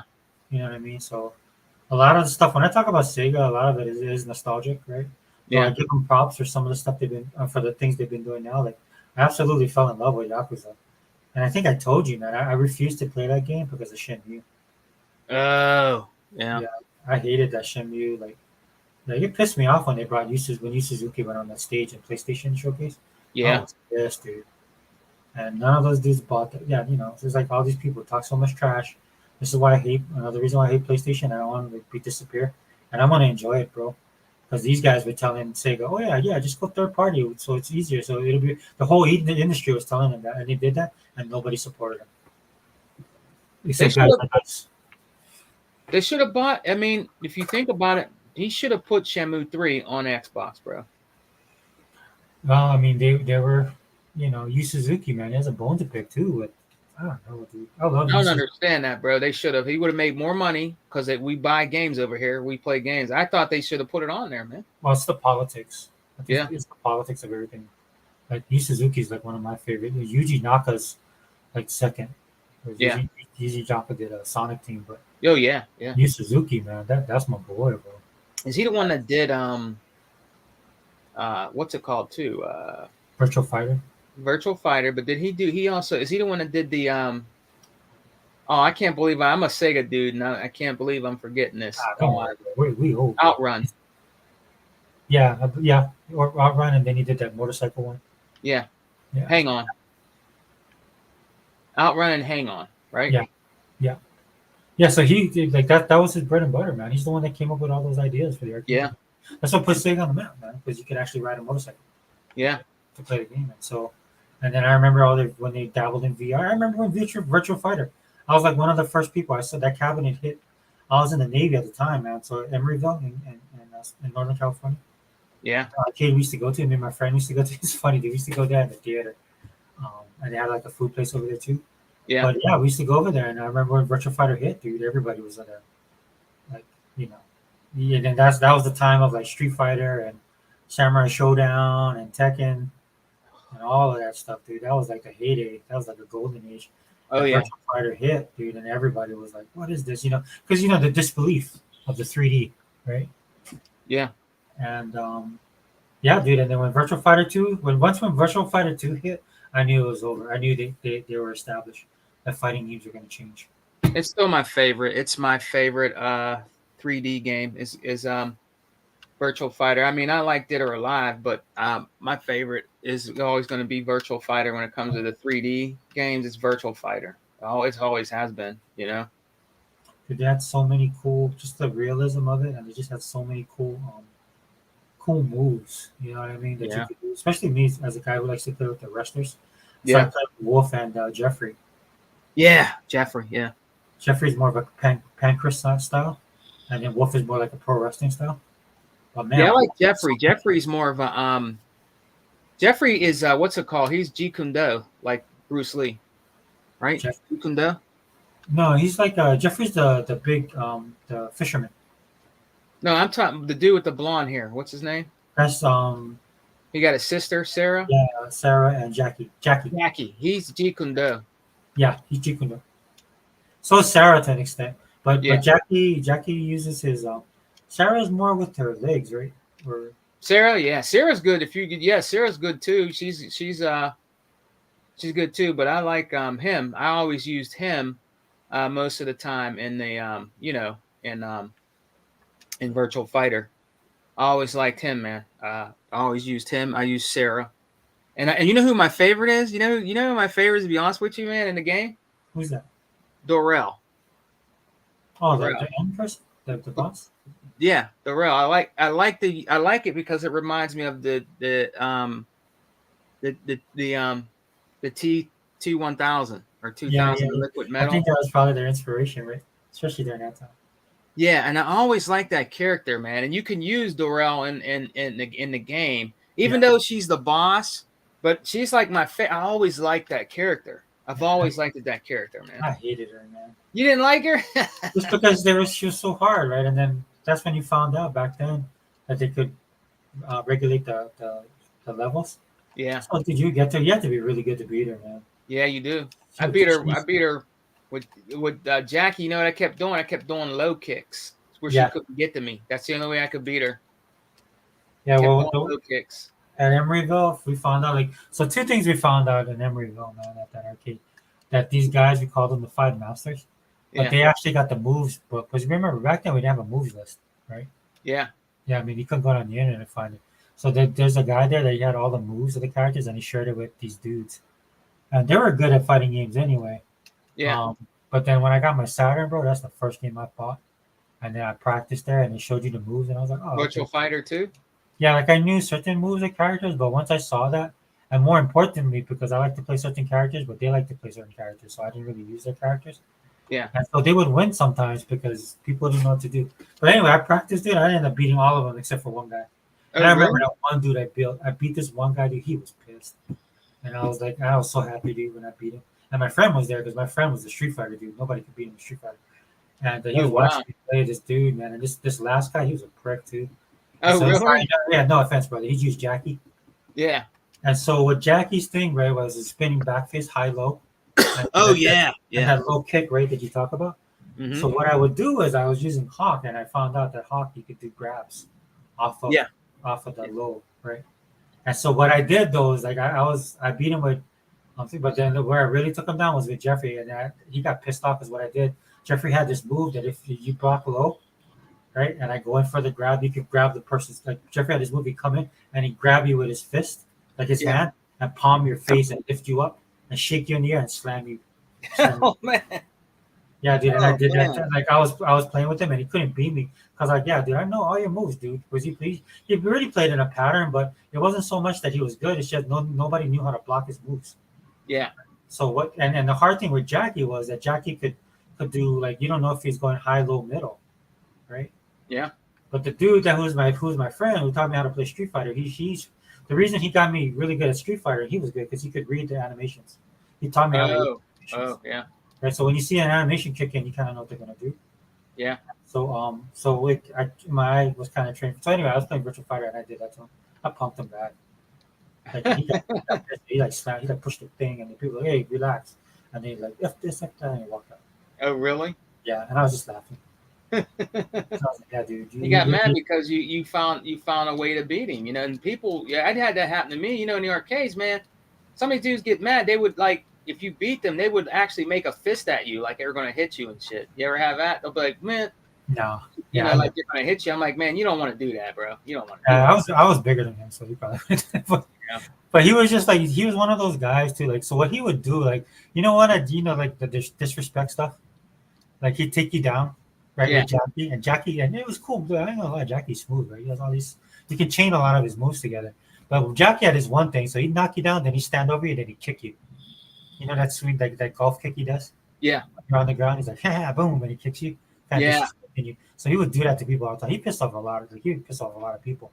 But and then after that, dude, and then that one guy who ran the arcade, again, like he would give me the stink eye after that. I was like, yeah, dude, I know you little secrets. I know what you guys are doing. There's only one kid I couldn't beat, and you know what's funny is this kid was kind of a punk. Yeah.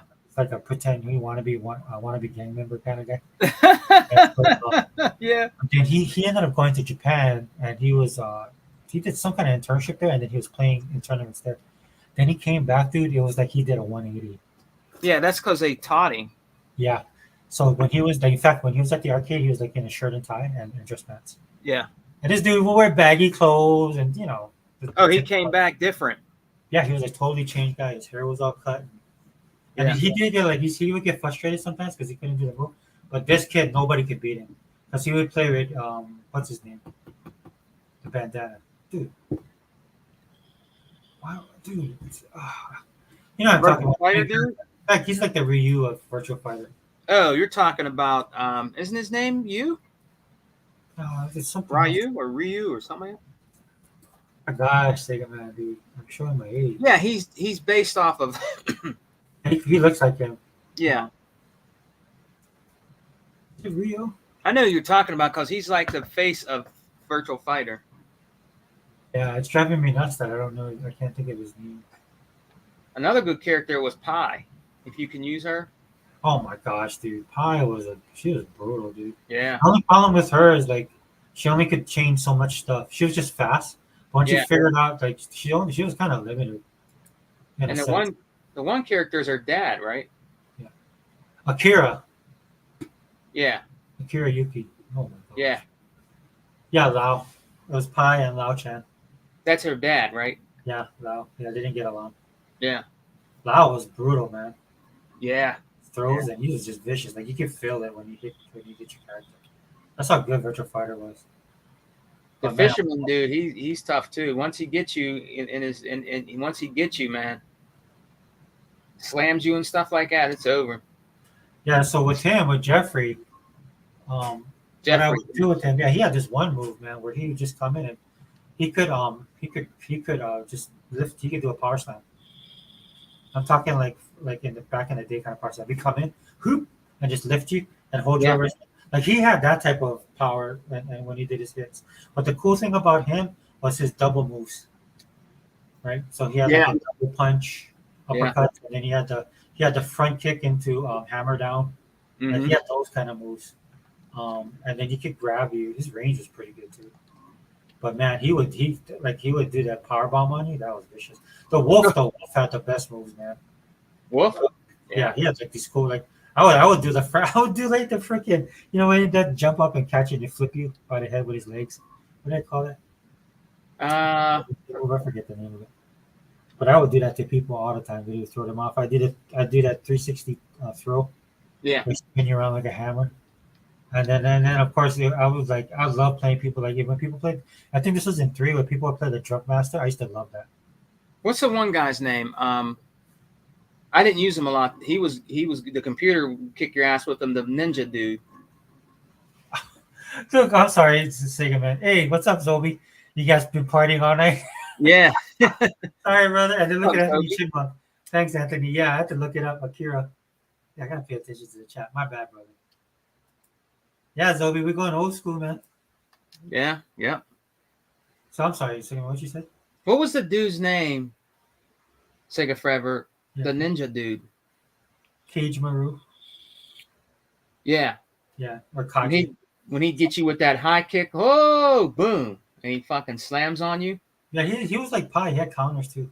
Yeah, So with him, I would use him. Like I think I used him the most, and after him, because he had like this really cool takedown. Like yeah, he would slide on there and grab you, and it was really simple to do. It's like a 3 button thing, and he would flip you over, like grab your legs and flip you over. And yeah, he did the one like I would do the stuff like I would come in on you and turn my back on you, and then somebody would try and come in, and then you could kick low or kick yeah. high. Yeah, there's all that kind of stuff you could do on him. And then the one where he does the in the air, and then lands on you with his feet. Well, Yeah, I got Virtual Fighter 3 for the Dreamcast, and then they got that sumo dude. He came in there. Got Yeah. the sumo dude, and I forgot the other. And there was a couple newer characters in the Virtual Fighter, 3 for the Dreamcast, yeah. and the other ones like Virtual Fighter 5. I mean, those games are good. I still play Virtual Fighter 5 once in a while. I'll play it, Yeah, I like how they did the like you could go down the different dans and stuff like that. Yeah. Stuff. Yeah, they hopefully like this again, like you're saying earlier, Microsoft buys them, and then we can get these games back and start Well, playing. people are asking for it. You hear a couple podcasts, they want to know where Virtual Fighter is. They want a new Virtual Fighter. That's what I mean. They're sitting on these. I don't know why. For the life of me, I don't know Sega Forever why they're not making a new Virtual Fighter. I don't know what they're doing. I think because I don't know. Does Yu Suzuki own that? He might. Yeah, He might. It would be good to see a new Golden Axe, man. I don't know what they're doing.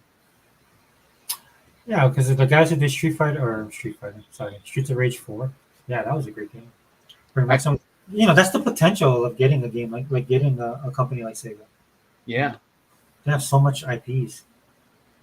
They have so many good IP. Look, wouldn't you like to see a brand new, state-of-the-art Altered Beast? A new Altered Beast, man, with 2D, but newer graphics. Maybe a little ray tracing. I mean, I would like to see a new Altered Beast, bro. I don't know why they sit on these games like Alien Storm. Different games like that. Yeah. It would be good to see these games, man. A new Daytona. You know what I mean? Or Sega Rally. Sega Rally, dude, it's like one of my favorite recent games. Yeah, the last one I got was on the 360. Remember the Sega Rally that came out for 360? That was the last one they made, right? Yeah. Oh, was it? On console, Sega Rally. Wasn't that the last one? The one that was on the 360? Three. I got right? that one. I think it's called Sega Rally Evo or something like that. Or Yeah, that I'm not sure, but I know they need to bring that game back. yeah. Well, I mean, I always loved it. You know what I'm saying? So Yeah, bring it back, man. I I try and keep in mind though. It's just like I don't know, dude. I mean, if like that's why again, if Microsoft owns them, right, the sky's the limit to me anyway. Yeah. Because they can take the time and they can get the people on these games. I mean, I got I'm glad that they brought back House of the Dead. I got my brother. He got me a physical copy of that, bro. He got me you know how he loves physical, and so do I. And he got it for me. And But how are you playing it? With the controller? What? How do you play that game? House of the Dead? Yeah. Controller. I bought it digitally, Sega Forever, but he got it for me physical, so I can have it physical. And I still need to own a physical copy of Streets of Rage 4. I don't have one yet. I got to go get one to put in my collection because I want to have it physical. But yeah, he got me that, man, and it had all kind of stuff that came with it, artwork. It's a beautiful nice. Everything, man.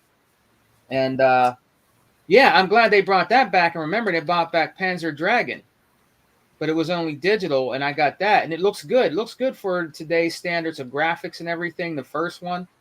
They were supposed to do 2 and bring it to Xbox, but it never came out yet or whatever, Again, if Microsoft can go ahead and just take care of that for us, right? Yeah, and they can do it. Yeah, they can. I mean, it's up to. It was really funny though. I really think that was a Freudian slip when that guy was talking. And the thing I love about that, and again, this is why I'm going to miss the AKB deal, is Yeah. because it puts the ponies on their toes, right? Because nothing's the sky's the limit, and you can't say never anymore, right? Yeah. And this is why they're scared, and this is why they lash out, and this is why they're upset. Because I'll say something like as frivolous as, "Oh, Microsoft should buy Valve," and dude, people will just lose their mind when I say that. And none of these guys use Valve, right? And the reason why they get that way because they know that can happen. You know? Yeah, it can. You know, I would like to see a new what's that game from Sega that was really good? I still actually play it on the it's from the 360 that what's it called? Oh man, I think is it Vanquish? That was good. Yeah. Vanquish was really, really good game, dude. I don't know what they're doing, man. I mean, they have all these great games that they're sitting on, man. I can't, and you could be right. It could be licensing thing, the creator of it. It could be all that stuff. But man, dude, they would make so much money. Sega would make so much money. You know, if they brought those IPs out, bro, and made them again, man, they would make good money, dude. Good money. You know, I think like we talked about it earlier as far as the economy, man. That's real. Yeah.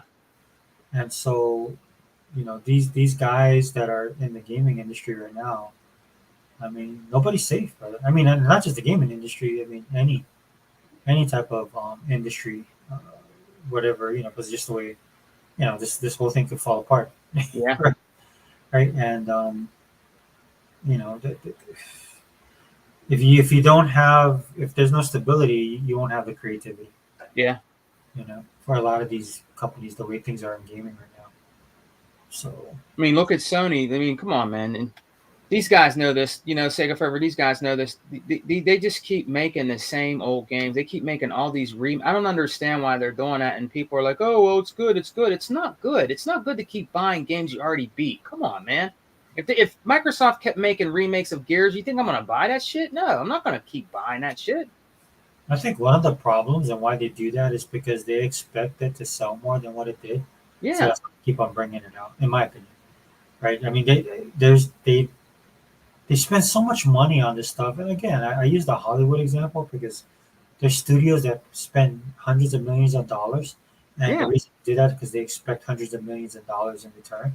We saw that in the Marvel age, right? Where, Yeah. you know, this stuff went from making hundreds of millions of dollars to breaking $1 billion, doing $1 billion bank to the point where it got expected. You know, it was expected to do that. You know? Mm-hmm. And that's the only thing I can think of why they keep on doing that. Because for again, and I always say this, and I'll keep on bringing this up, for a system that has supposedly 150, 140 million owners, and you only sell the amount of games that you sell, there's something wrong. There's a disconnect there somehow. Yeah. Right. Like to the point where I look at that and I was like, you know, they have to be playing. What are they using their PlayStations for? Yeah. You know what I'm saying? On the flip side, Microsoft will never do that, and they can't do that, right? because of the type of company they are, and the trouble they would get in. That's like my I say for him, if I told you my daughter one time at Christmas, before Christmas, her best friend has a PlayStation, and she wanted a PlayStation 4. My wife was telling her, "Oh, go ahead and get it for her," you know, because they play together on Fortnite. But that's all my daughter really plays. She's played other games. She's not a gamer like my son, but she wanted the PlayStation because, you know, her friend had one, and she wanted to play Fortnite with her. And they play a lot of Fortnite too. They play a lot of free. My daughter just wanted to play with her friend, but a lot of these PlayStation cats out here, Sega Forever, they're so damn cheap, bro. They play a lot of free games, bro. They play a lot of free games, man. That's what they do. Fortnite. Now they got Roblox, so you know they're gonna be playing that to death. They like playing a lot of free games. They don't invest. I mean, you got some that'll buy the Spider-Mans and the God of Wars and stuff like that. For the majority of them, I just don't believe they buy games like we do on the Xbox side. I don't believe it. I don't. I think we buy more games than them. Yeah, and I think that's a conversation that needs to be had. I would like to talk about that on the podcast because I think that's a real problem. I think that's one of the problems that we're seeing. which is why Microsoft is doing the things that they're doing. Yeah. Because I honestly believe that even though gaming is supposedly billion, well, it's not supposedly, but it's $1 billion industry. I think gamers are still very much niche. We might be as niche now as we were when we were growing up. Yeah. If I'm being 100% honest, right? I mean, like Starfield gives me hope when that launched, but there was an article from oh my gosh, I can't name the Paradox. Yeah. From Paradox Gaming, and they were not happy. They said the Lamplighters League was pretty much a disappointment Mm-hmm. in sales, right? And so when you see a game that's like that, that you can tell they put a lot of time and effort and production. Sure, it's a turn based, right? Yeah. But just the way they sold it, right? I was bought into it, and I would think like people need to get out of their comfort zones and try stuff. If you're a gamer, Yeah. that's why I believe most people are not gamers. I don't think they are. I really don't. I mean, Yeah. a lot of them guys too that talk shit. The only thing they do is they play fucking NBA 2K, Madden, and just games like that. A lot of them don't play a lot of the games that we play. They play Madden, NBA 2K, different things like that. Like my cousin. Now he's a gamer, kind of a gamer, but his game, and he only plays. I swear to God, Kevin only plays when he pops up online. Yeah. He's on my friends list. When he pops up, it's always Call of Duty every time, nothing else. That's all he plays. And I asked him at a family get together pick. I said, dude, I always see you on there. Is all you're playing is Call of Duty? Yep, that's all I play.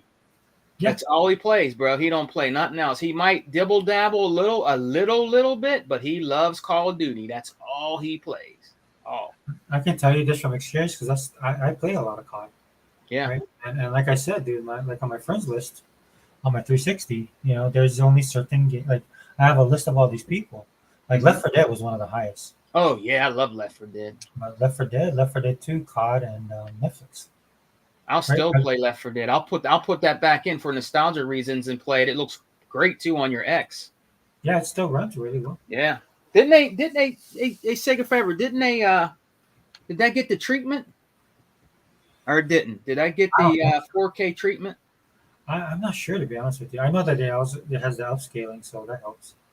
It does have the upscaling? I believe so. Okay. I don't know. I like the way it looked. It didn't look dated to me when I played it. Well, I mean, even if you still play today, yeah, it still look good. That's another thing. I don't know why Steam and them don't bring out another one. Just bring out another one.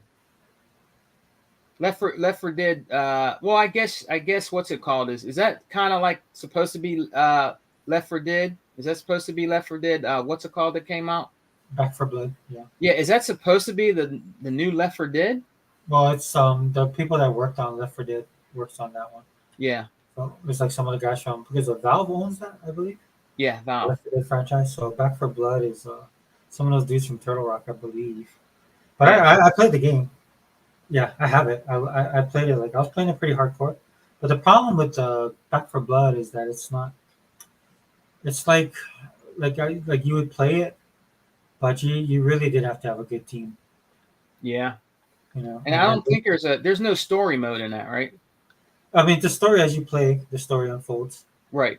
And then one of the cool things about it is like the leveling up your character and adding all the stuff on there. That's pretty cool. Yeah. Yeah. It definitely has that, but so like if you want to do certain things on that game, it's hard, man. You have to have a crew of people. Yeah. And that which is ironic because I'm playing Warhammer, and it's kind of like that, but not so much. Warhammer. I will say, yeah, when I play Warhammer, dude, like the new one, the Warhammer Dark Tide. I've been playing that, but dude, that sometimes it's just like the game just gets pissed off and just kills you. Is that challenging? Well, I played Vermintide 1 and 2, so I'm kind of used to it. Yeah. But yeah, I mean, their skill tree is kind of weird. I'm gonna have to go watch some videos, dude, to get down to the nitty gritty of how I want to build my character because I'm just having fun with it right now, so I'm not taking it too seriously. I'm just trying to level up all my characters. So I finally got my veteran to level 30. Oh, nice. Yeah, so that's the highest you can go. And so I'm using the Zealot right now. So, oh yeah. Yeah. Anyway, sorry, but seriously, Sega man, that's like a discussion we need to have because gaming that I think gaming. There's some real issues that gaming has right now, but we can't focus on it because of the stupid, the console.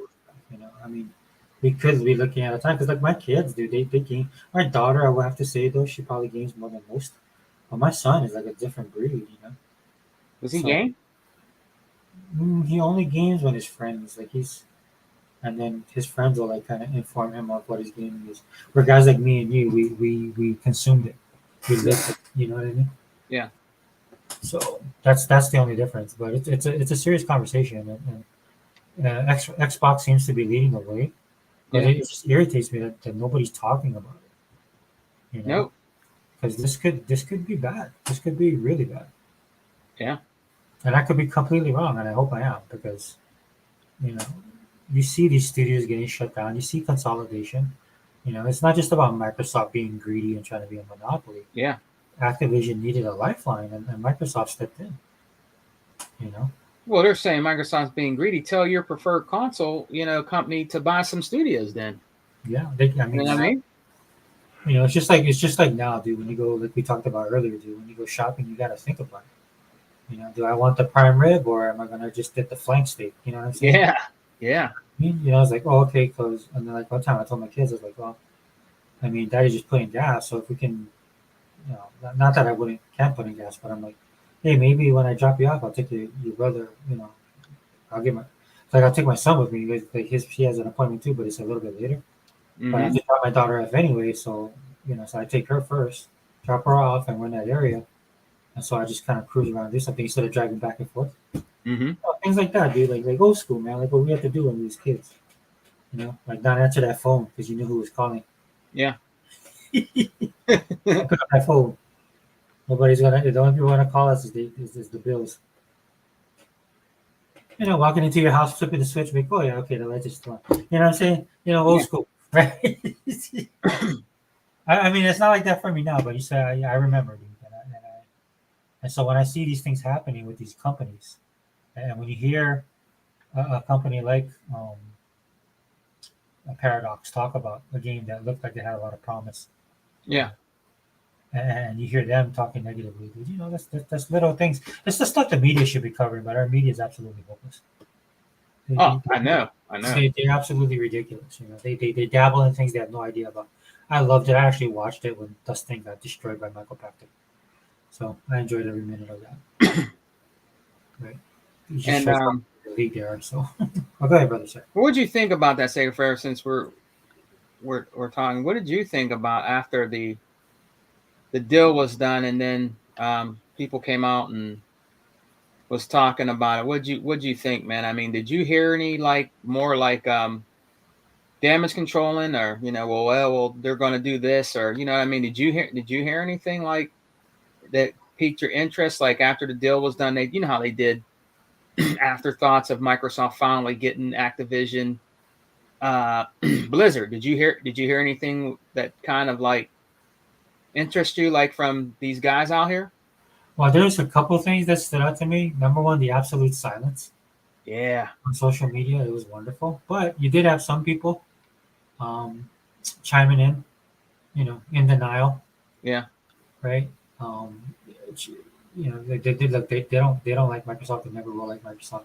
Yeah. Um, I mean, but it's to their own detriment, man. It's just like, dude, this thing is consuming you to a fault. You know what I mean? These guys are just focused on it all the time, and it's Yeah. over, dude. Microsoft paid the bill. The Microsoft was just waiting for that. And the sad thing about it is there was all kind of signals about it closing this week, Yeah. and about specifically Friday the 13th. And I believe the Friday the 13th, because like I was saying earlier, Aaron Greenberg then did the stuff on, like it's very memorable to do it on that date. And you saw the memes that were online. Oh yeah. Yeah, with Phil Spencer as Jason. Yeah. Yeah. Like that's what I've been enjoying, man. That kind of stuff, man. Because it's coming Yeah. from the root, the grassroots of the Xbox community, and people who like Xbox and love their games and love Game Pass. Those are the people making this stuff. So, but And then- you see the usual suspects in denial and crying, Yeah. or trying to excuse the stuff that they've been saying. A lot of them said the deal is blocked, CMA blocked it, and it's over. Like, dude, Yeah. Yeah. come on, man. So yeah, dude, I've enjoyed it immensely, both the quiet and the crying. I love it all. And I don't, and it's just, we've been in gaming for a long time. Me, you, he bought E-Rock, a lot of us, and 100, all these guys. But it just amazes me. I've never, as long as I've been a gamer, Mhm. my whole life, I've never seen nothing like this, bro. Nothing. I mean, there were people that would fight over and making fun of, Nintendo and Sega, oh man, your system's garbage, is the Genesis is the real system, man. It's the gore system where you see the blood, man. It's more for cool guys, and Nintendo's for kitty guys. You heard people say that, but today, man, this stuff today is just it's crazy, bro. It's real crazy. You even got people that actually get in trouble on YouTube for some of the shit they do over this shit. I saw this one dude, and like he's in Japan, and his thing is called Xbox Hates Japan, and he's talking all this trash about how Japanese hate Japan.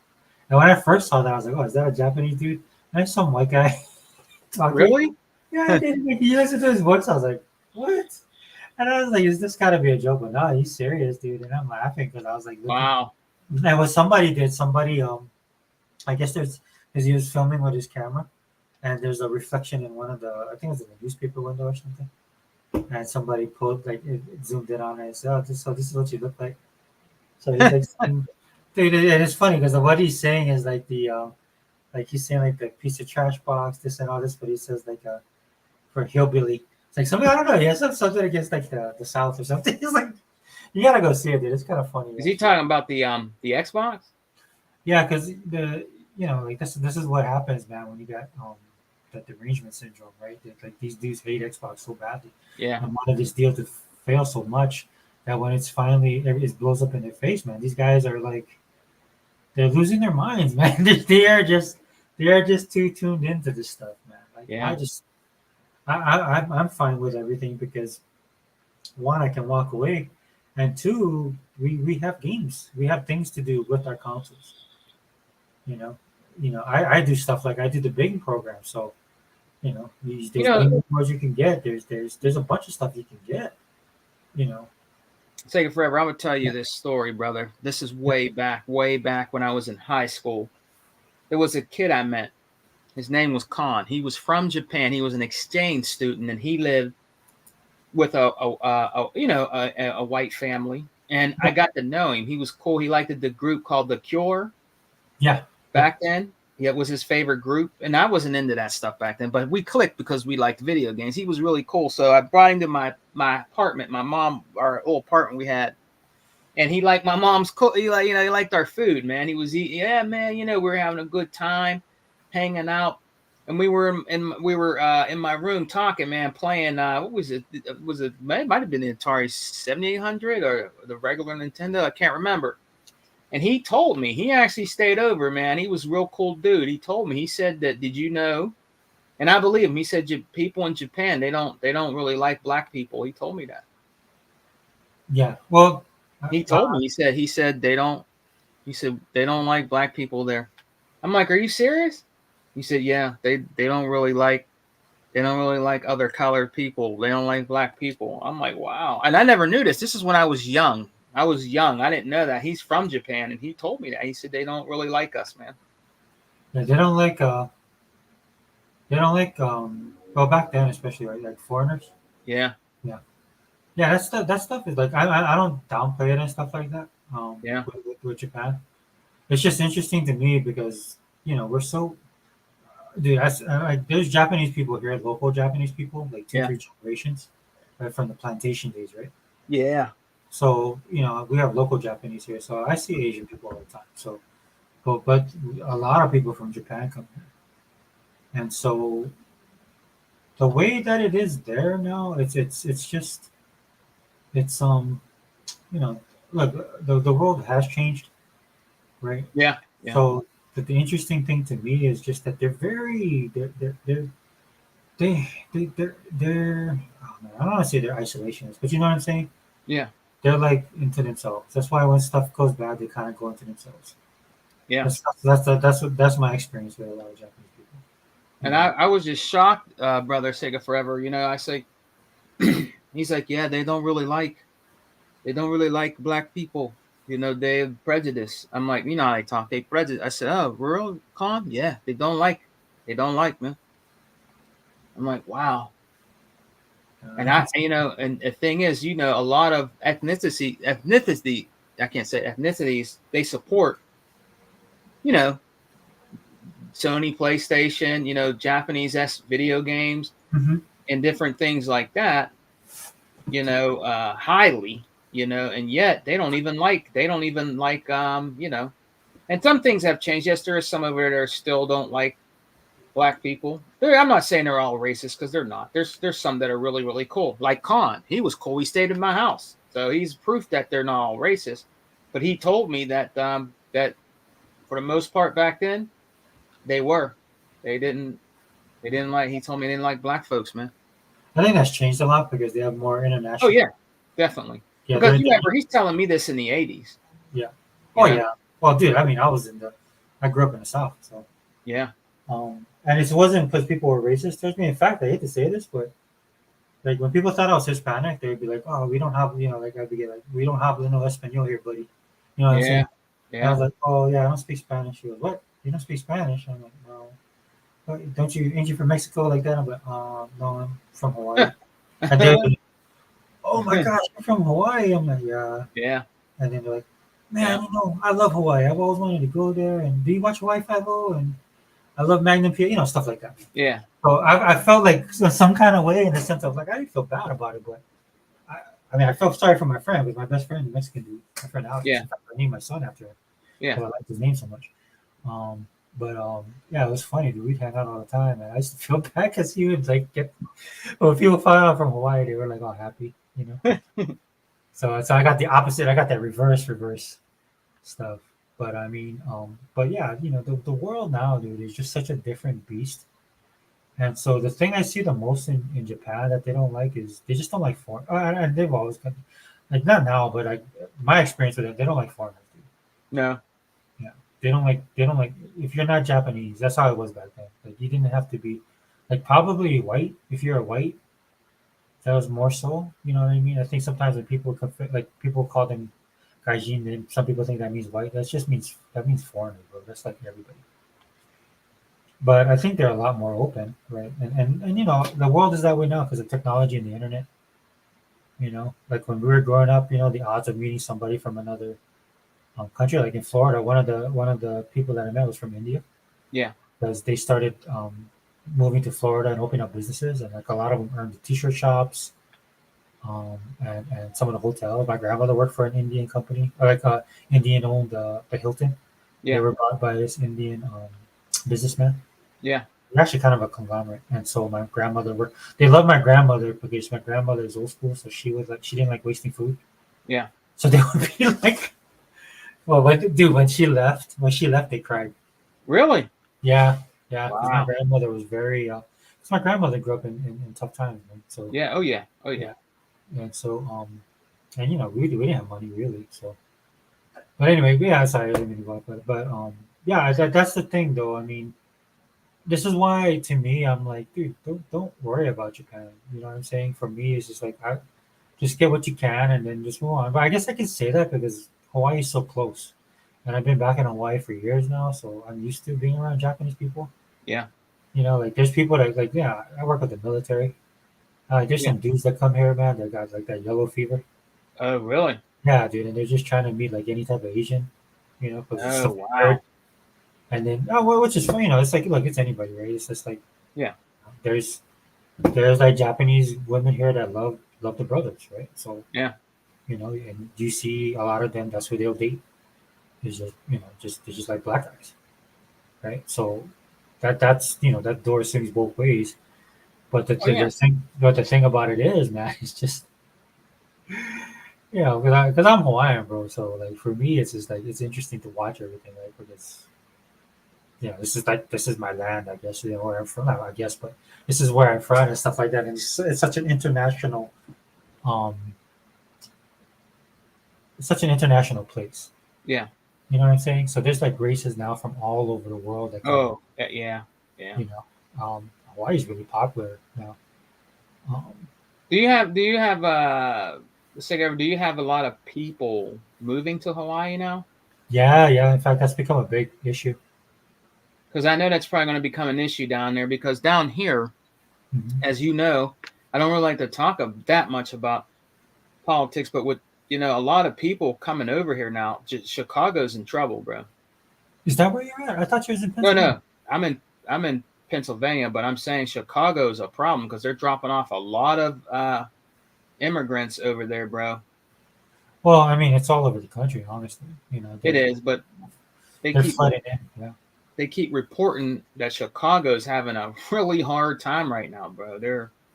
Yeah, They're dude, they saying don't there's prostitution from them out there. They're fighting with each other out in the streets, in front of businesses, and people are getting mad because they're in front of their businesses fighting, and they're afraid that they're going to lose business, because they have all these, you know, people coming over and they're fighting outside there.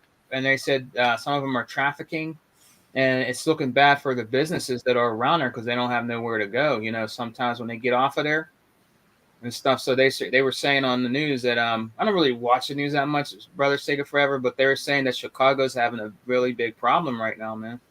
With Well, that. like to quote a great Marvel movie, the Black Panther, Yeah, right? When T'Challa was talking to his border guard, right? And in fact, that's yeah, why the border guard guy was like kind of mad at him because T'Challa's like kind of like in his area, right? And then, but that's his head of border control, basically, right? And he told yeah, T'Challa like, look, dude, you bring people in there, you bring their problems as well.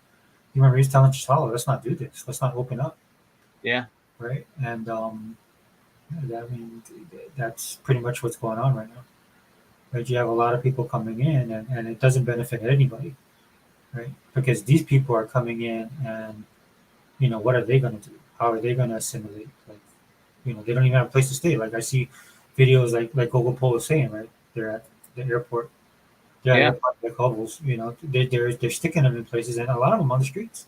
yeah, Like why they wanted to come here, I have no idea.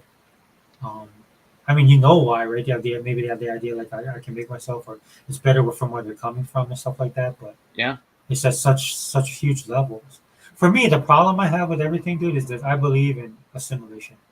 You have to assimilate.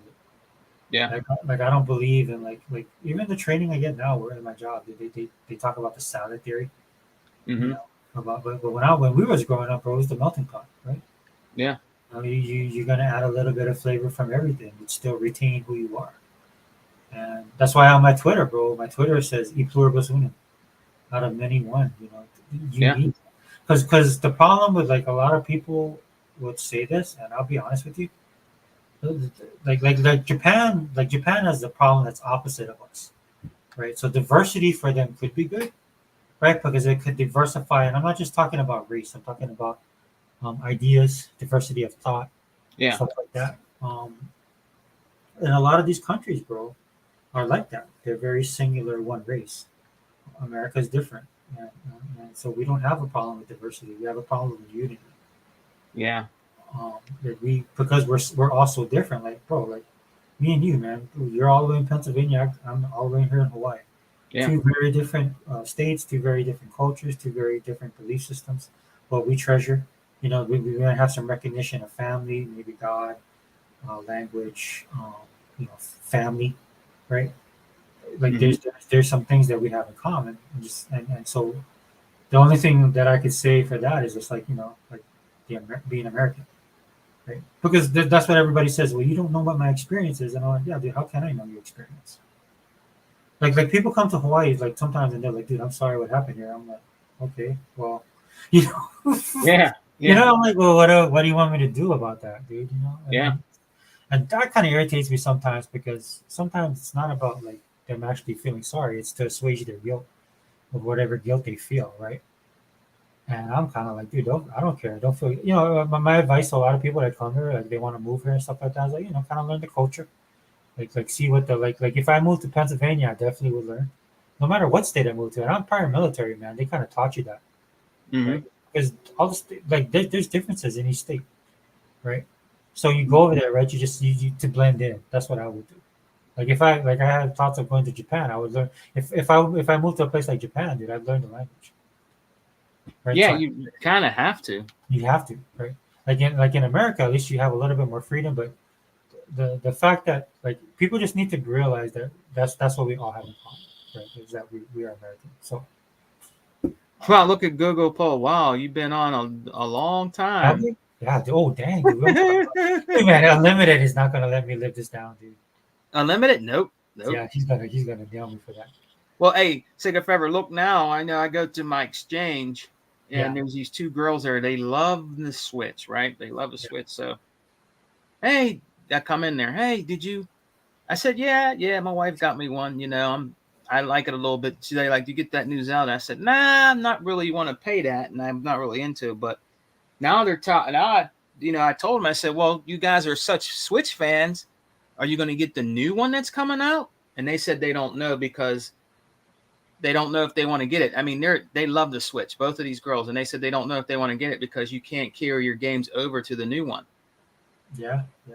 That's bullshit. Sega Forever, that's bullshit. She said, well, I don't know because I'm hearing that you can't take your games from your old Switch to the new one. I said, well, that's bullshit. You should be able to take your games over. You shouldn't have to rebuy them or put them on that new Switch. That doesn't make any sense. As long as Nintendo's been doing back and pat and different things like that with the GameCube, with the Wii, with the Wii U, you should be able to do it with the Switch. That doesn't make any sense. Why are they doing that? well, they know people will buy it. Yeah, that's why that's a thing too. That's another thing. They know people will buy it, and that's why they're doing that. And I think that's wrong for Nintendo. Come on, you've been doing back and pat for all your systems, and now you want to make this new Switch, and you don't want to do it. That doesn't make any sense, man. That's messed up. That's really messed up, man. I think it's because they know that they have a built-in consumer base, so they can do that. Yeah. And plus the consumer base is like I know we joke about the older people into Nintendo and stuff like that, but the reality of it is it's also like they have a young kids play it, right? So they have a steady flow of new customers. Yeah. I honestly, dude, I can't. If they're if I guess that's what's kind of cool about Xbox, about the pony bots, right? Xbox fans will hate on Xbox for everything, Oh yeah. where other companies won't get that same type of hate. But yeah, dude, I understand. Dude. I mean, I wouldn't do it, but dude, I guarantee you, man, when that thing launches, Yeah. you know, And it that's- better not. I bet you it's going to be expensive. yeah, and they can. I They're think gonna this roll that- system's supposed to be 4K too, or something like that. Yeah, they'll roll that dice because they base that off on the popularity of the Switch. Yeah. I don't know the breakdown of the cost that could play an effect to them, like what they're going to get as Yeah. far as what profit they're going to make on it. Maybe that's something you got to look at. Did you hear Wilkin? He said Nintendo has to really try hard to avoid a flop like the Wii U. That's likely why they're milking the Switch. Oh yeah, I'm honestly looking. I can't blame them Yeah. because that's their business model. I don't know if it's long lasting. You know what I mean? Yeah. So we'll see, though. We'll see, dude. I mean, they've come back from the brink of annihilation more than once. So and then they're just fine. So the one thing I do like about Nintendo that when they do, it forces them to innovate in a sense. Yeah. Some of the stuff that they do. I mean, the Switch. I had one. I wanted to play with my daughter. We were going to play Animal Crossing. Animal Crossing was a big disappointment to me. Yeah. Because I got that game and I was playing and I was like, it doesn't have the stuff that Animal Crossing other had. Yeah. And then you want to do the DLC or charge you, and I was like, okay, well, I can see why you guys are doing that, but I'm out. And I got rid of my stuff. I traded it in. Oh, you did? Because that's the only reason I had it. Because me and my daughter we've been playing every iteration of Animal Crossing ever since she could play the game. Oh, really? Yeah. And we loved the last one, and then it was fun playing with her. Like I would go and it was almost like real life, dude. Sometimes I'd be like giving her money in the game. I'd be like getting all this money. I'd give it to her to pay off her house. Yeah. And she's like, thanks, Dad. I'm like, I don't know if I'm sending a bad person to you. But then I did tell her, remember, baby, this is just a video game. It's easy to get bills in video games. It ain't easy to get money in real life. Yeah. But let me answer Global's thing. Do people sneak into Hawaii? No, they can't. That's the one great thing about Hawaii, bro. It's expensive. Yeah, yeah, bro. Nobody want to sneak over here. The problem that Hawaii's having right now, global, is that the people moving here is people with money, and it's forcing the people that are living here that don't have the means or are struggling, forcing them to move. So in Hawaii right now, there's more Hawaiians in the mainland, Native Hawaiians in the mainland, than there is here in Hawaii. That's crazy. And that Really? was our latest census, yeah, because it's expensive to live here. And then you have people coming from Asia with money, people from the mainland coming with money. That's why there's such a culture clash right now in Hawaii because there's a lot of people moving here at one time that's not assimilating to the local culture. And then you have issues, with the people here. So is that kind of like Sega Forever? Is that kind of like, is it starting fights and stuff like that? Not as bad as when I was growing up. Yeah. Especially my dad's generation. You get punched in the face just for looking at somebody wrong. Wow. It's not like that now, especially not these days, man. Because there's a lot of stabbings in Hawaii now. Really? There's been a couple shootings. Yeah, bro. It's not like the postcard, bro. The that's what I talk about. The culture's changing. Yeah. Right, and then you're having people coming in here. Like, no, normally I'm a mellow guy, dude. I got into this. I don't know. I don't know what this dude was thinking. You got into an argument with some dude? Yeah, so I was driving and I was waiting, and then I guess he was pissed off. I don't know what his problem was. So he was a taxi driver. Yeah. And he stopped his car in the middle of the road and was just staring at me. What? And then I looked at him. I was like, okay, whatever. And I was just waiting for the move, but he just kept on staring at me. And then so I just looked at him like that. I was getting mad. Then I looked at him, and you know what it is, dude. I drive this Honda, Yeah. and it has some size. I mean, I can fit in it pretty well, but my head is up on the ceiling. But Yeah. I just leave my car. And I think it's only me and my two kids, or so, and it's affordable, right? So this dude drove away and stuff like that, and I was like, then he flipped me off. Did he? Yeah. So then I was driving behind him, and we ended up right in the same spot. And then Oh, he's coming really? out of his car to come around a car. Yeah. Then I got out of my car, and then he looked at me, and then he just he kind of ran away and got into the car. And the sad thing is, I wasn't going to do anything. I'm like old now, bro. I don't have time for this trash, bro. Yeah. And obviously, you're not from here. And I kind of feel sorry for you, dude, because I'm not the biggest dude in the world, but you're going to come across somebody one day, and they're not going to, dude, you're going to get wrecked, bro. Yeah. Hawaii still has, like in my family, dude, like, there's still some old school, like, local people here. Yeah. Yeah. And these is, they grew up old school. They have a lot of time on their hand. You know what I'm saying? Yeah. Like, I'm not trying to paint Hawaii as a bad place, but it's changing, dude. It's changing. So go, yeah. Just to answer your question real quick, yeah, we'll never have that problem because the cost of living negates that. Like, if you like, there, what's happening now is that you have so many people here that come here for vacation. They have money. People moving here with their money, and then you hear them complaining because it's like the service here is so slow. I'm like, yeah, because they don't have enough workers. Well, why don't they have enough workers? Well, excuse me, they're Thurston Howell the third. You know what I'm saying? Like, you have the money to move here and buy like a $2 million house, right? And drive your nice car and then go to your restaurant and eat whatever you want because you have the money to do that. But there's people struggling that can't afford to work a minimum wage job, and they raise the minimum wage here. I'll put it to you this way, brother. Like, there's people that are making more money now, but the cost of living is so high that, like, you spend on groceries and gas. Like, we're still one of the, like our gas didn't change. Like, it changed a little bit, but it was always high. Oh, really? Yeah. So, like, every week I'm putting nearly $60. Wow. Yeah. So, and Hawaii's it's not a big state, right? So all of that stuff factored in. But I like hearing that because I'm like, yeah, dude, because this is why, like, I'm not one of these kill the rich kind of guys or blame the rich kind of guys. Yeah. But there needs to be a balance in a lot of this stuff, and the balance is out of whack. You can have all the money in the world and stuff like that, but if you can't sustain yourself or you don't get the services, you know what I'm saying? And then in some instances, some of these guys can't get work done on their house because there's a long list of people because we don't have skilled workers. Yeah. It's all of that, dude. It's just like Hawaii more so it gets hit that way because just the way our economy is already, we're near the line. So that's why a lot of people, like, don't be surprised, man, if you see people from Hawaii and Pennsylvania. I'm not saying they're Hawaiian. There's a few here. There is a few here. Oh, yeah. And they might not be Hawaiian. They might be local. Yeah. mixed and stuff like that. But they're going. They just like every other state that's expensive. They're moving. So like Unlimited was telling the story how he sees the California license plate. He didn't think much of it until it actually dawned on him because he saw it himself. That's How about- happening Oh, in go ahead. Texas too. Yeah. Texas, they're getting a lot. They're getting Yeah, a 'cause lot. It's affordable. Yeah.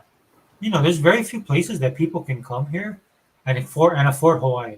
So if you're moving here and you have money, you have money. Like there's like so many more Koreans now and Asians, Southeast Asians, Chinese. Yeah. Right before, like the Asian population is dominated by Japan. Mm-hmm. Um, Still kind of is, but no, it's there's a lot of Southeast Asian. There's a lot of different Asians from there. My niece, when she graduated from the local high school over here, Yeah. dude, you can tell those guys were kind of fresh off the boat because their name is like Chinese. Oh. It's not like Jonathan Yen. Like normally, like to assimilate, these guys would take English first names and maybe keep the Chinese last names, or some of them will change the names altogether. But this is like Ji Zhu Yi, Yeah. like this is straight up, like Really? yeah, straight up. Wow, bro. Yeah, so it's they still haven't said if they're doing backup and switch to. I think Wilkins said like it's a rumor. Oh. Is it? If they I would don't, say that's we not- would. I would say second man. I wouldn't be surprised if it turns out to be true. Yeah. Nintendo has to try really hard to avoid a flop like Wii U. That's likely why they're milking the Switch. Yeah, the Wii U was well, the Wii U, the first one. Wait, what was the first one? The Wii, right? the Wii, yeah. Yeah, dude. I Everybody. still have a Wii. Dude, that thing was so popular. The only thing I didn't like about it, dude, I didn't like about the Wii because I was using it one time. Yeah. It's like kids and stuff. I was like playing. I was like, wait a minute, no, this is just exercise. You're not gonna fool me. You can find Wii's in thrift stores, dude. Well, I imagine. Yeah. Oh yeah, Wilkin, New Leaf was definitely better than New Horizons. I agree. I still love to go to that island. Me and my daughter would go to that island all the time and catch the bugs and catch the fish because you get all the big thing, because you sell them and you make money. Oh, we had fun playing that game. That game was so much fun. Yeah, brother. But is there anything else you wanted to add? I know we've been running, dude. We've been almost 5 hours. No, bro. We can we can end it. I just wanted to stay in with you for a little while longer, but yeah, we can end it, man. I think that's it, man. I just think it's time for us as Xbox guys, even though we've been on here long, it's time to like honestly party. I mean, we deserve it. I mean, we've waited and waited. You know what I mean? We stuck by Microsoft because we knew things were going to come. You know what I mean? And it's time to celebrate. And I don't think they're done. I told people at the end of my one video that Phil Spencer's not done. I think he's going to buy more. He even said he would like to buy Nintendo. Do you hear that? Yeah, that would be his To me, career. he said, see, when Phil says something, I always take it further. I think he's going to try to do that, man. I think he's going to try to do something like that. I really believe that he's going to try to do something like that, man. Well, he's been He's going spending to try to buy Nintendo. He's been spending a lot of time in Japan, brother. Something's going on there, Sega Forever. If he buys Nintendo, if that was to happen, if Microsoft was to buy Nintendo, the fucking internet would definitely crash, bro. I'm telling you. If they bought Nintendo. Yeah, it would.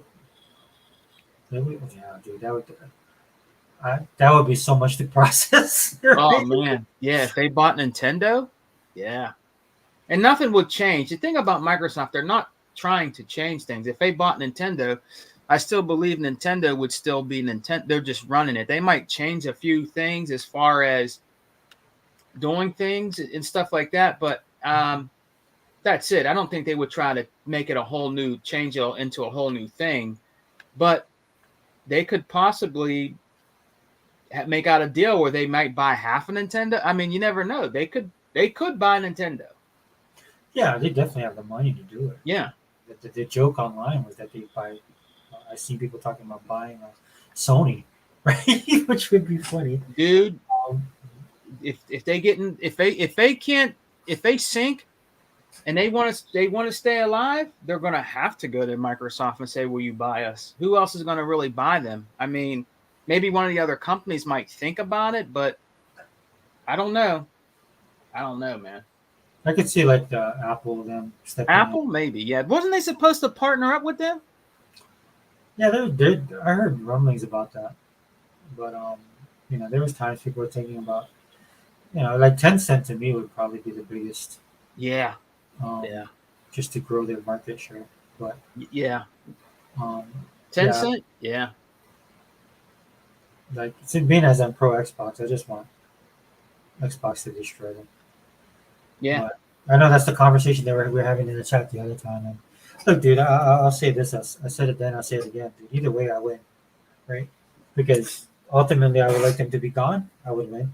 And if they get bought out by somebody, I still would win because then I could talk trash to every pony online because all the crap we had to deal with. And I'm not talking about Xbox. I'm talking back in Sega days too. Yeah. These dudes Yep. like absolutely irritating. I'll just celebrate the day that they're gone. Yeah. I think Yeah. he's trying to get Nintendo on games on Game Pass. Yeah, possibly. Possibly. Gogo, I'll tell you this much, man. I never did like the thing where people were talking about getting Game Pass on PlayStation or getting Game Pass on Nintendo. Now that I didn't like. You know. And the thing I didn't like about it is because I'm like, dude, why would Nintendo or Sony want that? Yeah. They're basically like, I don't know why people thought in those terms, but with this, I could see that. I don't, and I know the comment that stood out to me, Sega Man, was when Phil said, getting Nintendo on board. So Yeah. yeah, so I could see them. That I could see. Plus, he was good friends with Reggie Fils-Aimé. Well, and I think that's why um, Phil was really high on the Nintendo, like we're all one family. Yeah. Right? Then he's Yeah. still here, but then Reggie left. Yeah. And then that other dude left from Sony, and I think he had good relationships with them, but not so much now, right? Yeah. So, and I think that's what it was, dude. That and then, yeah, yep, that Starfield thing changed everything as well. Yeah. Buying Nintendo would be insane. I'd love it. Yeah, that would be, but it'd be crazy if you think the Activision deal was huge and a big thing. And buy a Nintendo thing would. That's the only thing I could see surpassing. Oh Activision yeah. being Yeah. Blizzard. Like if that happened, people would lose their minds. I wouldn't even know how to. I don't even want to think about how people would react. Oh yeah, with Microsoft buying Nintendo? Oh, I that mean, would be the talk of the century, bro. Them the buying only Nintendo? thing we can count on is the ponies will be pissed. Even Yeah. though pony fans and not Nintendo. Has nothing to do with them, but they would be pissed about Yeah. Nintendo being bought. Yeah. You know? Yeah, my thing would be like, okay, like I would more focus on the Nintendo guys, but the Sony guys will find a way to interject themselves into this conversation. Yeah. And I'd be like, dude, this. Look what Microsoft is doing. They bought Nintendo. They're greedy. Yeah. You know, something stupid, you know. Yeah, and then they'll say something even stupider, like, because Sony could have bought Nintendo. Yeah, You know, right. you hear them saying that now. It's like I saw this one thing where they say, well, Sony was going to purchase AKB. I'm like, no, stop. Just take your L's, man. Just take your L's, guys. Hello, I'm with Sega for I can't stand hardcore ponies. They are the worst. Yeah, dude, they're horrible, dude. They've been horrible for a long time. Who? But they've gotten the ponies. They've gotten worse this generation has been they're absolute worst. It's been That's real why quiet. I will have no sympathy for them when they go away or when their console goes bankrupt. Yep. I Which is don't sad either. in a way because I'm like Sony does some stuff that's still good as a company, but that's how horrible their fan base is that I want the whole company just to disappear. Because they're evil, man. Their fan base is just evil to me. Oh yeah. Yeah, you can't speak to them, you can't reason with them. So that's why you just meme them. I love to meme them on social media. I like to make fun of them. I like to catch them in their double speak. Right. Then we got like the unlimited truth, who throws their own words, who's quick on the draw, quicker than me. That's why I love how he does his videos, man. He just puts that. Let's take a look here. Boom, boom, boom. Yeah. Throws Yeah. it up there, man. And just like Yeah. it is in your own words. It's just true. Yeah, True. they need to go, man. They've been holding us back. They don't do anything for gaming except make everybody miserable. And I mean everybody, man. PC guys, Nintendo guy, all of us, we all suffer. We might have problems with each other, but dude, those guys, that's the person that comes to the party that you absolutely did not want to come. Is the Yeah. Oh yeah. Like you might be at a party, goes, oh man, look at that dude. Yeah, I remember him. Yeah, he was saying this about me. But then when they walk in, we're like, oh man, dude. They suck all the joy out of the room because they're not happy people, man. If they were happy, they just enjoy the games and just shut their traps. That's what I mean. Yeah. Yeah, they're not. They They're spent just all these years talking about Xbox and not playing their games, and look where their company is right now. yeah, these pricks are like the Karens of video games. Yeah. That's, that's what they are, dude. You know what? If I want to hear anything, I just have to look for a pony. It'll be all false, but I'll be like, oh, okay, so that's what's happening. I was wondering what was going on. Okay, that's enough. Now I heard enough. Yeah, that's what I just needed to know. Because these people are just absolutely insufferable. Oh, As my grandmother yeah, used to I know. use the fashion word. They're so insufferable.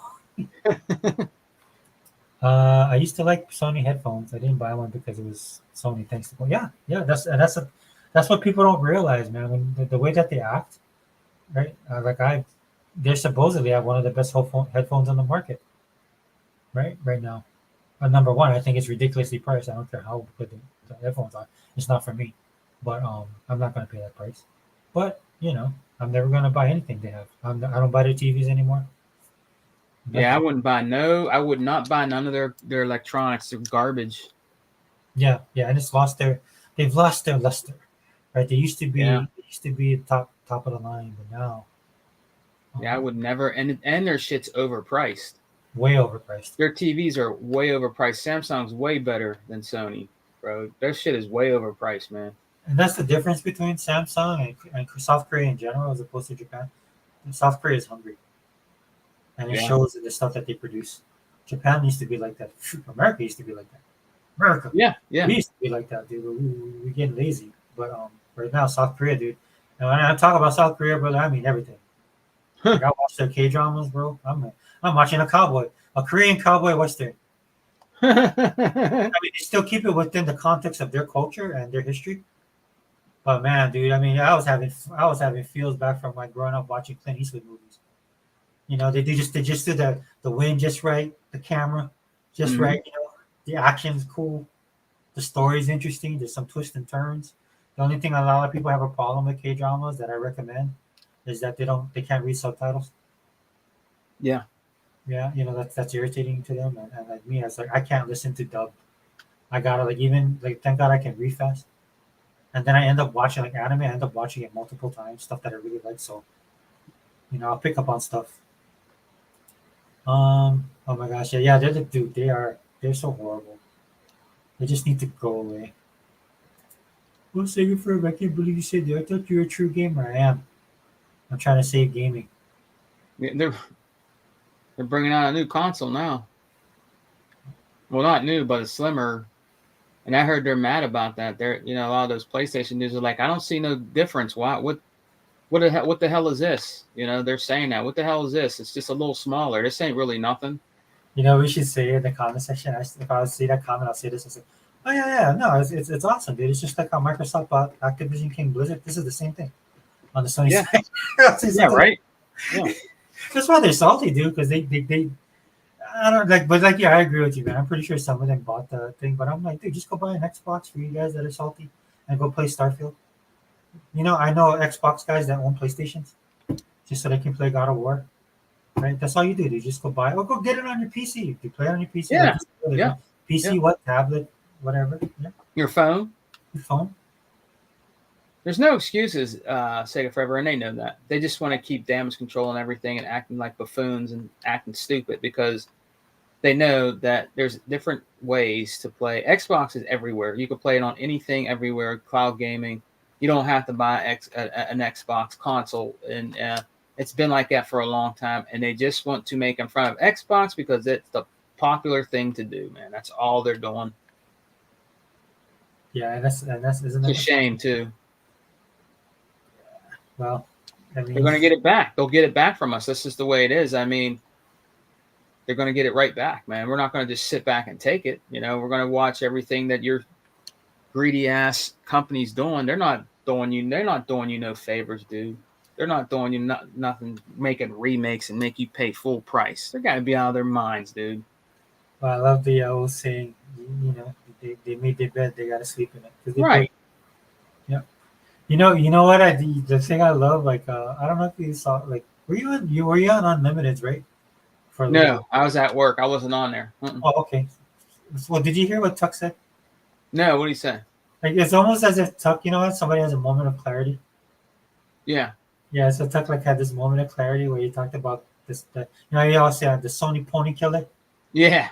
and then like they were doing their outro, and then it was funny, dude, because Tuck was kind of like, "Well, guys, I guess I can't say Sony Pony Killer because they dare or something like that." But the way he said it, dude, like it was like that, like I'm saying, it was like perfect, dude. Like he had that moment of clarity, and it was real.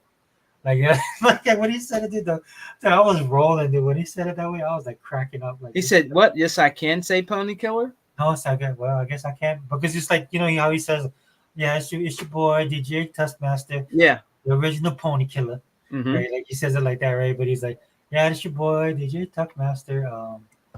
The original Pony Killer. No, but he goes, "Well, I guess I can't hate do it." Sony. Well, yeah, that's what he says. But he said it like this. He said, "It's your boy DJ Tuskmaster." Well, I guess I can't be the original Pony Killer because they did. Like he said, like, but the way he said it, like there was that hint of like sorrow almost in his voice. Really?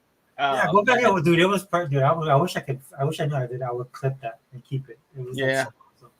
And then like everybody was rolling because like it was real, dude. It's like you could tell, like, his heart dropped, a little bit, right? Because it's like, dude, they're dead. It's over for these guys, man. Friday the Yep. 13th really was there. Like it was a bad day for them. Real bad. Well, they're gonna come back and say, the dummies. When that Spider-Man 2 finally comes out, oh, this is better than Starfield. Spider-Man 2, man, it's gonna beat everything, and it's better than Starfield, and it's better than Forza, man. This is real greatness. Spider-Man 2. Xbox is dead. Every time they bring out a game, they got to say something stupid. Xbox is dead. It's gone away. The ABK ain't as good as Spider-Man 2. They'll make up dumb shit. Just dumb stuff. It'd be funny if they drop something from Activision Blizzard. Yeah. Microsoft. Yeah. Like do something like I remember reading something like, oh, we're working on with them. We're working on stuff, right? Yeah. Mikey Barra has been like being cryptic as crap on their stuff, dude. Like the Spider-Man comes in and then Microsoft does something. Oh, okay, we remastered. There's a remastered version of Modern Warfare 2. Enjoy it. Yeah. Yeah. Free, just in Game Pass. Like they do something like that, dude. The internet will go nuts.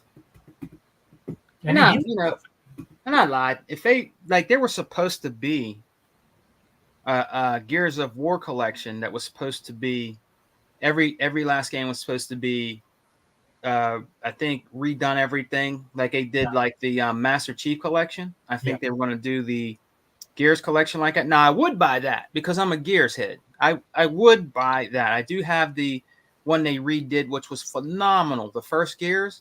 Yeah. They did a fantastic job on that, bro. And that definitely was awesome because they implemented the PC version into that to play on your Xbox One that wasn't in the original.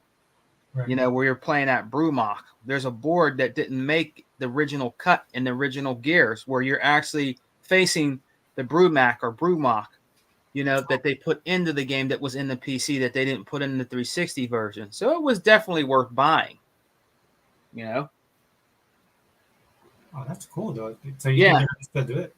Yeah, there were parts. I don't know if it's because the 360 couldn't do it or they didn't have time, but the PC version, Sega Forever, of the original Gears of War had the part where you can fight the Brumach. It was the board where you had to fight and destroy the there's you and the Brumach, and they didn't put that in the 360 version.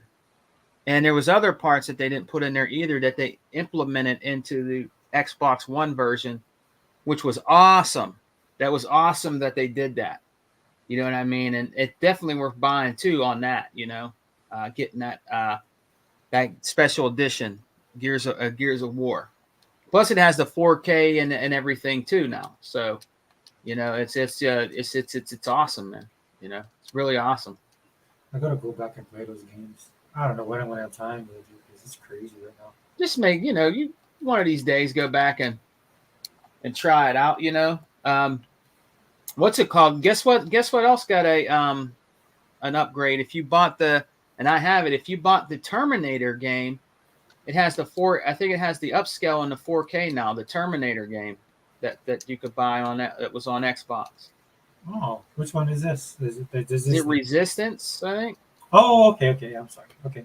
I beat it long time ago, but I actually re-downloaded it to see how it looked and stuff to try it out again because it got the the upgrades and stuff like that. So they're still doing that. They're still upgrading some of these older games, and putting them in. So yeah, I wanted to check it out that way. But when Starfield and Forza came out, I had to take some of that off because Forza is like 128 gigs or something like that. Yeah, dude. It's a lot of gigs, man. So yeah, I liked it. I liked it, the game. It was really good. I beat it. I actually beat it. I think a couple years ago. But it's a good Terminator game. I thought it was good. You know, Yeah, I'll definitely go good check it shooter. out. It's a good shooter, man. Yeah, I love shooters too. I wish they would bring out more Terminator games and capitalize on that genre. If they would capitalize on that genre, bring out more Terminator shooting games, make them kind of like a Gears, that would be cool. I wonder if Embracer is the one that. I could be wrong. I have to go look that up. Embracer? Yeah, I don't. Or was that they bought? Oh no, that was Dark Horse Comics they bought. Oh, really? Yeah, yeah, they got screwed over by that deal falling through. Oh, really? I feel sorry for them.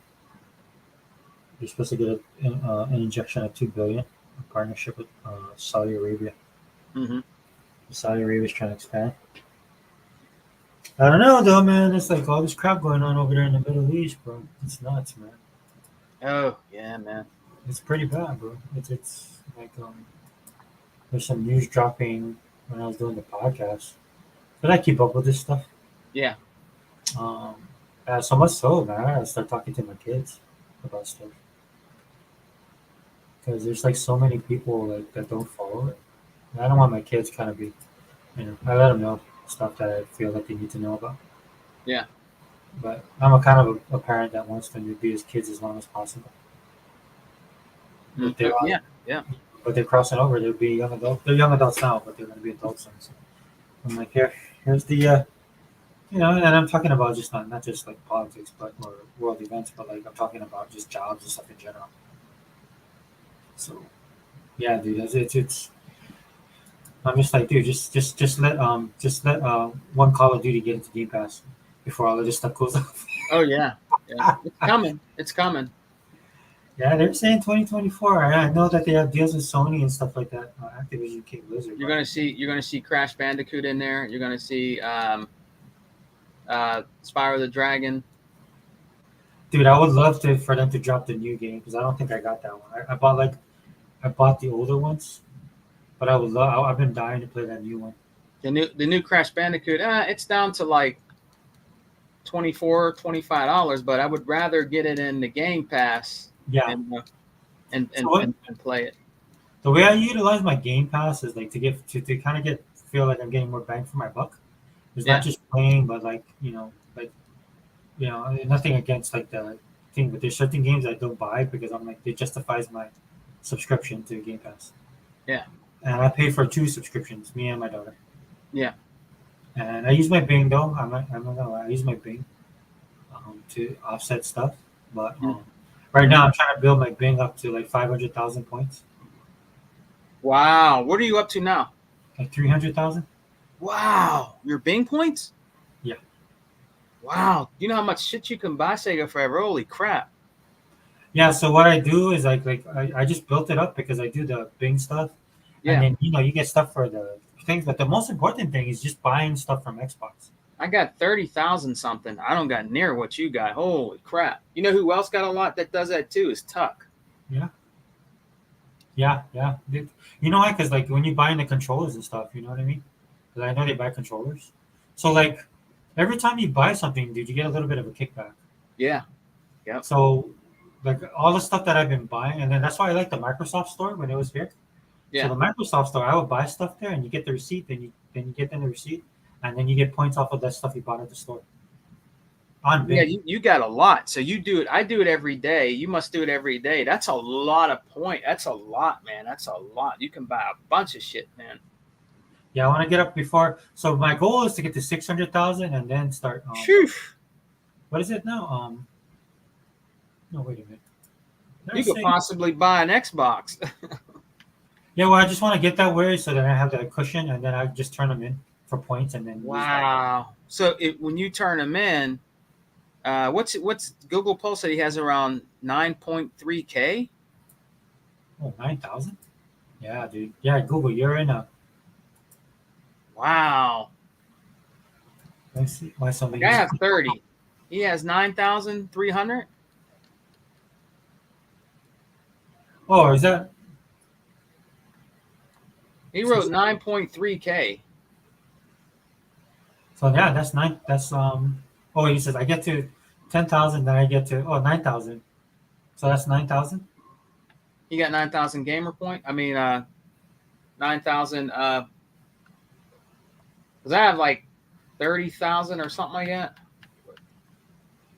Yeah, and what I was doing before is I was turning it in, but then I stopped. I was like, just build it up, and then you get the they did the thing with Game Pass, so I get one subscription of Game Pass every month taken out, but because I buy everything on the store, I got 35,745. That's what I have right now. I'm almost up to 40,000. I'll probably be up to 40,000 this morning. Like when we get off, when I go on do Bing, I'll probably be around 40,000. Where do you see that? Huh? Where do you see that? If you go on your Xbox, it shows your gamer score, and it's right beside their gamer score. The points you got. I'm on my computer. So From let me go to my Xbox profile. From Xbox Rewards. I think that's a new thing they do now. It was never there before Sega Forever, but I think with the new dashboard and all that stuff, they implemented that into there, that it'll be right next to your gamer score. It shows you how many points you have accumulated in Microsoft Rewards. Oh, okay. I'm on the computer, so I'm not seeing it. No, you might not see it. You might not see it on there, but you'll see it on your Xbox dashboard. You'll definitely see it there. I know that. Okay. You should. Yeah, I'll go look at it then. I know it's a lot. That's a couple 100,000. So. Yeah, dude, that's a lot, bro. You really. I think Tuck does that too. Yeah, it's because I haven't been using the points. I just built them up. But like you have Game Pass subscriptions. I have like subscriptions that are what do they call that? Build, and then dude, like they have sales every week. And then you buy the regular games. Like there's some games that it came out. I played it on Game Pass. I'm like, yep, it's exactly what I thought it is. This game is awesome. I'll be playing it for a while, so I'm just buying it. Like I went and bought I forgot what game I bought, dude. I bought like that game Clash because I knew that I wanted to play it eventually. Mm-hmm. Hey, wants to be? Are you okay? Yeah. Oh, my daughter's here. Yeah, dude. Yeah, my daughter's here, brother. We're gonna wrap it up real quick. I'm sorry. Oh, your daughter's home? Okay. Yeah. I gotta go grab something. But yeah, bro. I like this, man. This is a good format. Okay, wait. Okay, let me get Google. I feel bad if I just Google poll 9K, 9.3K, buy $10 off. Yeah, 600K. Yeah, pretty much. Cool. You should be more. He said. Oh, for the amount that we're getting, yeah. Yeah. The exchange. I mean, I think they were like I love their they changed the one on Xbox, which I kind of agree with some people because like I was doing the movies things, I was getting more points that way, but then they kind of streamlined it on Xbox. Because what I would do, Sega Man, is like you could buy a movie for $4.99 and then you would get like 1,000 points or something. Yeah, yeah. So I was doing those because they had good movies. You take a risk, though, of course, using Microsoft because you never know. Yeah. with the digital stuff. You got to. So if you guys plan on doing that, you look at be smart about it. You got to look at the whole. Right. That's why I don't pay a lot of money for digital because you don't technically own it. So look, if we really want to watch something, like we're thinking about getting Blue Beetle, and my daughter wants to watch it, but I'm like, can we just maybe we'll just wait a little longer? Blue Beetle. Yeah, because it's at $24.99 UHD. But don't sleep on those sales, man. The movie sales. I just picked up was it Casablanca on digital for like $4.99. It was one of those older movies for $4.99. Yeah. And it was in HD. And then there's movies that you buy. They're UHD for like $4.99. Oh yeah. Yeah, that's what I do. That's what I look for all the time now. Not bad. Yeah, dude. You know what I mean? It's like more bang for your buck. Not bad at all. Yeah, and it's like Microsoft just keeps on giving you Bing points, and they're smart, dude. Because some people are like, so like, how are they making money off of that? I was like, dude, they're making money. They trap you in the. I don't want to say like that because I don't feel trapped, but they'll get you in that ecosystem. That's why it's important to them. Yeah. Like I think it was wasn't it Other Zinc that was talking about that. What did he say? Other Zinc was talking about that how they the yeah, I forgot the example he used. So I use one of my own. I worked at a grocery store. Yeah. Public supermarket. So what they would do is people would come in for the sales. So like the eggs might have been $1.50, but then you have them for 99 cents, right? So Yeah. people would come in to buy it.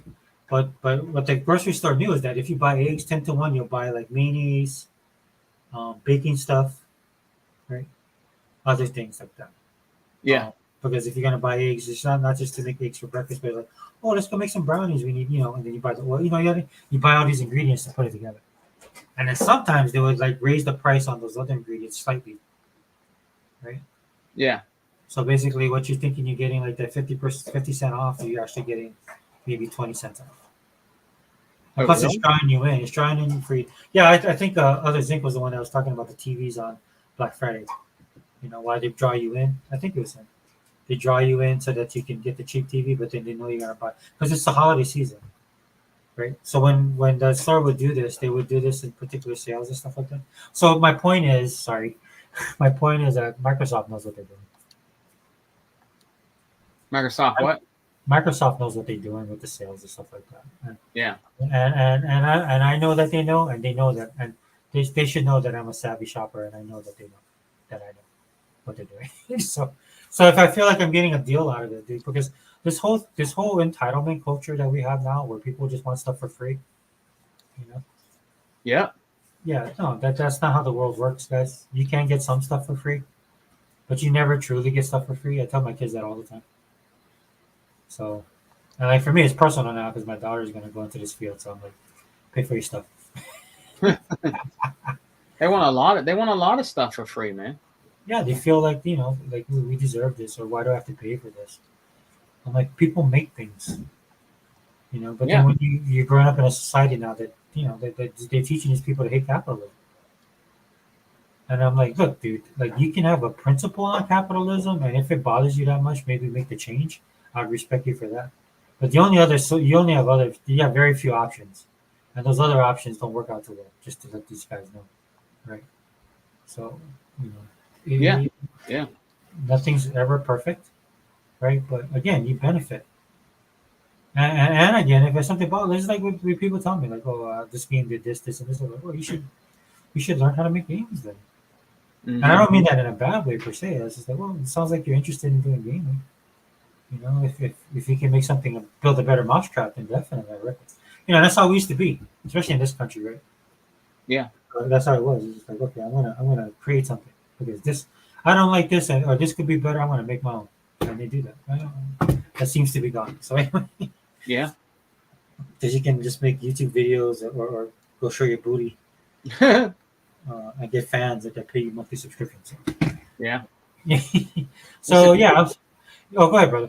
It's the truth, man. Hey, bro. You know what? I'm glad we did this, dude. Because you know what? I've been wanting to do a show with you for a while, just to get your thoughts on stuff, man, and hear your thoughts. I think, yeah, me and you and Hebot definitely gotta get back together and do some more stuff, bro. You know what I'm saying? Well, what I'll do is I'll put it together. I'll actually put like a little I'll throw together a little what do you call it? Like I'll script it for us, Yeah. and then I'll be more than willing because I do have the ultimate whatever for what's this thing? StreamYard. So I mean, if anybody wants to, but I'll be willing to do that. And I just like talking to you dudes, man. I really do. Well, it's a good time, man. Good Yeah, time to be talking about it and celebrating everything, bro. yeah. And I really would like us.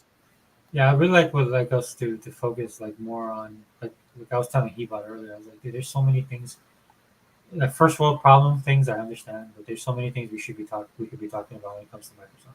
I don't know if people want to listen.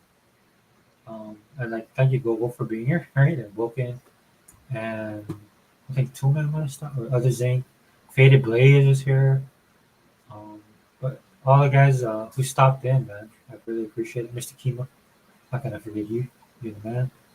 Yeah, these guys are always, they've been with us since day one. Yeah, dude. And I'm telling you guys, man, like Gogo, I told you, if you want to come on, just let me know. Like, I was trying to get Prime back in, but Prime is so, he's got stuff he's going to do. NWO Prime?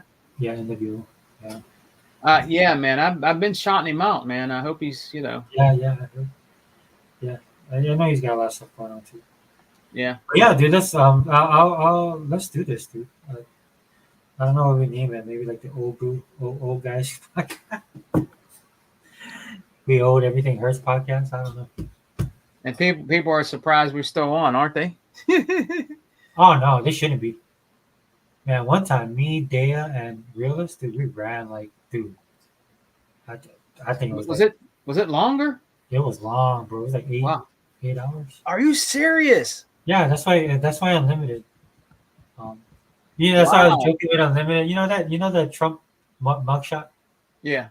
Yeah, I wanted to. If I was savvy enough, technically, I wanted to get that mugshot and put it on my thing, and then say the face unlimited makes when the Wrecking Crew podcast goes over 3 hours. I wanted to put that out there. I did send it to. Wow. Yeah, dude. I mean, it's crazy. It was like 8 hours, man. Because we started like when Realist and it was cool though. Because Realist and Dea, they started talking about anime and stuff like that. So it was cool. Oh, did they? Oh yeah, we started to go out. I started talking about Korean dramas. We was all over the place.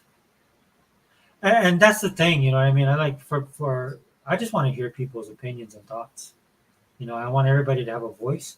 And we have so many people that come in and out. That's why the podcast runs that long. You know what I mean? And I'm not going to be here saying, "Well, guys, we need to get back to the topic at hand. We're getting off the beaten path. We need to." Because number one, all you guys are telling me to kiss your asses, right? So that's one, right?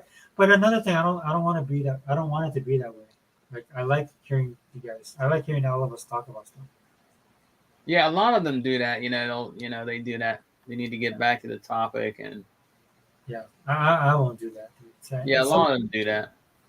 Yeah, and dude, thanks for the and thanks for the support for the guys that will be with us. But I mean, if that's too much for you, I understand too. You know what I mean? Yeah. But that's the format of the show, and you can. What I should learn to do is how to break it up in pieces, right?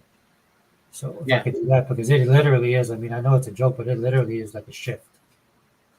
Like that's why it was funny when Unlimited said that. I was cracking up because it's like you start off with these two people, and then you end with like a whole, and you end with two other people, and in between there might have been 5-6 people in and out. Dude, that's how it's been. So. But yeah, dude, shout yourself out, my brother. All right, guys. Hey, it's time for us to celebrate, man. I'm glad did this show with my brother Sega Forever, and he bought it a little earlier. He went to sleep. It's his birthday weekend, so I'm gonna keep saying it, man. It's his birthday weekend. I think he's gonna probably did some stuff with his family. Probably do some stuff today. Shouts out to He-Bot. Shouts out to our whole crew. Unlimited, E-Rock, Dea, 4568, Other Zinc. You know what I mean? Tuck, T Reaper. All of us, man. T. Yeah, thank you. T Reaper, man. He's finally back. He's back for good now. So he'll be be on the show more now, and hopefully, our brother Sega Forever, we're going to try to, when he's not busy, get him on too. We got him on a few times, but we're going to try to get him on too, man. But this is your boy Sega Man 101, guys, and it's just time to celebrate, guys. No more doubtful. Don't be doubtful anymore. I think we're doing good. I'm not saying that we're not going to hit some bumps through the road with everything going on, but that's every company. You guys got to expect that. Every company's going to have bumps in the road, and it's just time to celebrate, man. And, we're going to keep talking about it. And this holiday, we're going to have stuff to talk about too. Maybe me, Sega Forever, he bought, maybe we'll have a Christmas, maybe after Thanksgiving special. We all talk for a while. It's going to be great, man. It's going to be great, especially this holiday. I think we're going to have a lot of nice sales. It's already happening now, but man, it's just going to be so much sales. You're going to be like in your armpits with games. It's going to be crazy, man. Especially Black Friday and shit. That's when you want to really save your money and your points up and get those games, because they're going to be dirt cheap. Some of them are dirt cheap, man, during the Black Friday and the Christmas, man. Full games for like $5. Different things like that. Mad crazy sales, right, Sega Forever?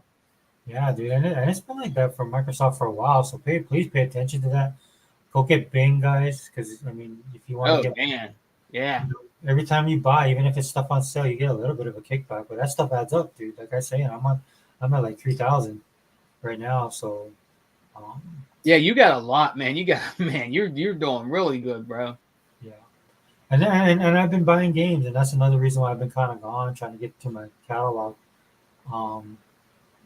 We have a lot of games, and I'm not even talking. And then you add in Game Pass, That games I haven't even touched yet, and there's ones I forgot about. Yeah, me too. I'm looking at the Game Pass. Like I'm gonna really laser focus on Game Pass right now, because there's games that I was really looking forward to playing, and they fell off to the wayside because we just get inundated with games like almost every week.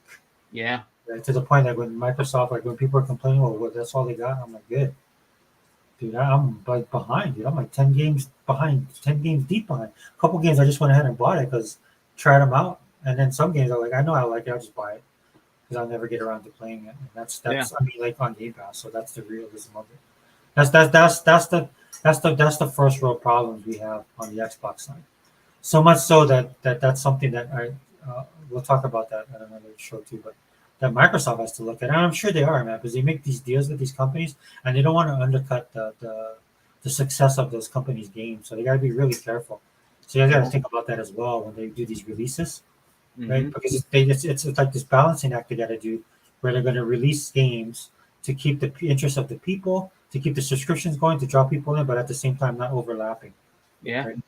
Yeah. So, yeah, dude, there's a method to their madness, trust me. So, yeah, sorry, man. Was there anything else? Or? No, that's it, brother. Sega Forever, man. It was good doing the podcast with you, man. And yeah, guys, enjoy the rest of your weekend and just look forward to the holidays to celebrate Xbox and great things to come, man. We got great things that are coming, bro. You know what I mean? I believe we're going to have some more surprises from Phil and them. Drop surprises. Sometimes they just put it in, you don't even know. And you're like, wow, with some of the stuff that they do, they don't even announce it. But yeah, I think we're going to have a really good holiday. I believe the Xbox will outsell the PlayStation and the Switch this holiday season. I think the 1 terabyte S with that bundle where you get 3 months of Ultimate Game Pass bundled in with it is going to outsell. You know about that? It's going to outsell both consoles, I believe, this holiday. I'm not trying to be mean. I'm not trying to be troll, but I think the new Xbox Series S, that black one, that looks really cool with 3 months of Ultimate Game Pass. Now that we have the ABK and ABK Activision Blizzard deal, oh man, I think those are going to fly off the shelf, bro. Yeah, I really believe that. I really believe it's going to sell like hotcakes this Christmas. I think Xbox is going to be in the lead when it comes to the holiday sales. Sega Forever, I think Xbox is going to take that. I really believe that. I had no idea about the 3 months. That's yeah. awesome. 3 months Ultimate Game Pass. I think Tuck told me about that. But yeah, you'll see this Christmas, that S, and then they'll probably bring the price down a little bit of the Series X. I those are going to be the hot commodity this year. It's going to be the Xbox consoles, and I believe they're going to outsell the PlayStation and the Nintendo. That's my opinion. Now, if I'm wrong, I'm wrong, but that's my theory. I think they're going to be the best seller this upcoming holiday. Yeah, I mean, it has a lot of stuff going for it right now. Yeah. Yeah, so I'll do mine real quick. Yeah, Sega Forever here. You guys can find me on this show, which is the All In Cast, which is a pop culture cast. We kind of focused on Xbox a little bit more this time around. But that's what the cast is. All In Cast is for. Yeah. But the normal Xbox podcast is the Wrecking Crew podcast, which will be with my, Sega Man. I'm glad I was able to get you on this one. But Yeah, no problem, brother. I would really love you on that one as well. And then shout out to Hebot. And just to echo what Sega Man was saying, it is a good time for us. And so I was talking to Hebot about doing a podcast with him because I really want him to keep his voice out there, man. Our brother's been, he's been through some trials and tribulations, not just in the gaming stuff, but Hebot's he's a tough dude though. You know what I'm saying? But one thing I'd love to just have it on there, and I'm glad you joined us on because dude, we could do like the three of us just talking about just old school stuff. Yeah, man. Stuff that grouchy old guys can talk about. Yeah, I know. Right? Yeah, and I appreciate it. And I'm gonna try and also for the channel bring some one-on-one stuff. I actually wanted to do one with. That'll be cool. Well, I wanted to do one with E-Rock. Yeah, that would be really cool. Yeah, if he had the time, I want to bring him on here, dude, because I wanted to get his bona fides. Right. E-Rock said something in a podcast that I've actually lived by when it comes to the Xbox code, where E-Rock said something in a podcast pretty much saying like, let them sleep. Yeah. Because he's got tired of all this stuff and like that, and let them sleep. And that's the best advice as far as gaming. It's one of the best advice I've ever gotten when it comes to being a gamer. Mm-hmm. And so I wanted to do a podcast with him because to talk about that and how like I wanted to take a bow as well because a lot of the stuff that he's been doing in this community, and then his channel got canceled by Marxist YouTube. Yeah, I don't like your YouTube. I can't stand you. Yeah. But he needs to get his voice out there as well. So that's what we got to look into the future. But yeah, thank you for joining me, Sega Man, dude. I loved no problem, brother. With you, bro, because we don't really get to talk a lot of times because of the hour differences, our schedules, families, life, and even video games, dude. I mean, yeah. Oh, you've been playing Starfield like me, so. Oh yeah. Yeah. I mean, we like we all get along and stuff like that, but we are all gamers, so that's. Where's all these Xbox at? Why aren't you on Twitter? Why aren't you yeah. Just like one. I know one, and I'm not throwing shit. I'm getting like trying to throw her on the bus or anything. I won't say her name either, but she was saying, "Yeah, guys, like some game released," and she goes, "Come on, Xbox guys, where are you guys at?" And I just wrote back to her really quick, like, "Oh yeah, Starfield." And then like everybody was like one-upping and all that stuff. Yeah, we're all playing Starfield. And she's like, "Oh okay." Oh yeah. And she even mentioned that on a later post. She's like, I put this out there, and then like, I didn't get any blowback. In fact, people were respectful and made comments. But I got an impression. She goes, "Yeah, but they're all playing Starfield." I was like, "Yeah, dude, that's what we're playing." We again, we have that. That's a real world problem that we have. First world problem, but real world problem in managing our time. But anyway, man, shout out to the chat. Thank you guys for being here. Sega Man, thank you again. No problem, brother. And, like I said, Xbox All In, man. You know how we do it, and we out.